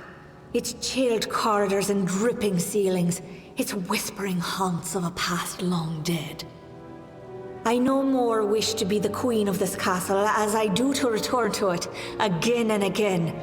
I will escape its legacy. That is a promise. The fates of Creth and Aermer are on your head, my love. Those good knights were victims of this decaying pattern, sacrifices to the House of Ballads. As for the others, they will fulfill their roles shortly. Each has been saved, freed from their well-worn paths. They walk a new road now. My road.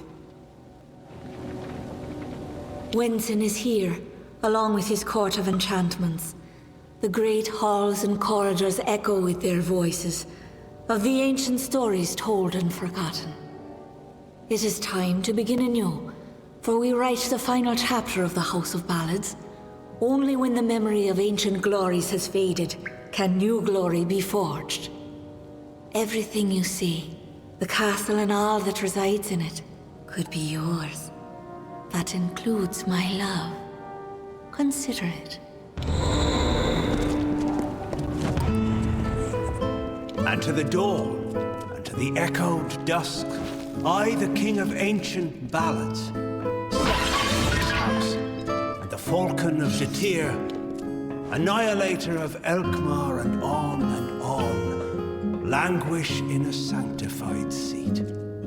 We will hear no more from the broken sages, nor listen when we venture forth alone. These wintry beacons like the brazen gull that calls and boasts to others of her kind, from Magwir, maid of Windermere, that once again enraptured me in my hollow.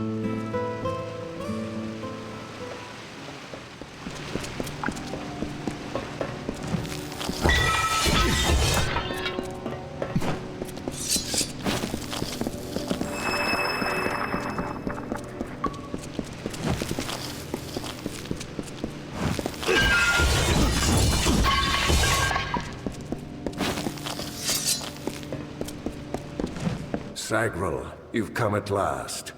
It's time to cross swords with one worthy of your talents. You have caused the maid much grief, and that saddens me. Luckily, your death will provide her much pleasure. I've seen the world as it could be. A realm where I can be what I choose, go where I choose. The maid has enchanted me with her truth.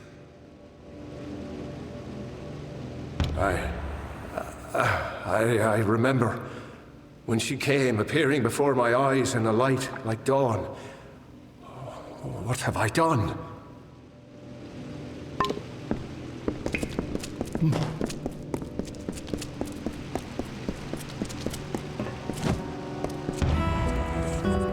A wretched fool of pride am I to think I could resist her seduction. I know perdition like the terrestrial cane, a crutch that saps the dew of youth. And yet here was beauty manifested, a heart serene, sublime, a clamorous cascade, all in calumnious wonder. When night falls on the countryside, the noise of wanton opprobrious lechery, the stench of sullen gloom, and the false corpse of sordid history exhumed to please, compounded and again interred into the womb of the past. Then am I lost.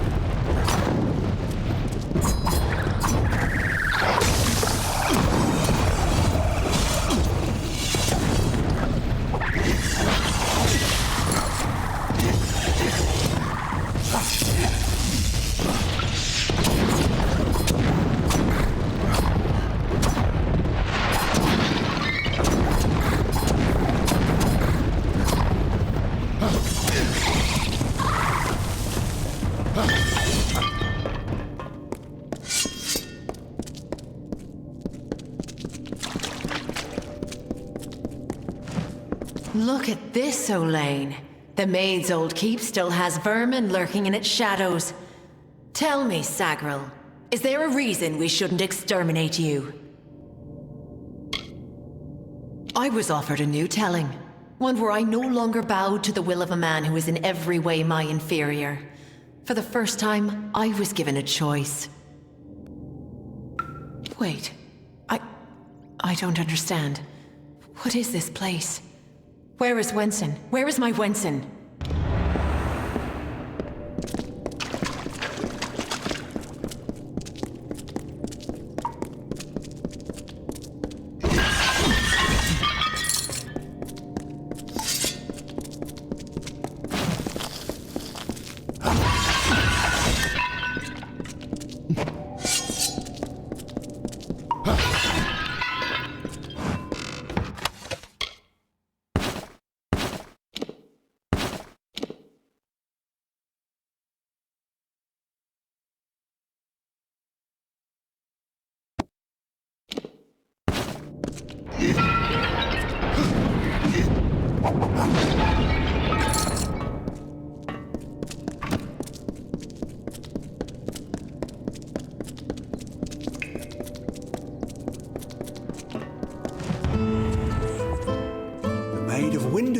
has corrupted and stolen freedom has. She loves her slave, the skeletal mind of sleep, a deathly pagan of submission that trembles near her touch. From ecstasy so base she laughs. She is all. I adore her. I love her without repudiation, malcontent, denial, or falsehood. At times beneath a veil of lusty happenstance, to prove there is no more of Belmaid, my old love. There is only Markweir, only Belmaid.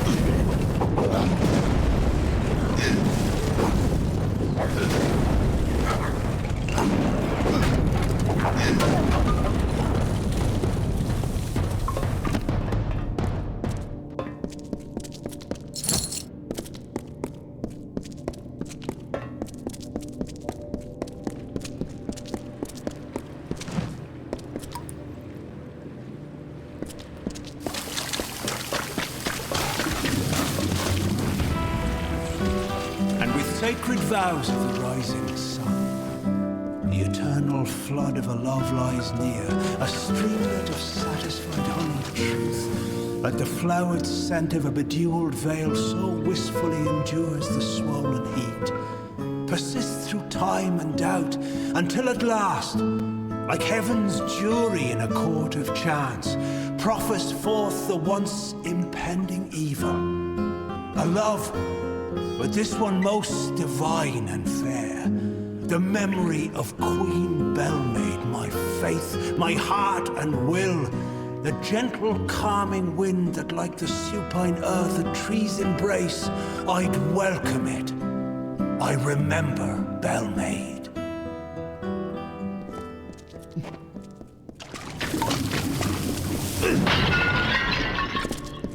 At last.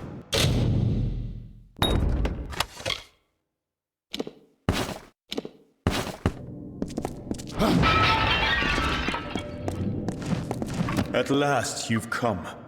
The maid has made her sick fantasy a reality. Everything she was has been warped by the Prismere crystal she holds so dear. It is difficult to tell if she controls it, or if it controls her.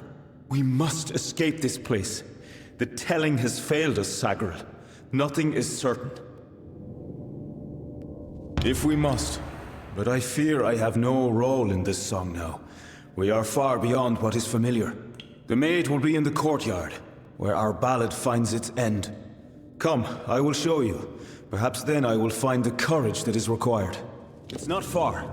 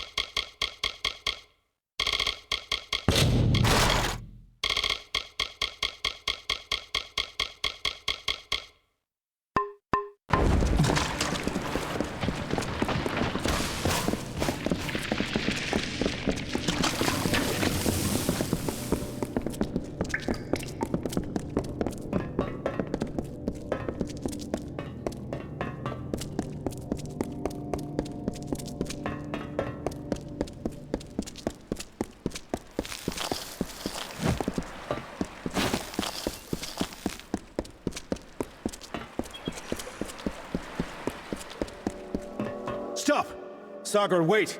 Go no farther! I can't do this. I can't. You must understand.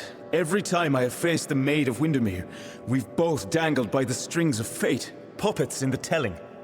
Now she is free of those bonds. I would not even know how to face her. Before, my victory was assured. I have never known failure. This story is yours now, my friend. Take the King's token. You are the only one left worthy of possessing it.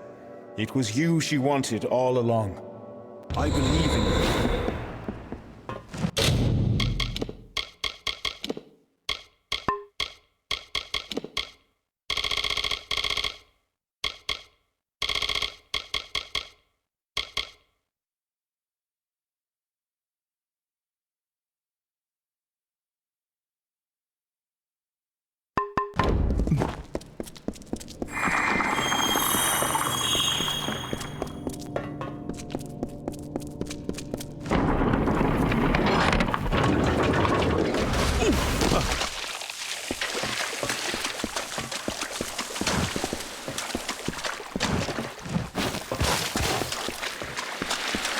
We meet in the flesh at last. It is a pity our relationship ends here. I was beginning to think we had a future, as creatures of common purpose.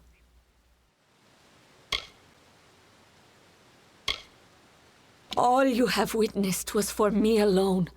It was justice. Imagine a lifetime of bondage 100 times over, and you will know my suffering. You, though, you are special. You are one capable of comprehending such concerns. We too, we are misunderstood.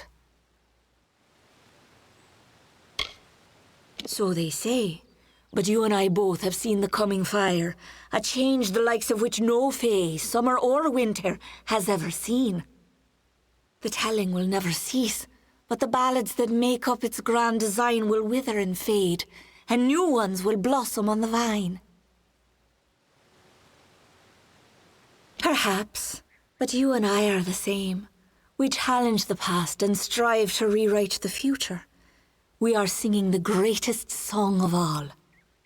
The Tuatha have taught me that power only comes with the willingness to destroy, to begin anew and tell new stories. And in Prismeer, they have found the means to do so. I weep for what might have been. You and I, side by side, wielding the power of the crystal. But there can only be one hero.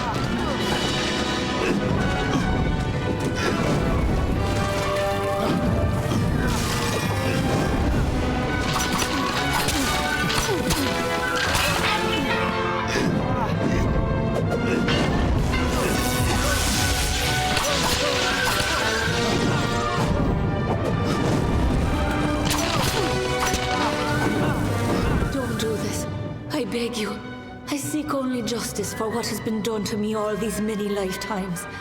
Don't I deserve as much? Don't we all? I have spent lifetimes being ignored. No longer.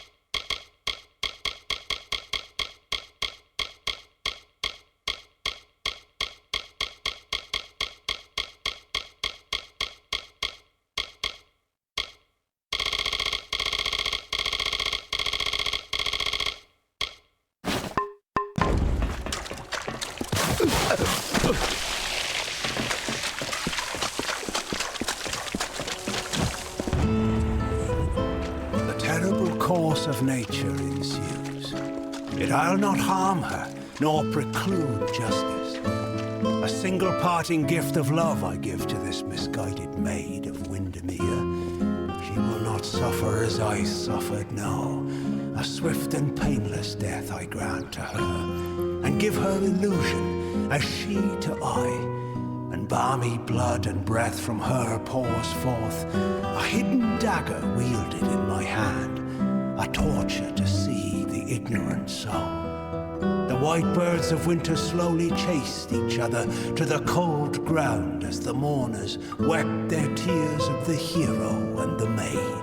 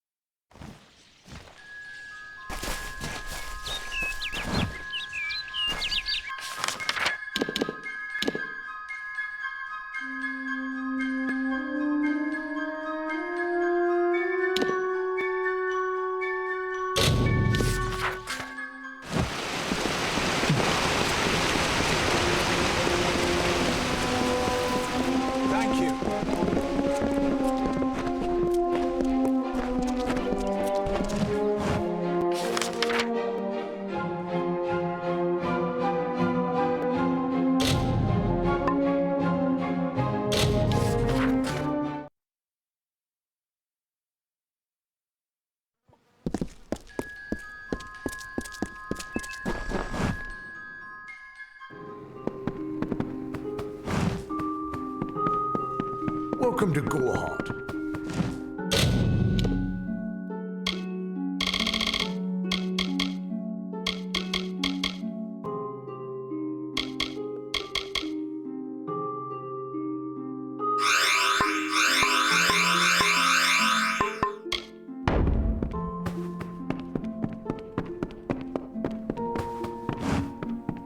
You're welcome in my shop anytime, and please...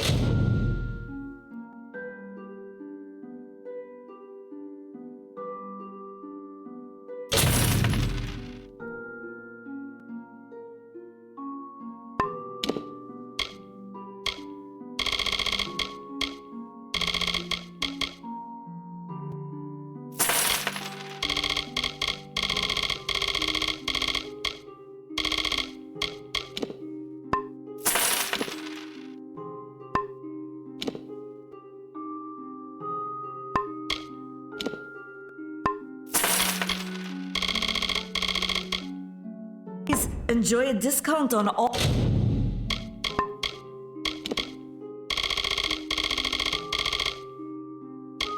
services and merchant. Goodbye.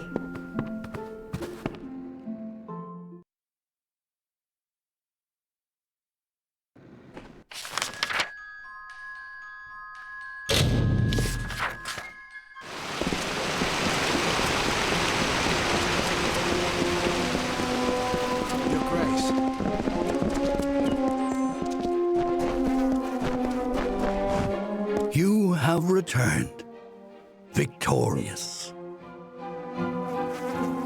I know that you had a chance to change our telling, to break the Maid and the House of Ballads from their natural course. Yet, you did not. You struck down the Witch Magware and restored our legacy, for now. But there were casualties. The Maid's death rendered Wenson impotent. This cannot stand. As a result, you have ascended to your rightful place.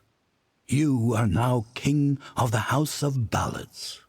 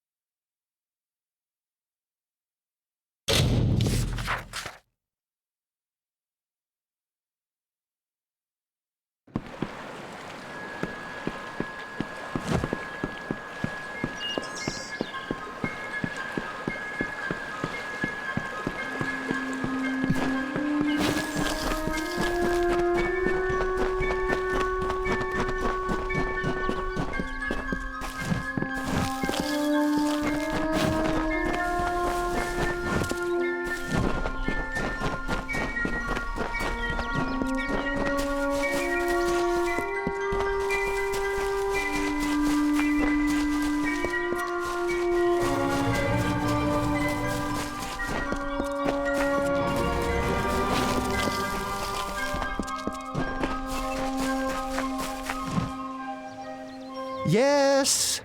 We're going to need another before we can get underway. And you're the only soul I've seen here that seemed like they could sport clean breeches. It's as I said, we're going to the unexplored land south of Dalentarth. They're said to house unimaginable wealth. Our coffers will thank us when we get there. If you need more information, find our camp near Ettenmere and speak to our leader, Helic.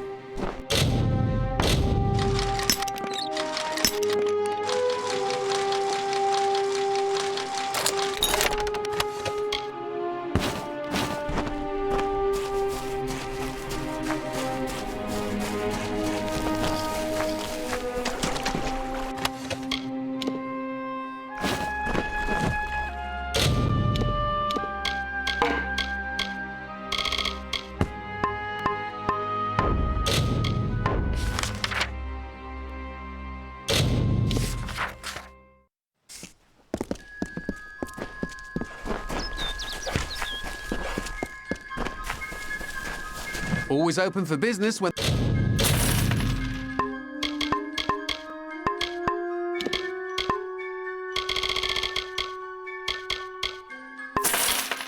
The road is your marketplace. If you need a...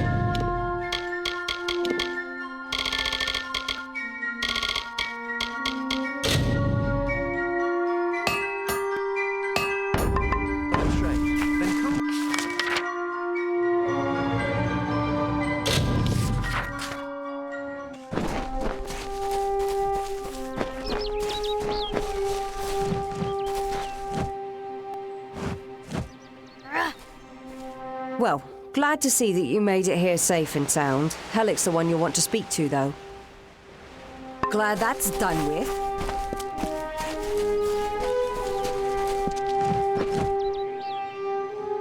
Finally, we found the last person we need after all. I'm Helic Cross.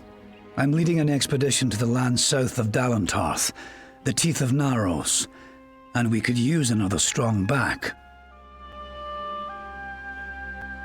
Few facts.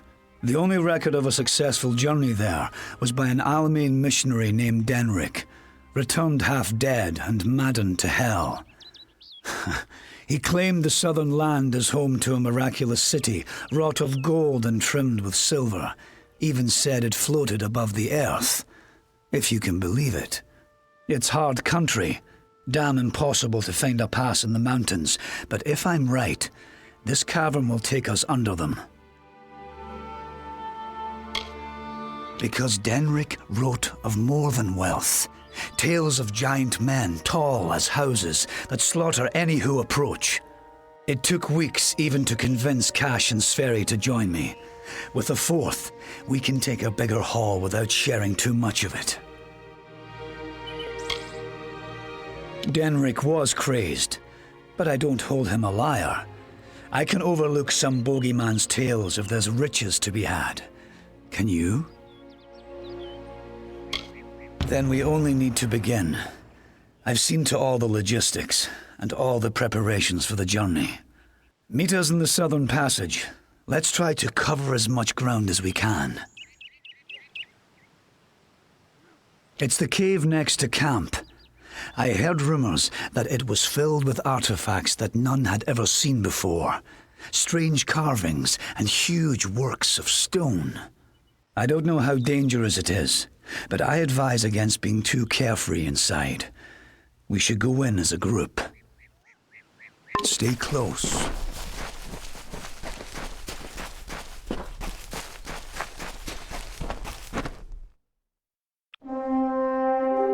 The time of deliverance is almost nigh. The teeth of Naros have gone untamed since the rocks were young, since the wind was but a child. And now, my chosen people stand on the precipice of taming this land, or succumbing to it. I thought once that none could change the stars of this world. But at last, one has come who can. Come, thou faithless one, I beckon thee.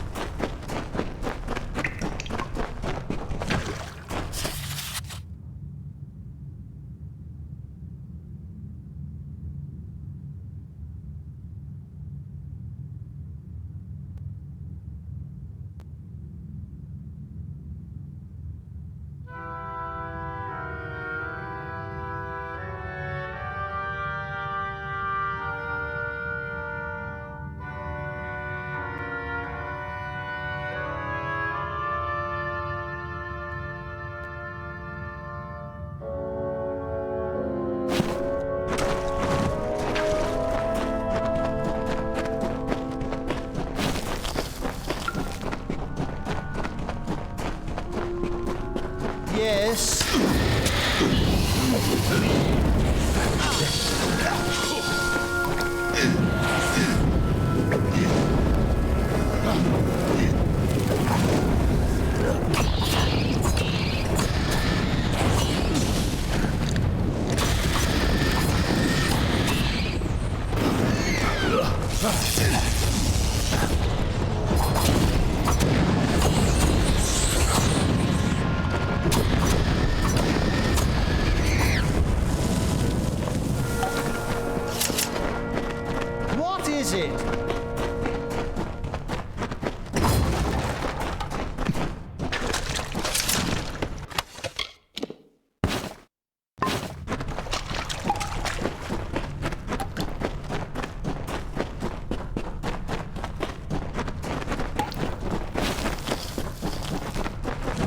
Don't be rash.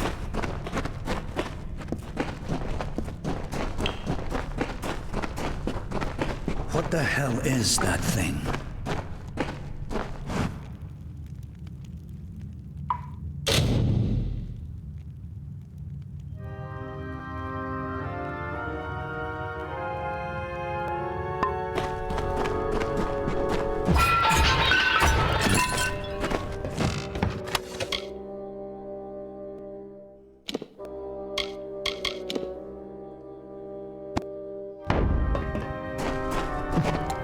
What is it?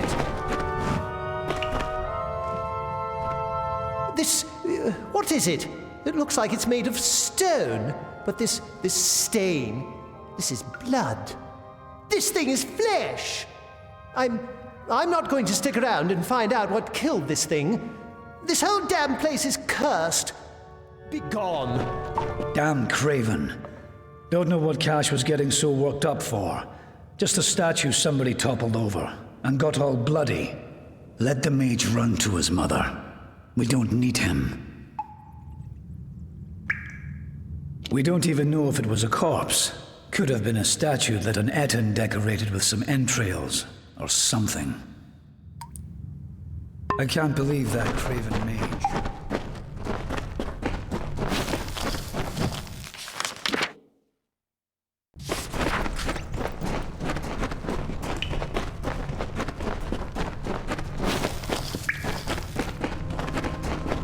Wait a moment. I don't like the look of this hallway up ahead. This is Sferry's area of expertise. Let her take the lead here.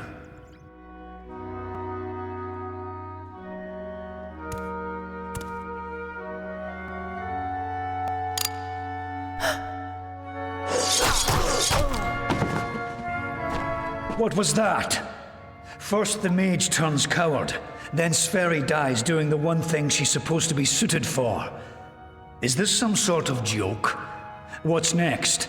Are you going to reveal you're really just a kobold with a bad case of mange? Clearly, I should be more thorough when recruiting my expeditions. Fine, let's just keep moving. We'll manage on our own from here. We keep going. Cash proved to be useless, and Sverry's not helping anyone anymore. Looks like it was always up to us. With just two of us, we'll have to try and manage as best we can. It won't be easy, but I thought something like this could happen. Come, we must make Sverry's... means something.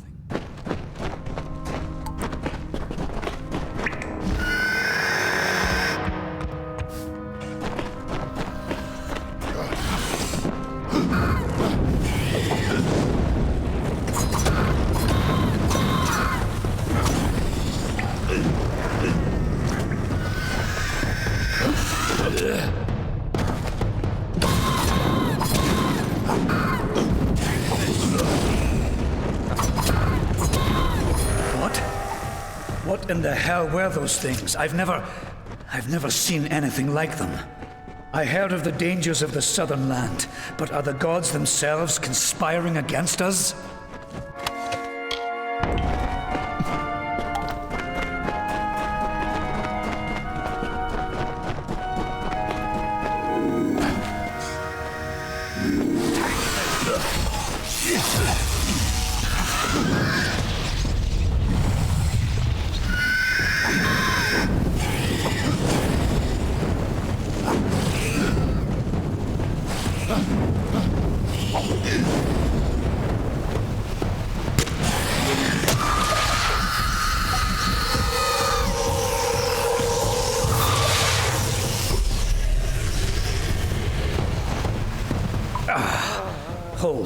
Hold on a moment. One of those damn beasts hit me worse than I thought. I think I need to rest for a while. Here, I'm going to wait here. Scout the passage ahead and see if you can find a place to make camp. Will you stop fussing over me? It's not doing either of us any good for you to stay here. We need to find some place to make camp. I'll take it. But I'll wait until I really need to use it. Be a shame to waste the thing, wouldn't it? Now get going. I need to rest. Discover what you can, and come back to me. Go. You need to find safety for us.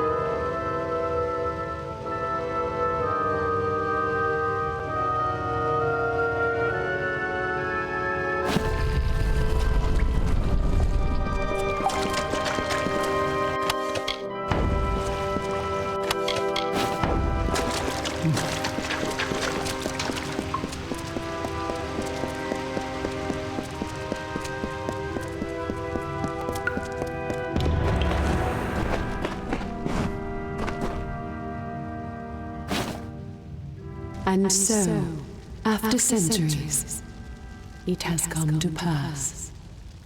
The cipher has reached thy hands, Brigand. At last, my work can be completed.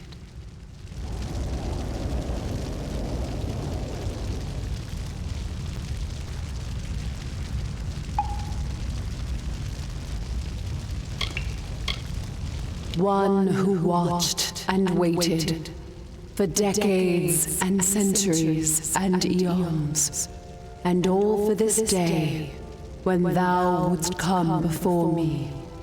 I have read the fates of this world to find thee, unfated one.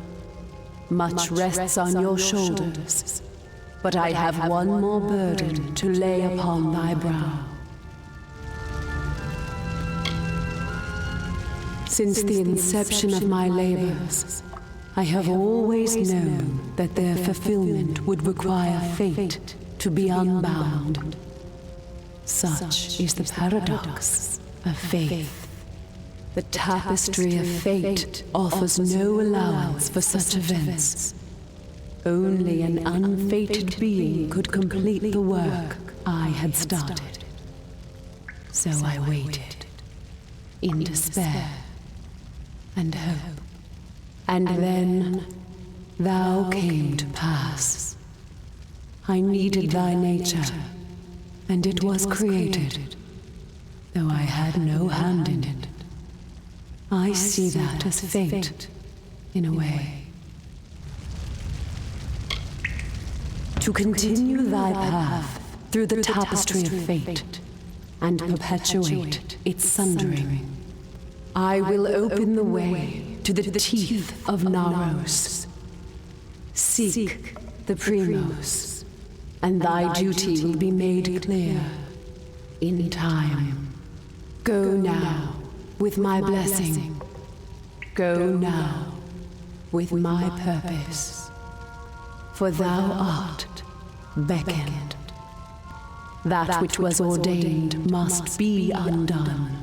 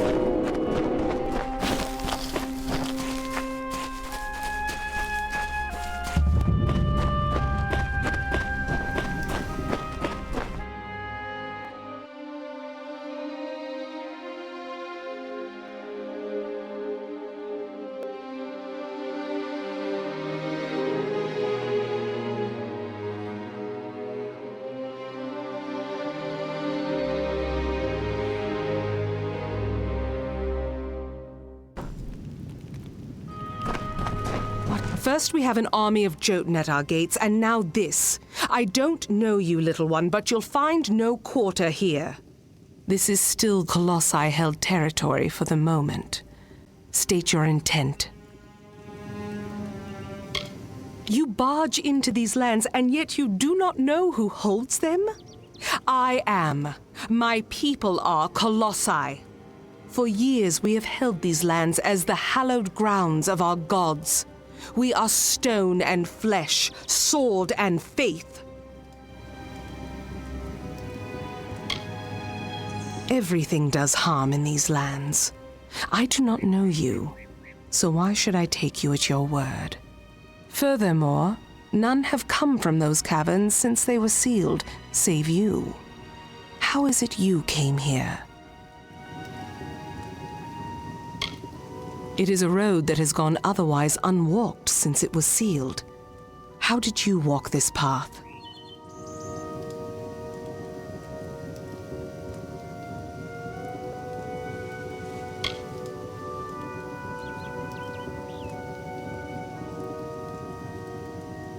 Strange entity. A curious riddle, but one that must be solved later. It seems the Jotun have rallied their strength. Steel yourself.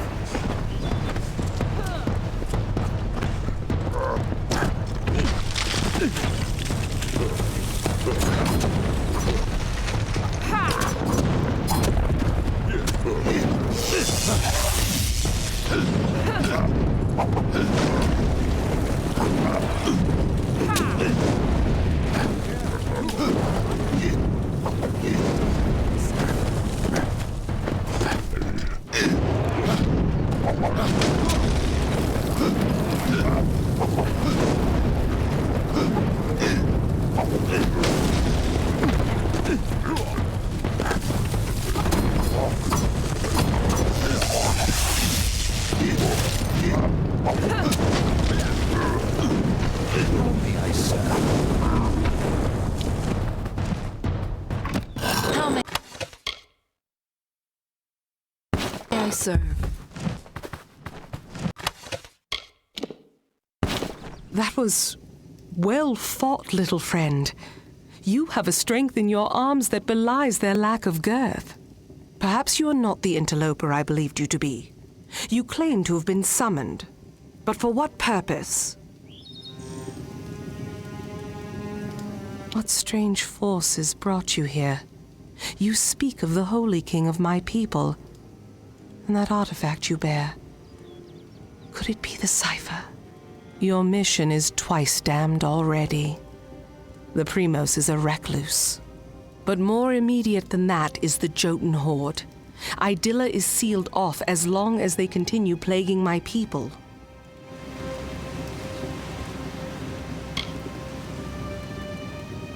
It is the city you see floating in the sky over this land of savages and dangers.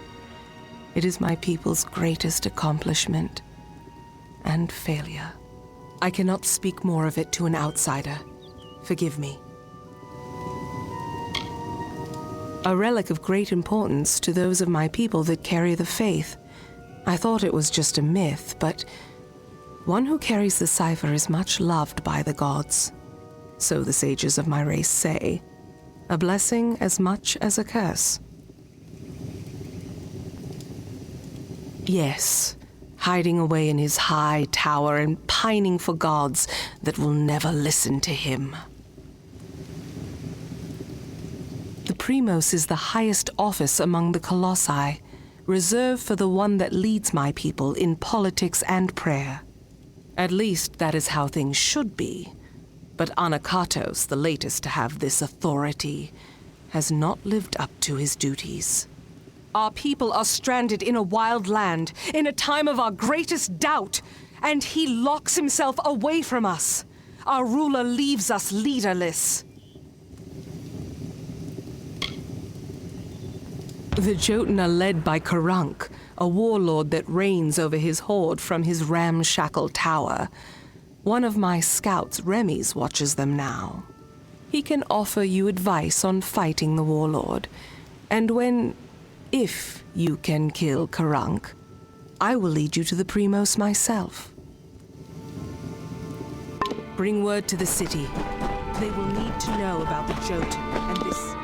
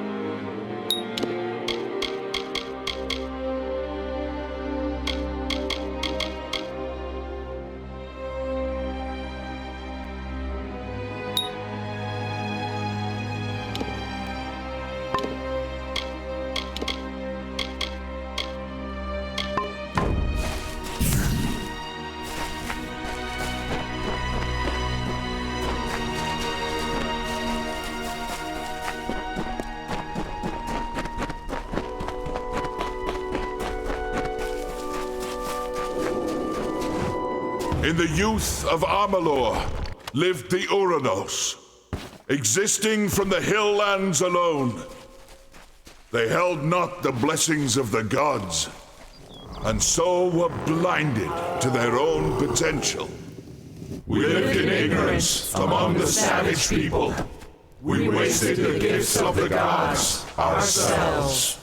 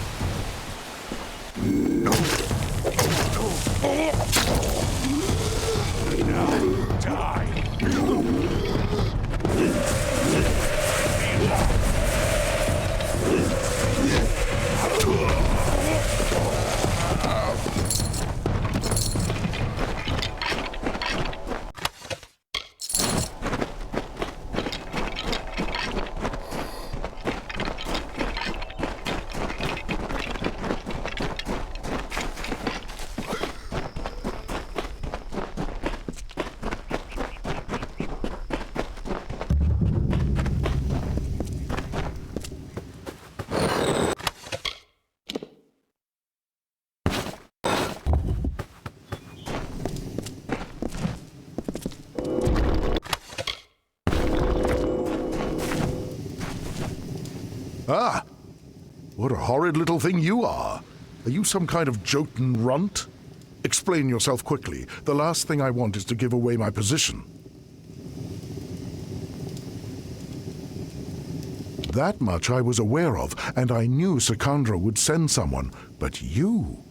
A sign of the times, to be sure, but if you're to do the deed, then I have information that you will need. Karunk is truly powerful, but no more so than his brethren. It is not his strength that's troubling. It's his fortitude. 2 kobolds he keeps with him work some strange magics that heal his wounds and help him resist injury.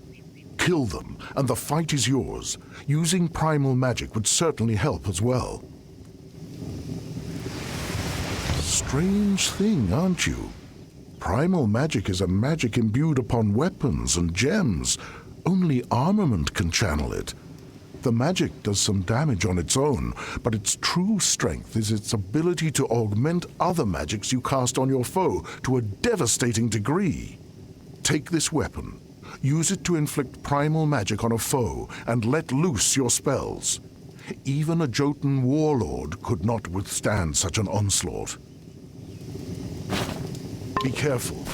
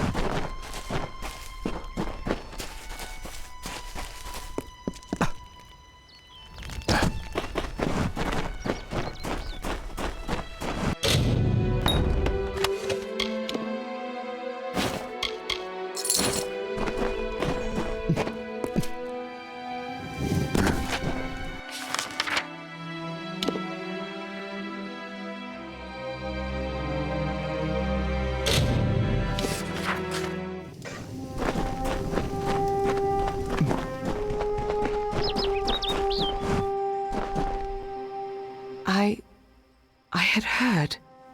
From Remy's, I received word that one such as you entered Karunk's tower with no trepidation, no anxiety. Do I even have to ask? Does the war chief still draw breath? It was said the gods would call their champion, and here you are, bearing the cipher, seeking the Primos. For your role in deposing the warlord, I give you this. A hammer prized among the Jotun, so I'm told. Use it as your trophy. Now my forces can put the rest of the Jotun to the spear beckoned. Before this day, I thought it was just a myth, a lie my people told ourselves to make our sins more bearable. The beckoned is a deliverer. The beckoned speaks for the gods. The beckoned is their messenger, their conduit. What is the beckoned? One who carries the cipher, the icon of the gods. one who faces the troubles of my people without hesitancy. The beckoned is you.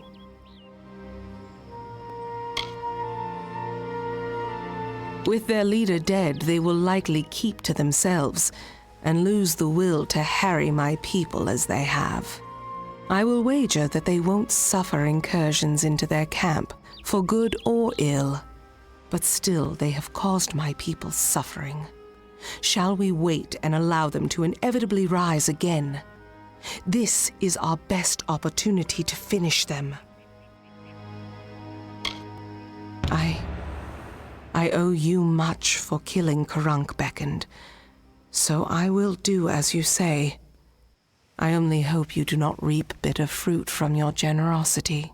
Now I will take you to the Henge, and then to the Primos, as I promised. An artifact my people made. With the city in the sky, we knew we needed a way to travel from the Teeth and back. The energies it focuses are the same as those that keep the city aloft. They can levitate people and objects safely. Be cautious in these lands.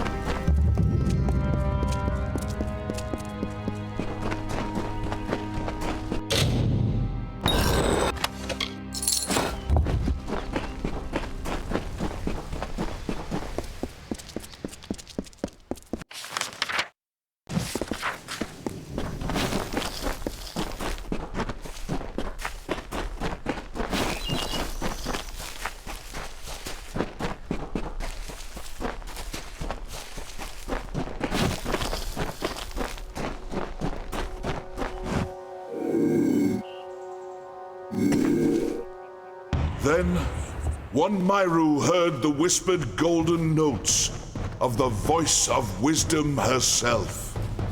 Athene. The goddess bid him to raise up his brethren, so they may know the favor of the gods once more. We are Athene's chosen. We follow her path. Guide us to your blessed wisdom.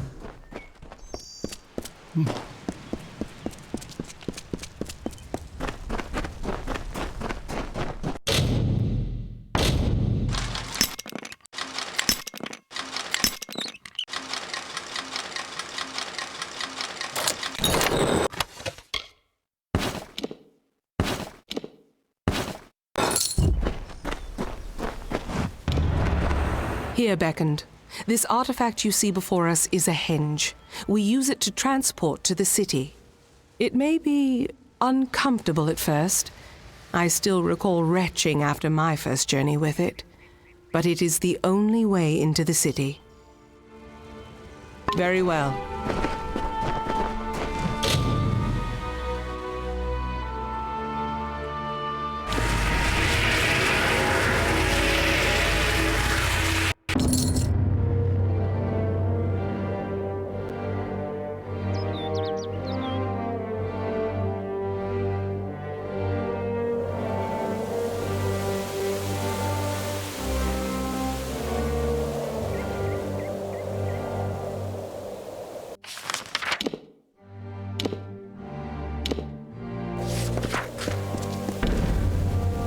And here you have it, Idylla, our great failing.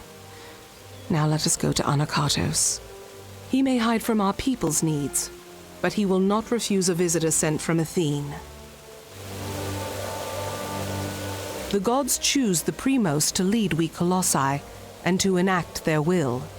Of the gods, we are the favored of Athene, the goddess of wisdom, or we were. Athene's once common words have been quiet for some time. The Primos has prayed in isolation for years, but she does not answer. Farewell.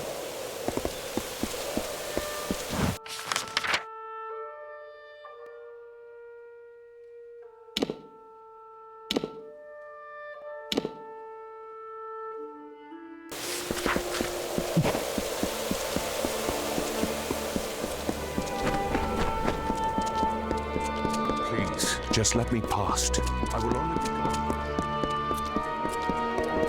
gone. Many greetings, stranger. I almost did not see you.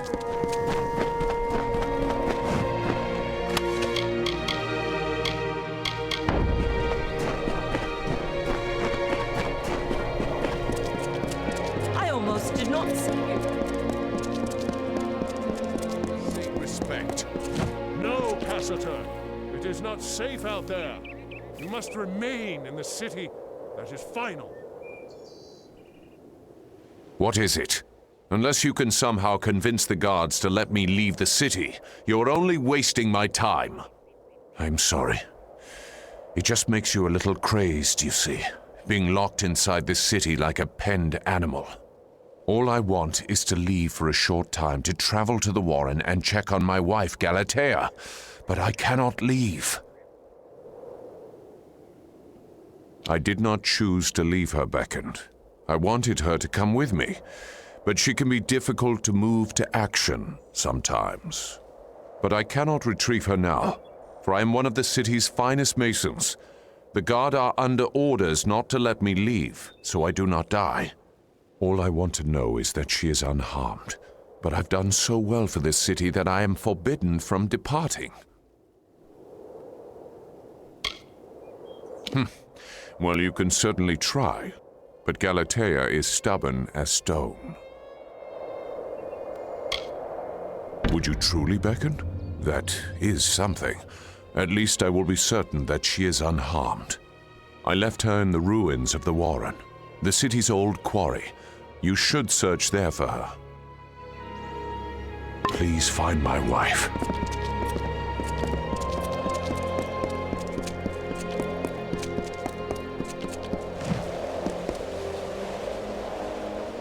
And it would seem that the deliverer of my people has found me at last.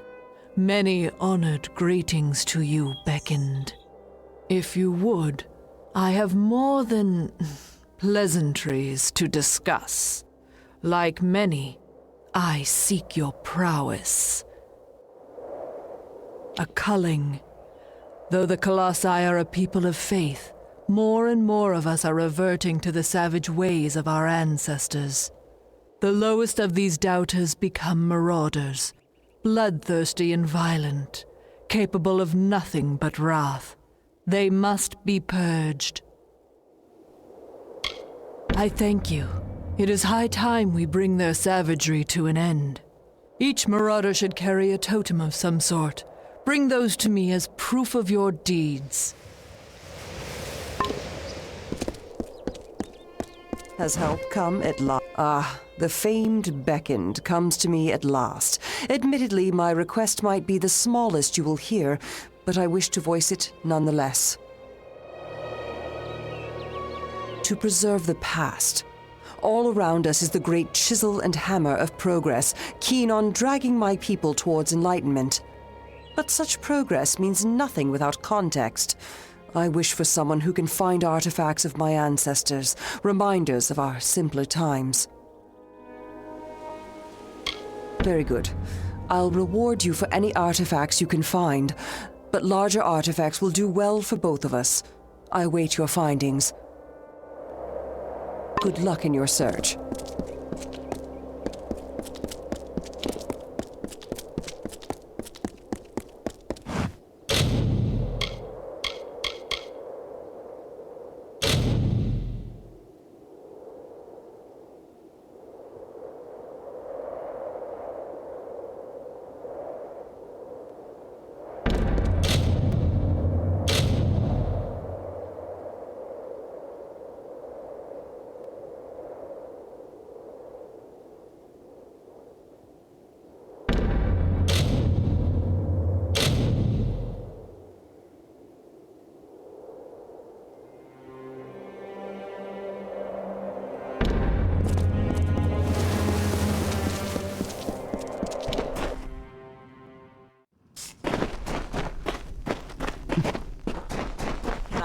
You in some armor?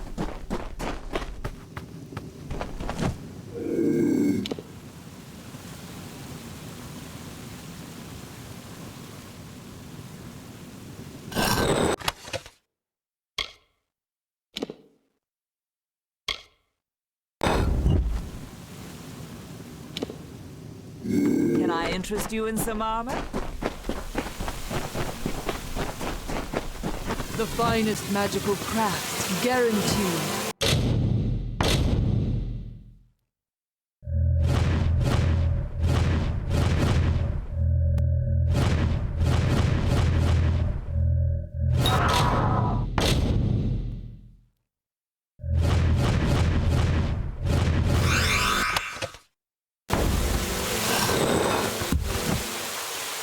What type of implement are you looking for? Peruse for as long as you'd like.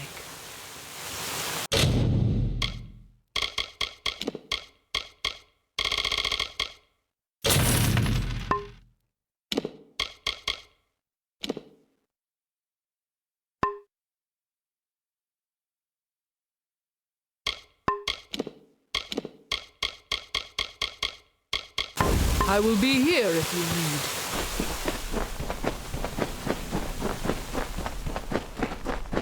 Welcome to the Idylla Market, Beckoned. Can I interest you in a freshly honed weapon?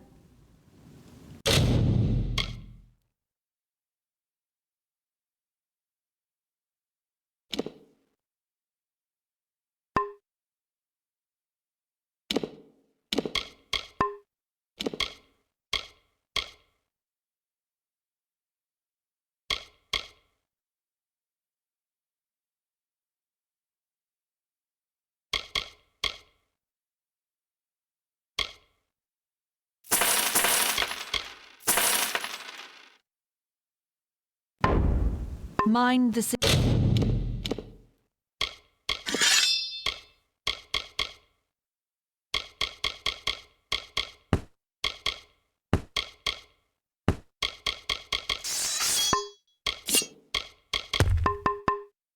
city's edges. Welcome to the Idylla Market. Get beckoned. Can I interest you? Mind the city's edges. I can help repair your equipment.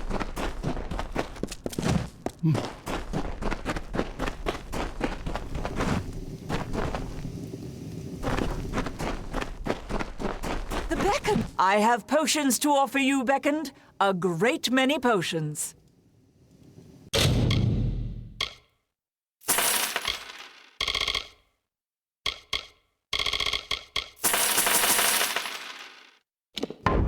I have potions for every need. Can I? Welcome to Idylla, Beckoned. I hope you find it as splendid as we do.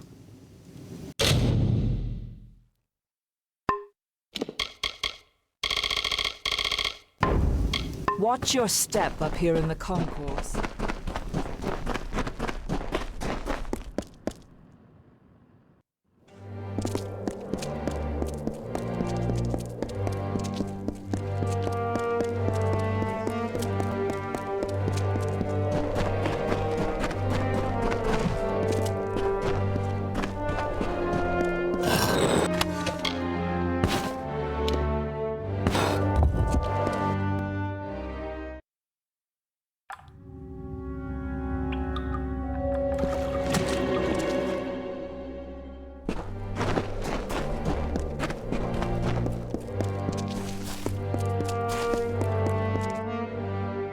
Welcome to Idylla. Beckoned? It seems my preconceptions were off, but I still need your divine aid. The plague spreads. I have worked on this city for all my lifetime. The sewers that run below it are my masterpiece. But this work of art is besmirched by rats. These foul vermin run rampant in my catacombs, tainting it with their fetid presence. Try as I might, I cannot best the scourge. But you, Beckoned, your divine intervention is needed.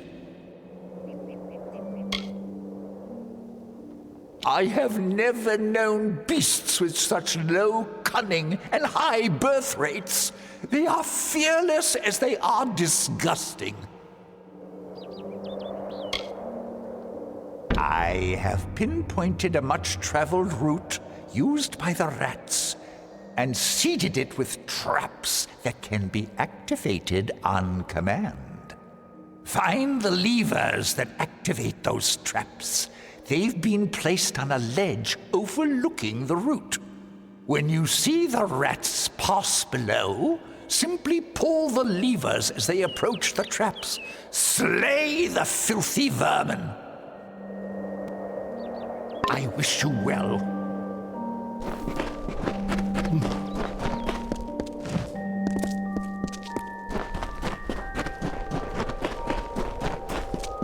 Be careful here.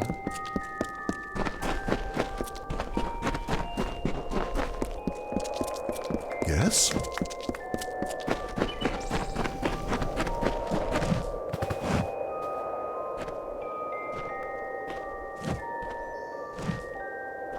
Greetings.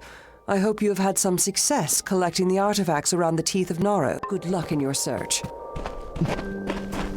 I expected. Can the Beckoned be so small?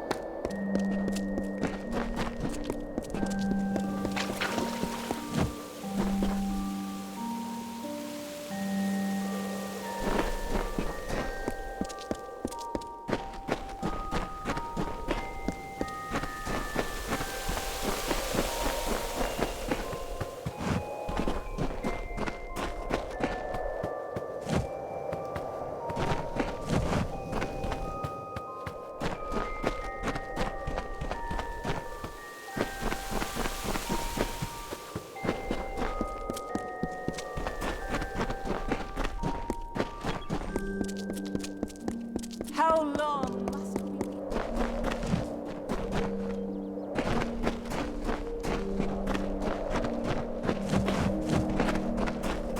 Many greetings, stranger.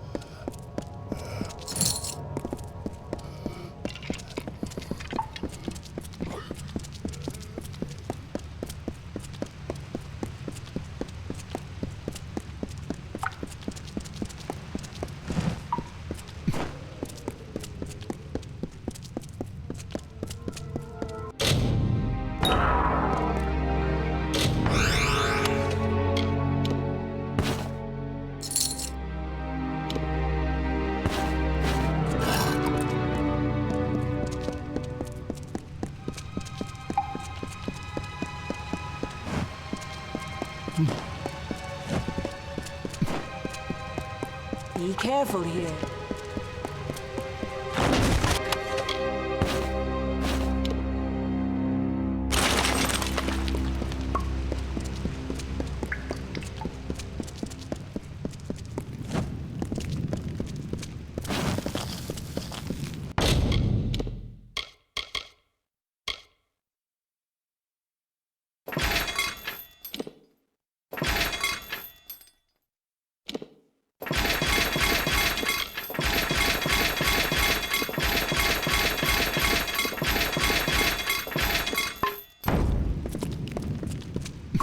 Be careful here.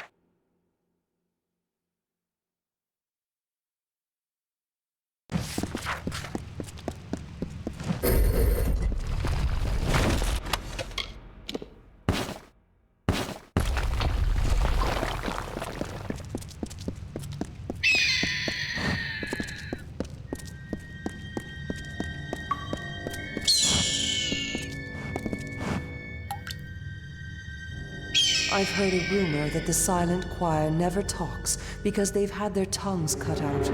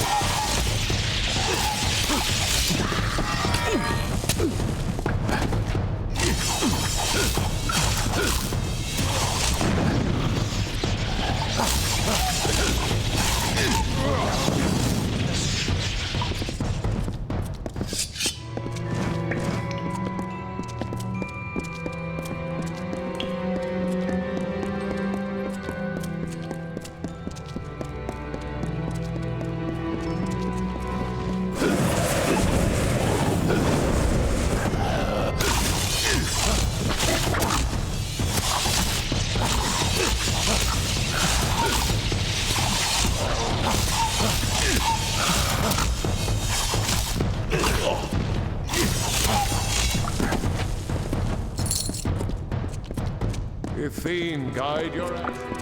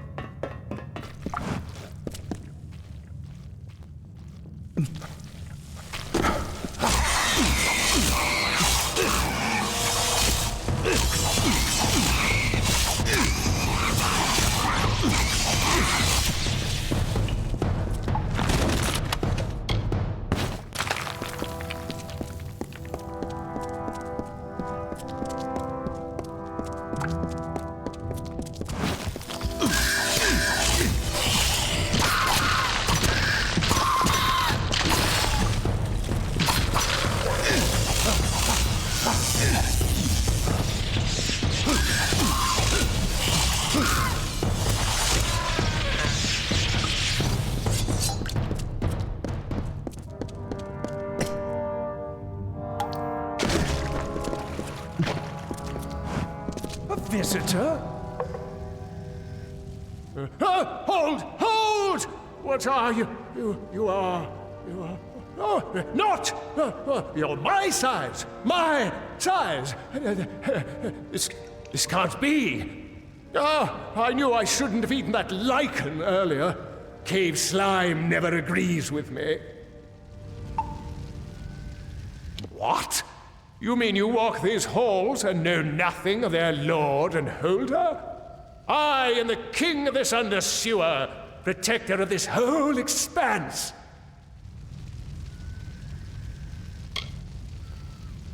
Divine providence. Once I wandered the lands below, living in caverns, in a base attempt for subsistence. But then the earth was left below me, and I was raised into a city in the sky. Your mistake. If that's supposed to be groveling, then you need to brush up on your etiquette. But I suppose I can allow such insolence to be humored for this one time. I haven't had much in the way of company out here. Oh, you're welcome to some of the cave slime, if you're hungry. There's plenty for everyone. By my leave, I'm sure.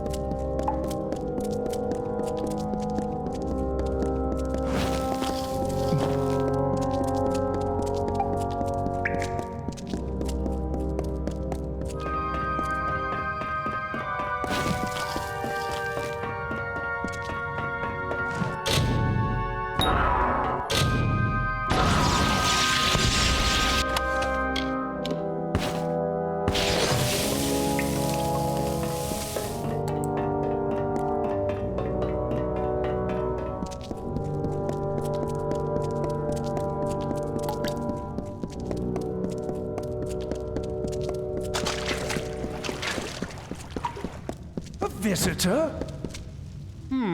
Back again, I see. Well, I don't suppose I have anything better to do at the moment. Seems that Jeff has run away with all the scones again. I'll wager we'll have nothing but crumbs to sup on when he returns. The rascally imp is the closest thing one can find to a footman in these wilds. Of course, he's just as like to rob me as serve me. I'd wager he thinks he has the best of me. But I'm no fool! Press him back into my service, will you?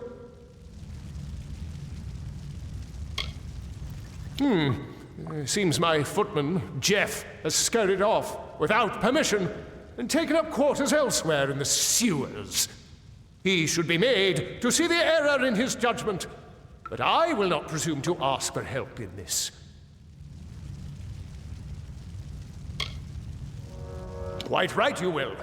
Jeff's around here, somewhere. The little scamp has no stomach for the realms upstairs. Just give him this. It's a charter of fealty he signed the day he joined my service. But if you do so, do it on your own time. I make no pretensions at ordering you around. Speak to me about Jeff when you've dealt with him. By my leave, I'm sure.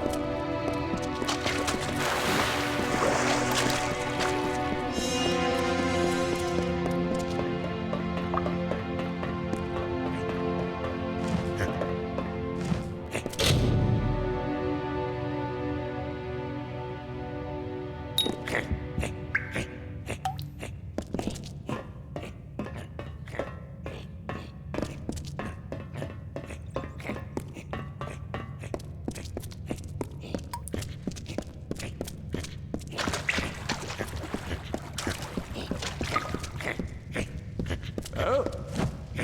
Well, persistent little gnat, aren't you? I haven't had this many run-ins with another since Renival absconded with my archives. Renival is a damned usurper, and I don't care what you've heard about him. This latest theft is just another attempt to discredit my rule. But this is too far. The key to my archives is the lowest blow.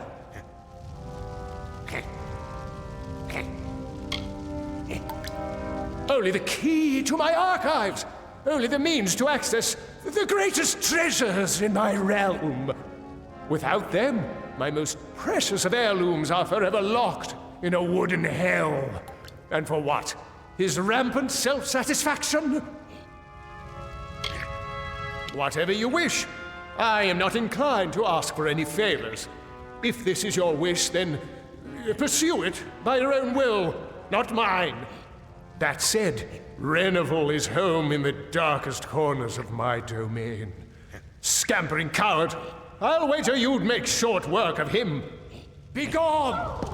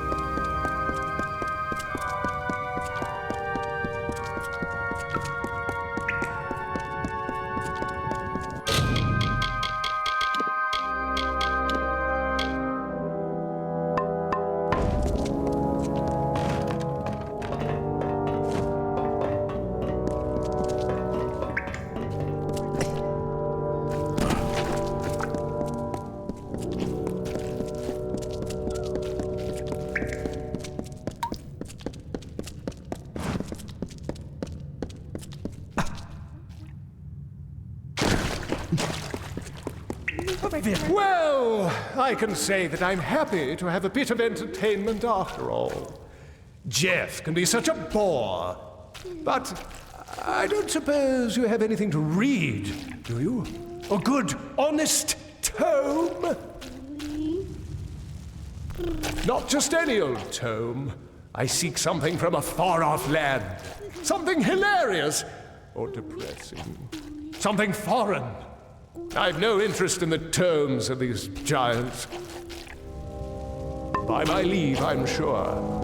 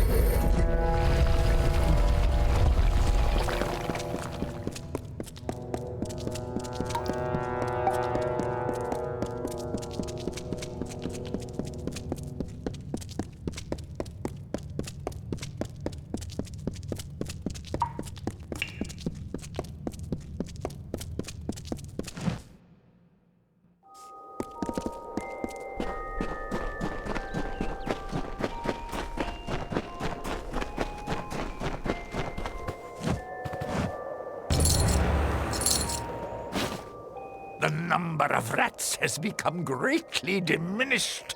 I see your hand in this. If ever you meet doubters of your divinity, tell them of what you have accomplished in the sewers. Please, take this amulet with my thanks. You are now an honorary sewer mason. A great accomplishment indeed.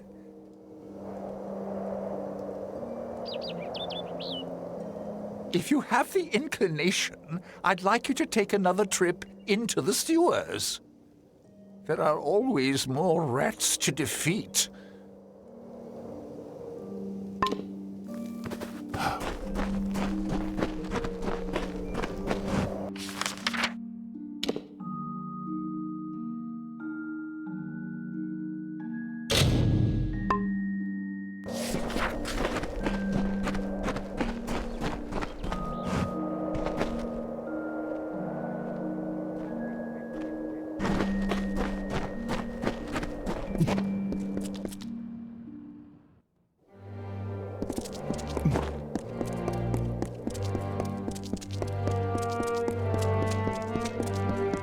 findings.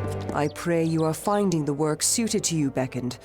The task is small, but not insignificant. Be careful with them. You must be the Beckoned. Well done, Beckoned. The stowaway is no more. Please take this as a token of Idilla's gratitude. Well done, Beckoned. It is unfortunate that our surveyor died, but thank you for returning her report. Please take this. Well done, Beckoned. Thank you for returning these items. Please take this as a token of Idilla's gratitude. If you found a task you wish to take on from the petition board and complete it, I will recompense you for your trouble.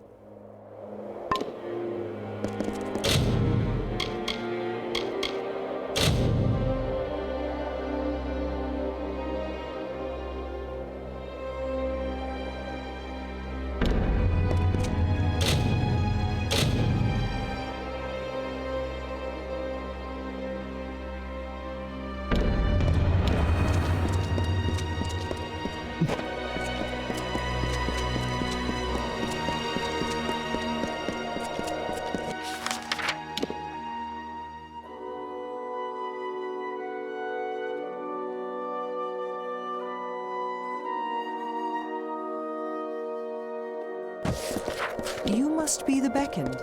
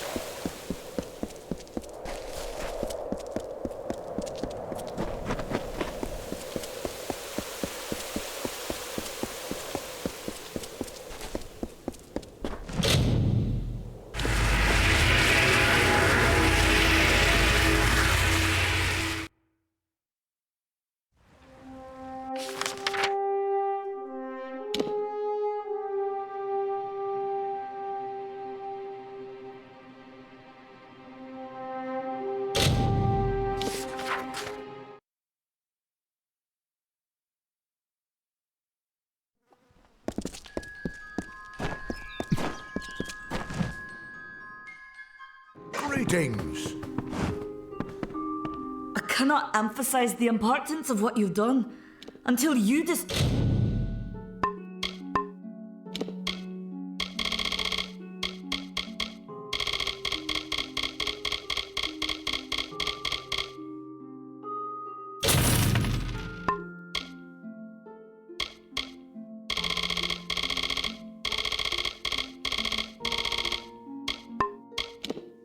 destroyed those shipments, all of Odarath was living on borrowed time. Farewell.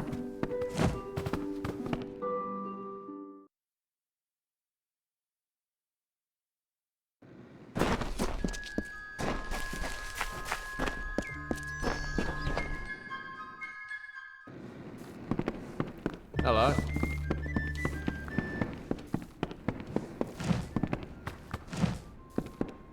It is good to see Gorehart overcome the fear that it harbored for so long. As far as I am concerned, be careful out there. These are strange times. Take a look and let me know if you'd like to...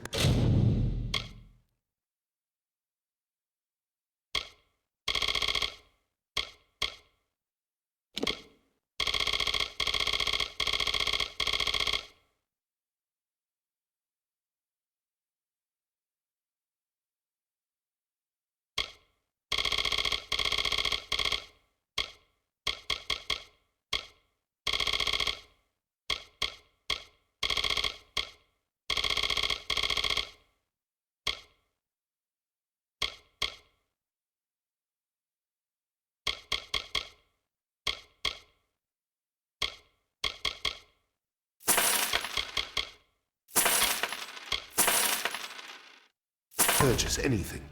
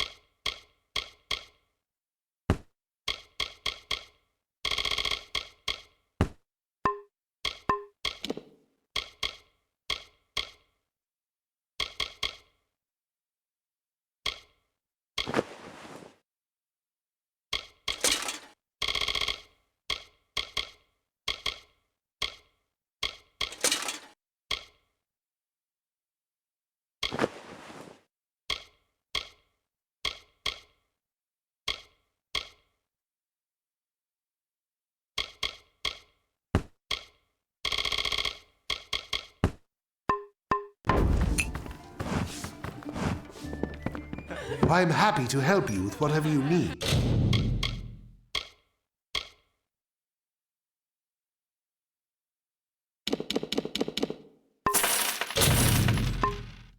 I'm open to buy or sell, if the price is right.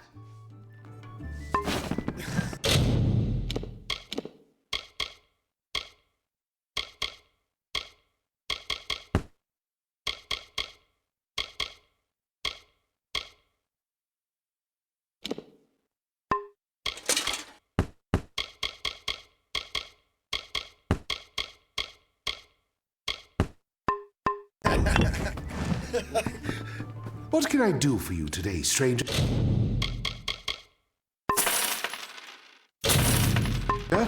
I'm happy to help however I can.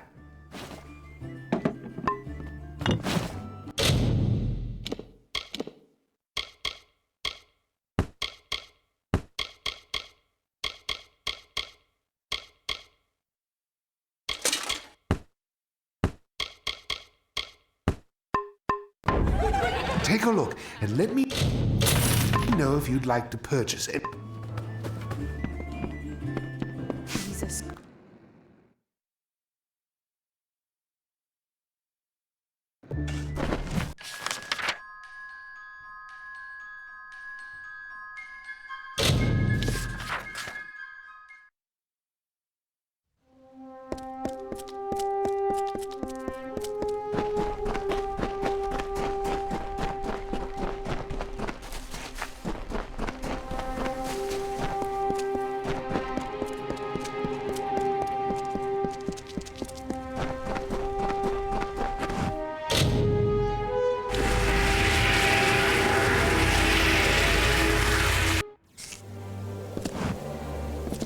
The Primos is this way.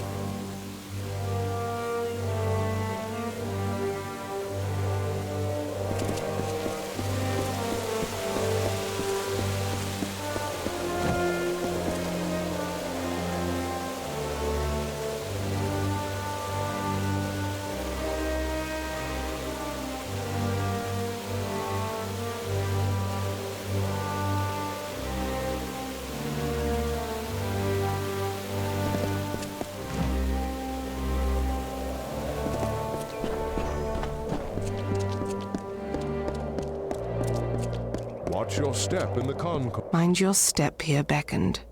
I wouldn't want the Colosse's failure to claim any more lives than it already has.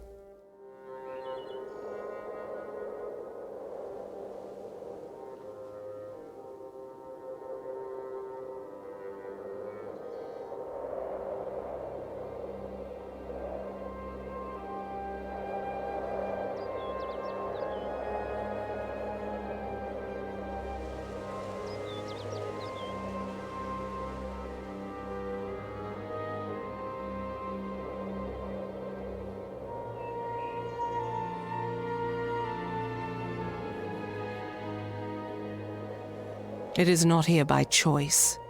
Or our choice, anyways. Such questions would be better suited for the Primos. Suffice it to say that this was made in anticipation of something that never occurred.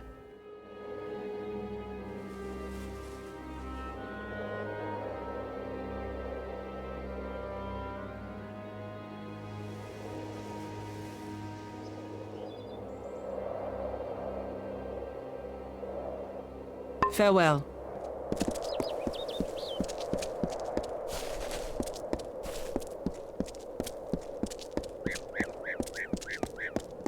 You must be the Beckoned.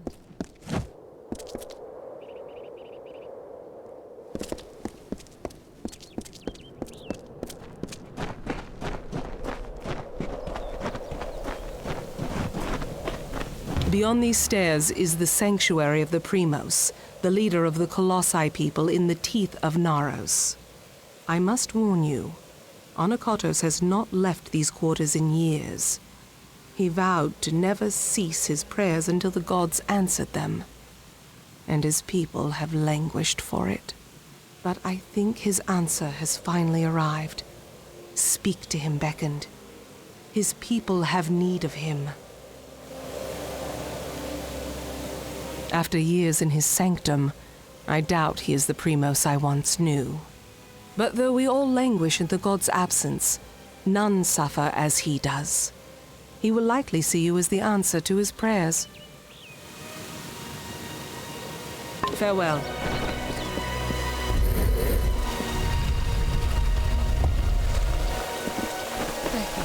Is there anything I can assist with?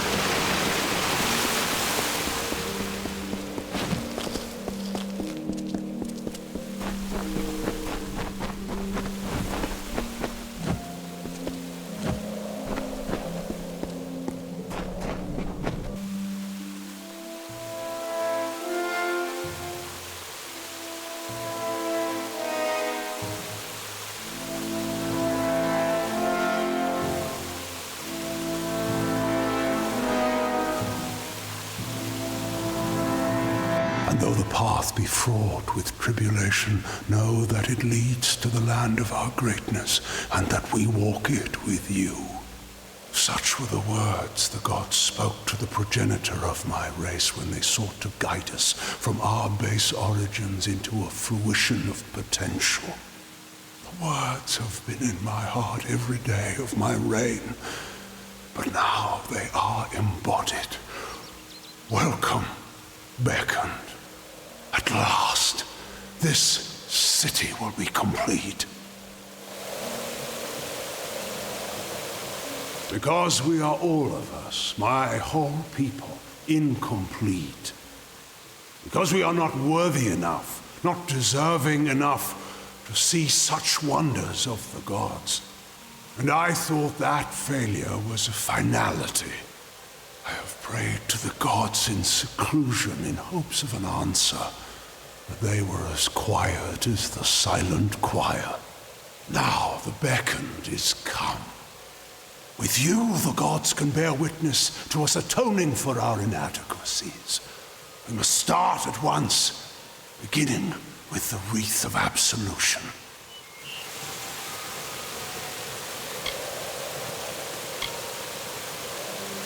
Something no Primos would ever wish to wear.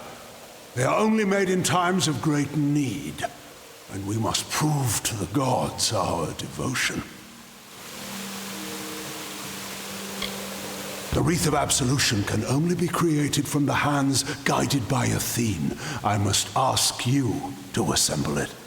First, a golden prayer circlet is needed to serve as its base. The art of crafting one is all but lost to us, but I require one all the same. The last Primos to wear a wreath of absolution, Arcades, is buried with one such circlet. Secandra led you to me, did she not? Then she will lead you to the circlet. Very well, beckoned.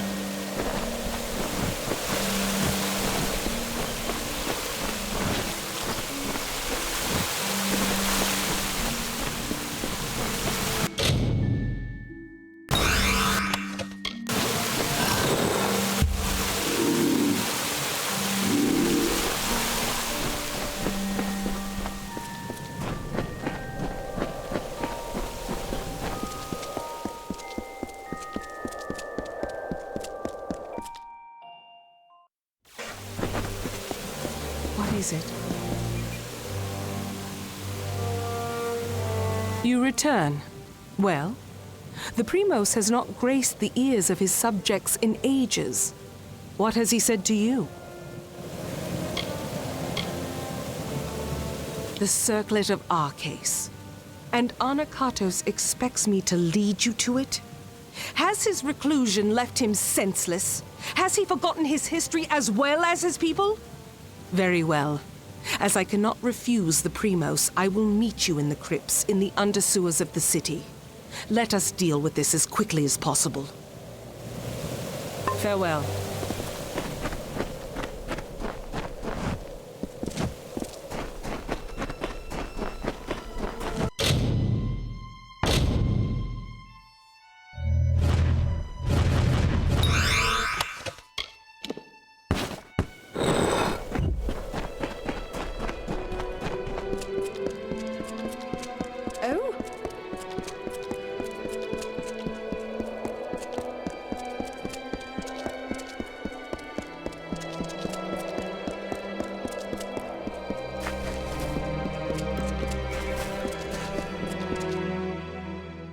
The peace.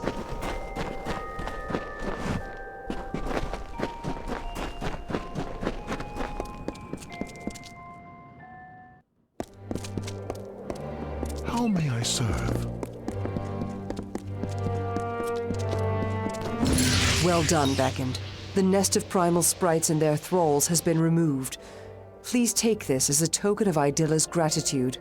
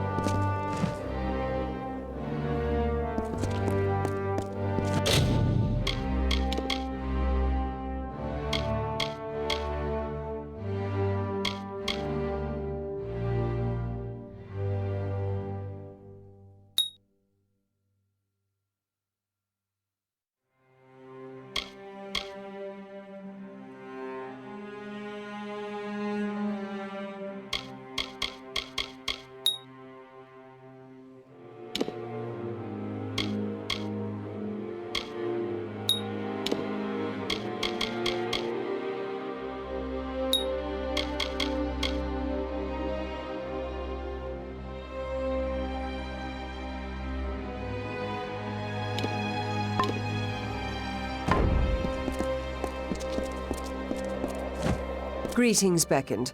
How goes the work you have taken on?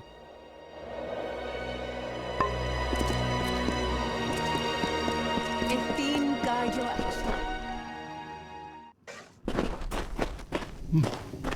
The Beckoned! Beckoned!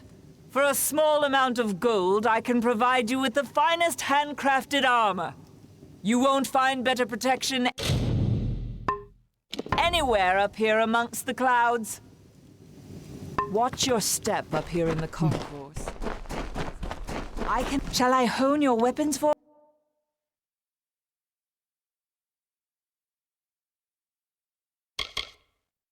you?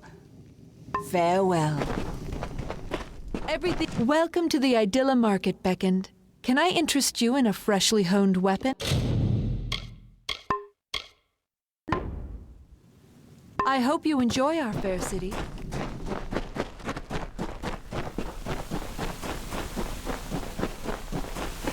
I am sure you shall find something in my stock to your...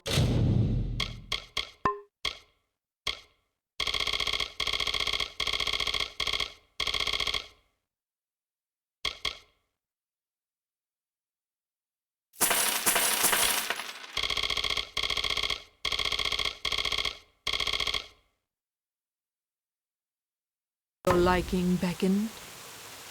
I will be here if you need.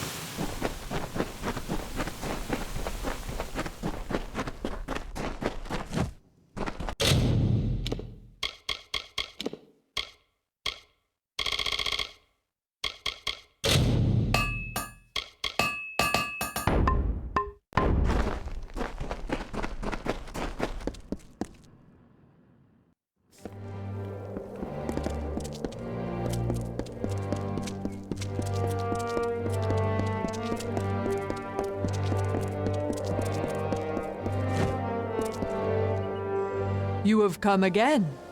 Is there anything else you require? Very well. I shall endeavor to reward you for your labors.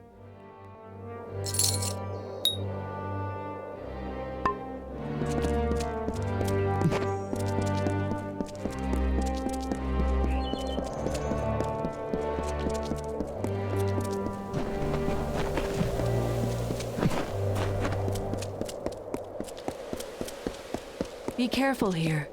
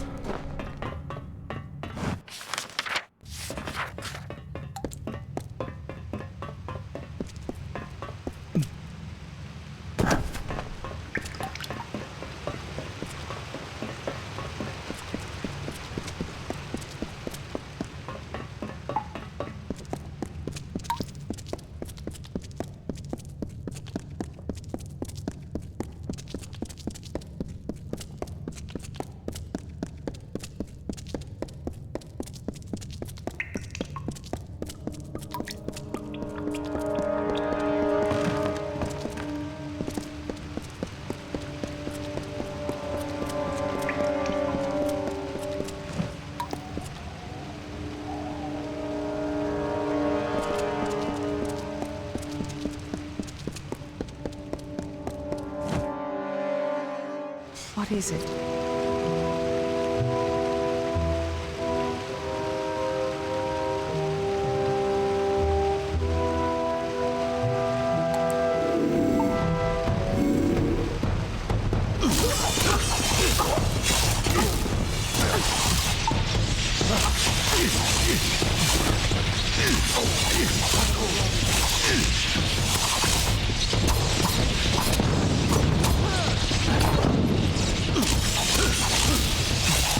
Keep close.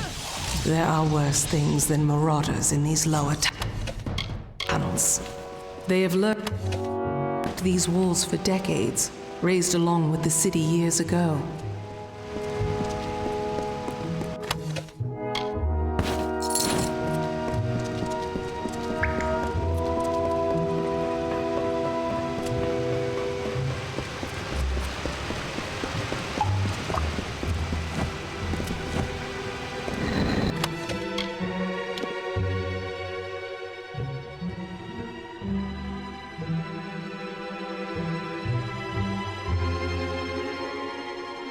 There. That is the artifact you seek.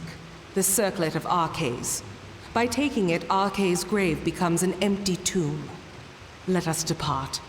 Onakatos has had his fun with me, and there is nothing left to plunder. It is nothing I can share with you, Beckoned. It is not worth your time. I always thought that were I to come to Arcades' crypt, it would be because of the work of gods alone. And here I am, by the will of none but Onakatos, flesh and blood. I cannot! I will not! Even after all these years, he has not forgotten his brand of viciousness. He knows I must obey his command. I apologize for my outbursts. However, it can be hard to let convictions go. But we must. We must. Take the circlet back to Onakatos. He is most likely waiting for you. Very well.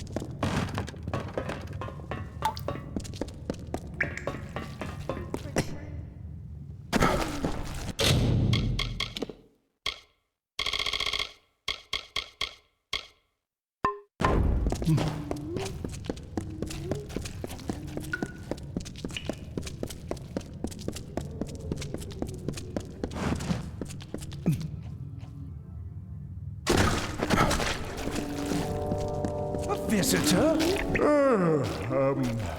Oh, it's been a bit of a dull morning. Or is it evening? Or is it noontide? Not just any old tome. I seek something from a far-off land. Something hilarious. I've no interest in the tomes of these giants. Found something for me then? How? Wait a moment. I know the words in this book. It's all coming back to me now. I wrote them. This is my writing. After all this time, I've finally remembered. I'm Denric, servant of Mitharu. Oh, it has been so long. Yes, I was Denric once. An all-main monk sent to the southern lands to bring the word of Mitharu. But no longer. I failed my mission, and in my failure, I forgot myself. All is well, for Denric was but a humble monk, while here, I am a king! By my leave, I'm sure.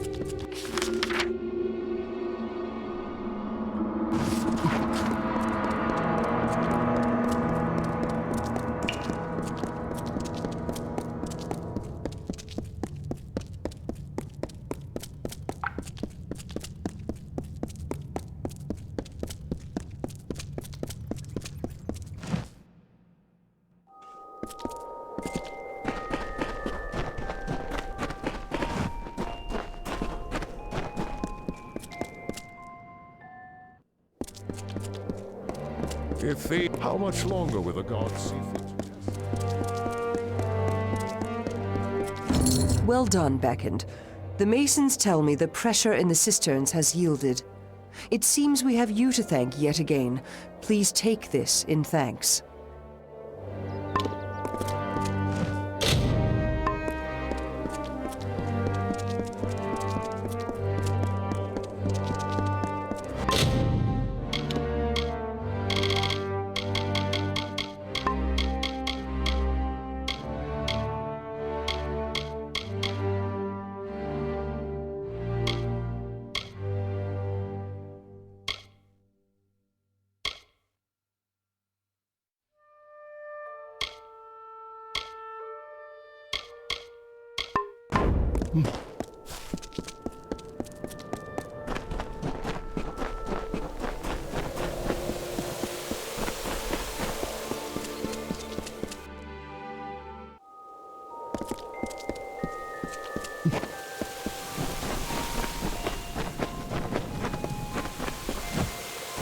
bear the circlet of Arcades, then the wreath is almost complete.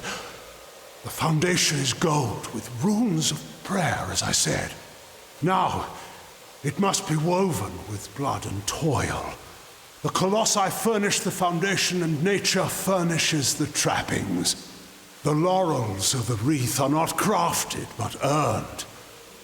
We seek Teryx veins. Once they are ours, once the wreath is complete, the ritual of atonement can begin.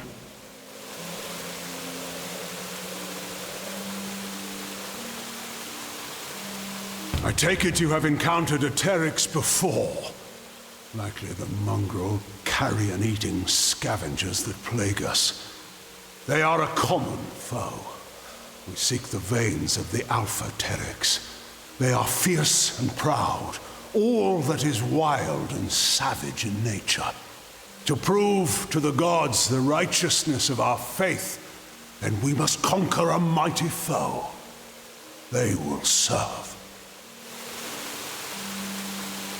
The gods sent you to bear witness to our atonement. To do that, we must complete the Wreath of Absolution.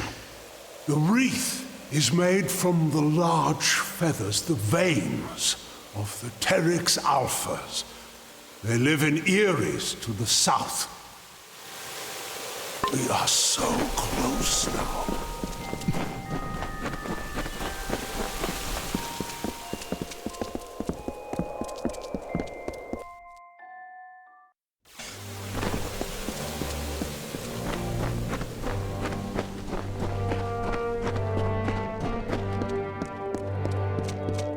Must be the beckoned.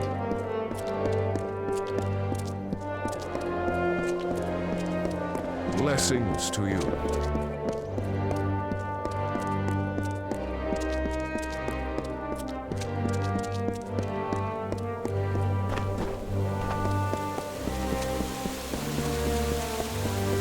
Anakatos walks among us, and the citizens are awed. This act seems small to you, Beckoned, but it is enough to give my people hope. I thank you on their behalf, if nothing else.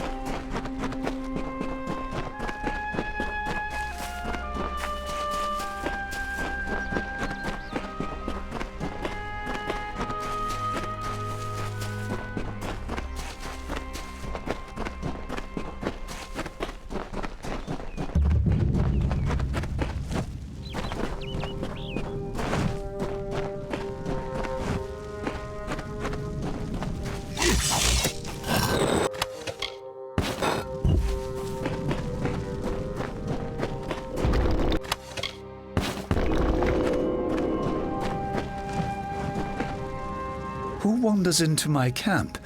What is this? You are far too small to be a colossi. So it's true then.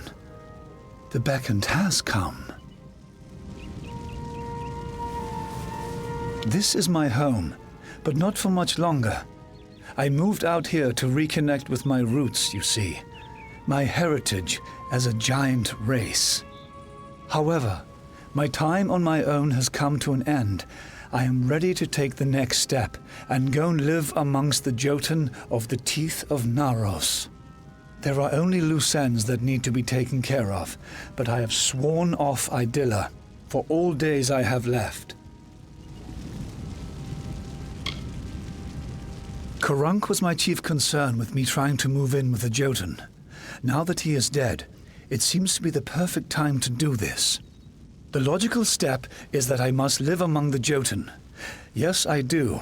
I have lived on my own in this abandoned Jotun camp long enough. Would you? I will reward you for your help. I will not be needing the coin where I am going. I want for my family ring, currently in the hands of my brother Heliodorus, and to see my journal delivered to my old comrade Darius. But perhaps most of all, I want you to find my wife, Corina. I would like you to bring her here to me. There's not really enough space in this camp for two.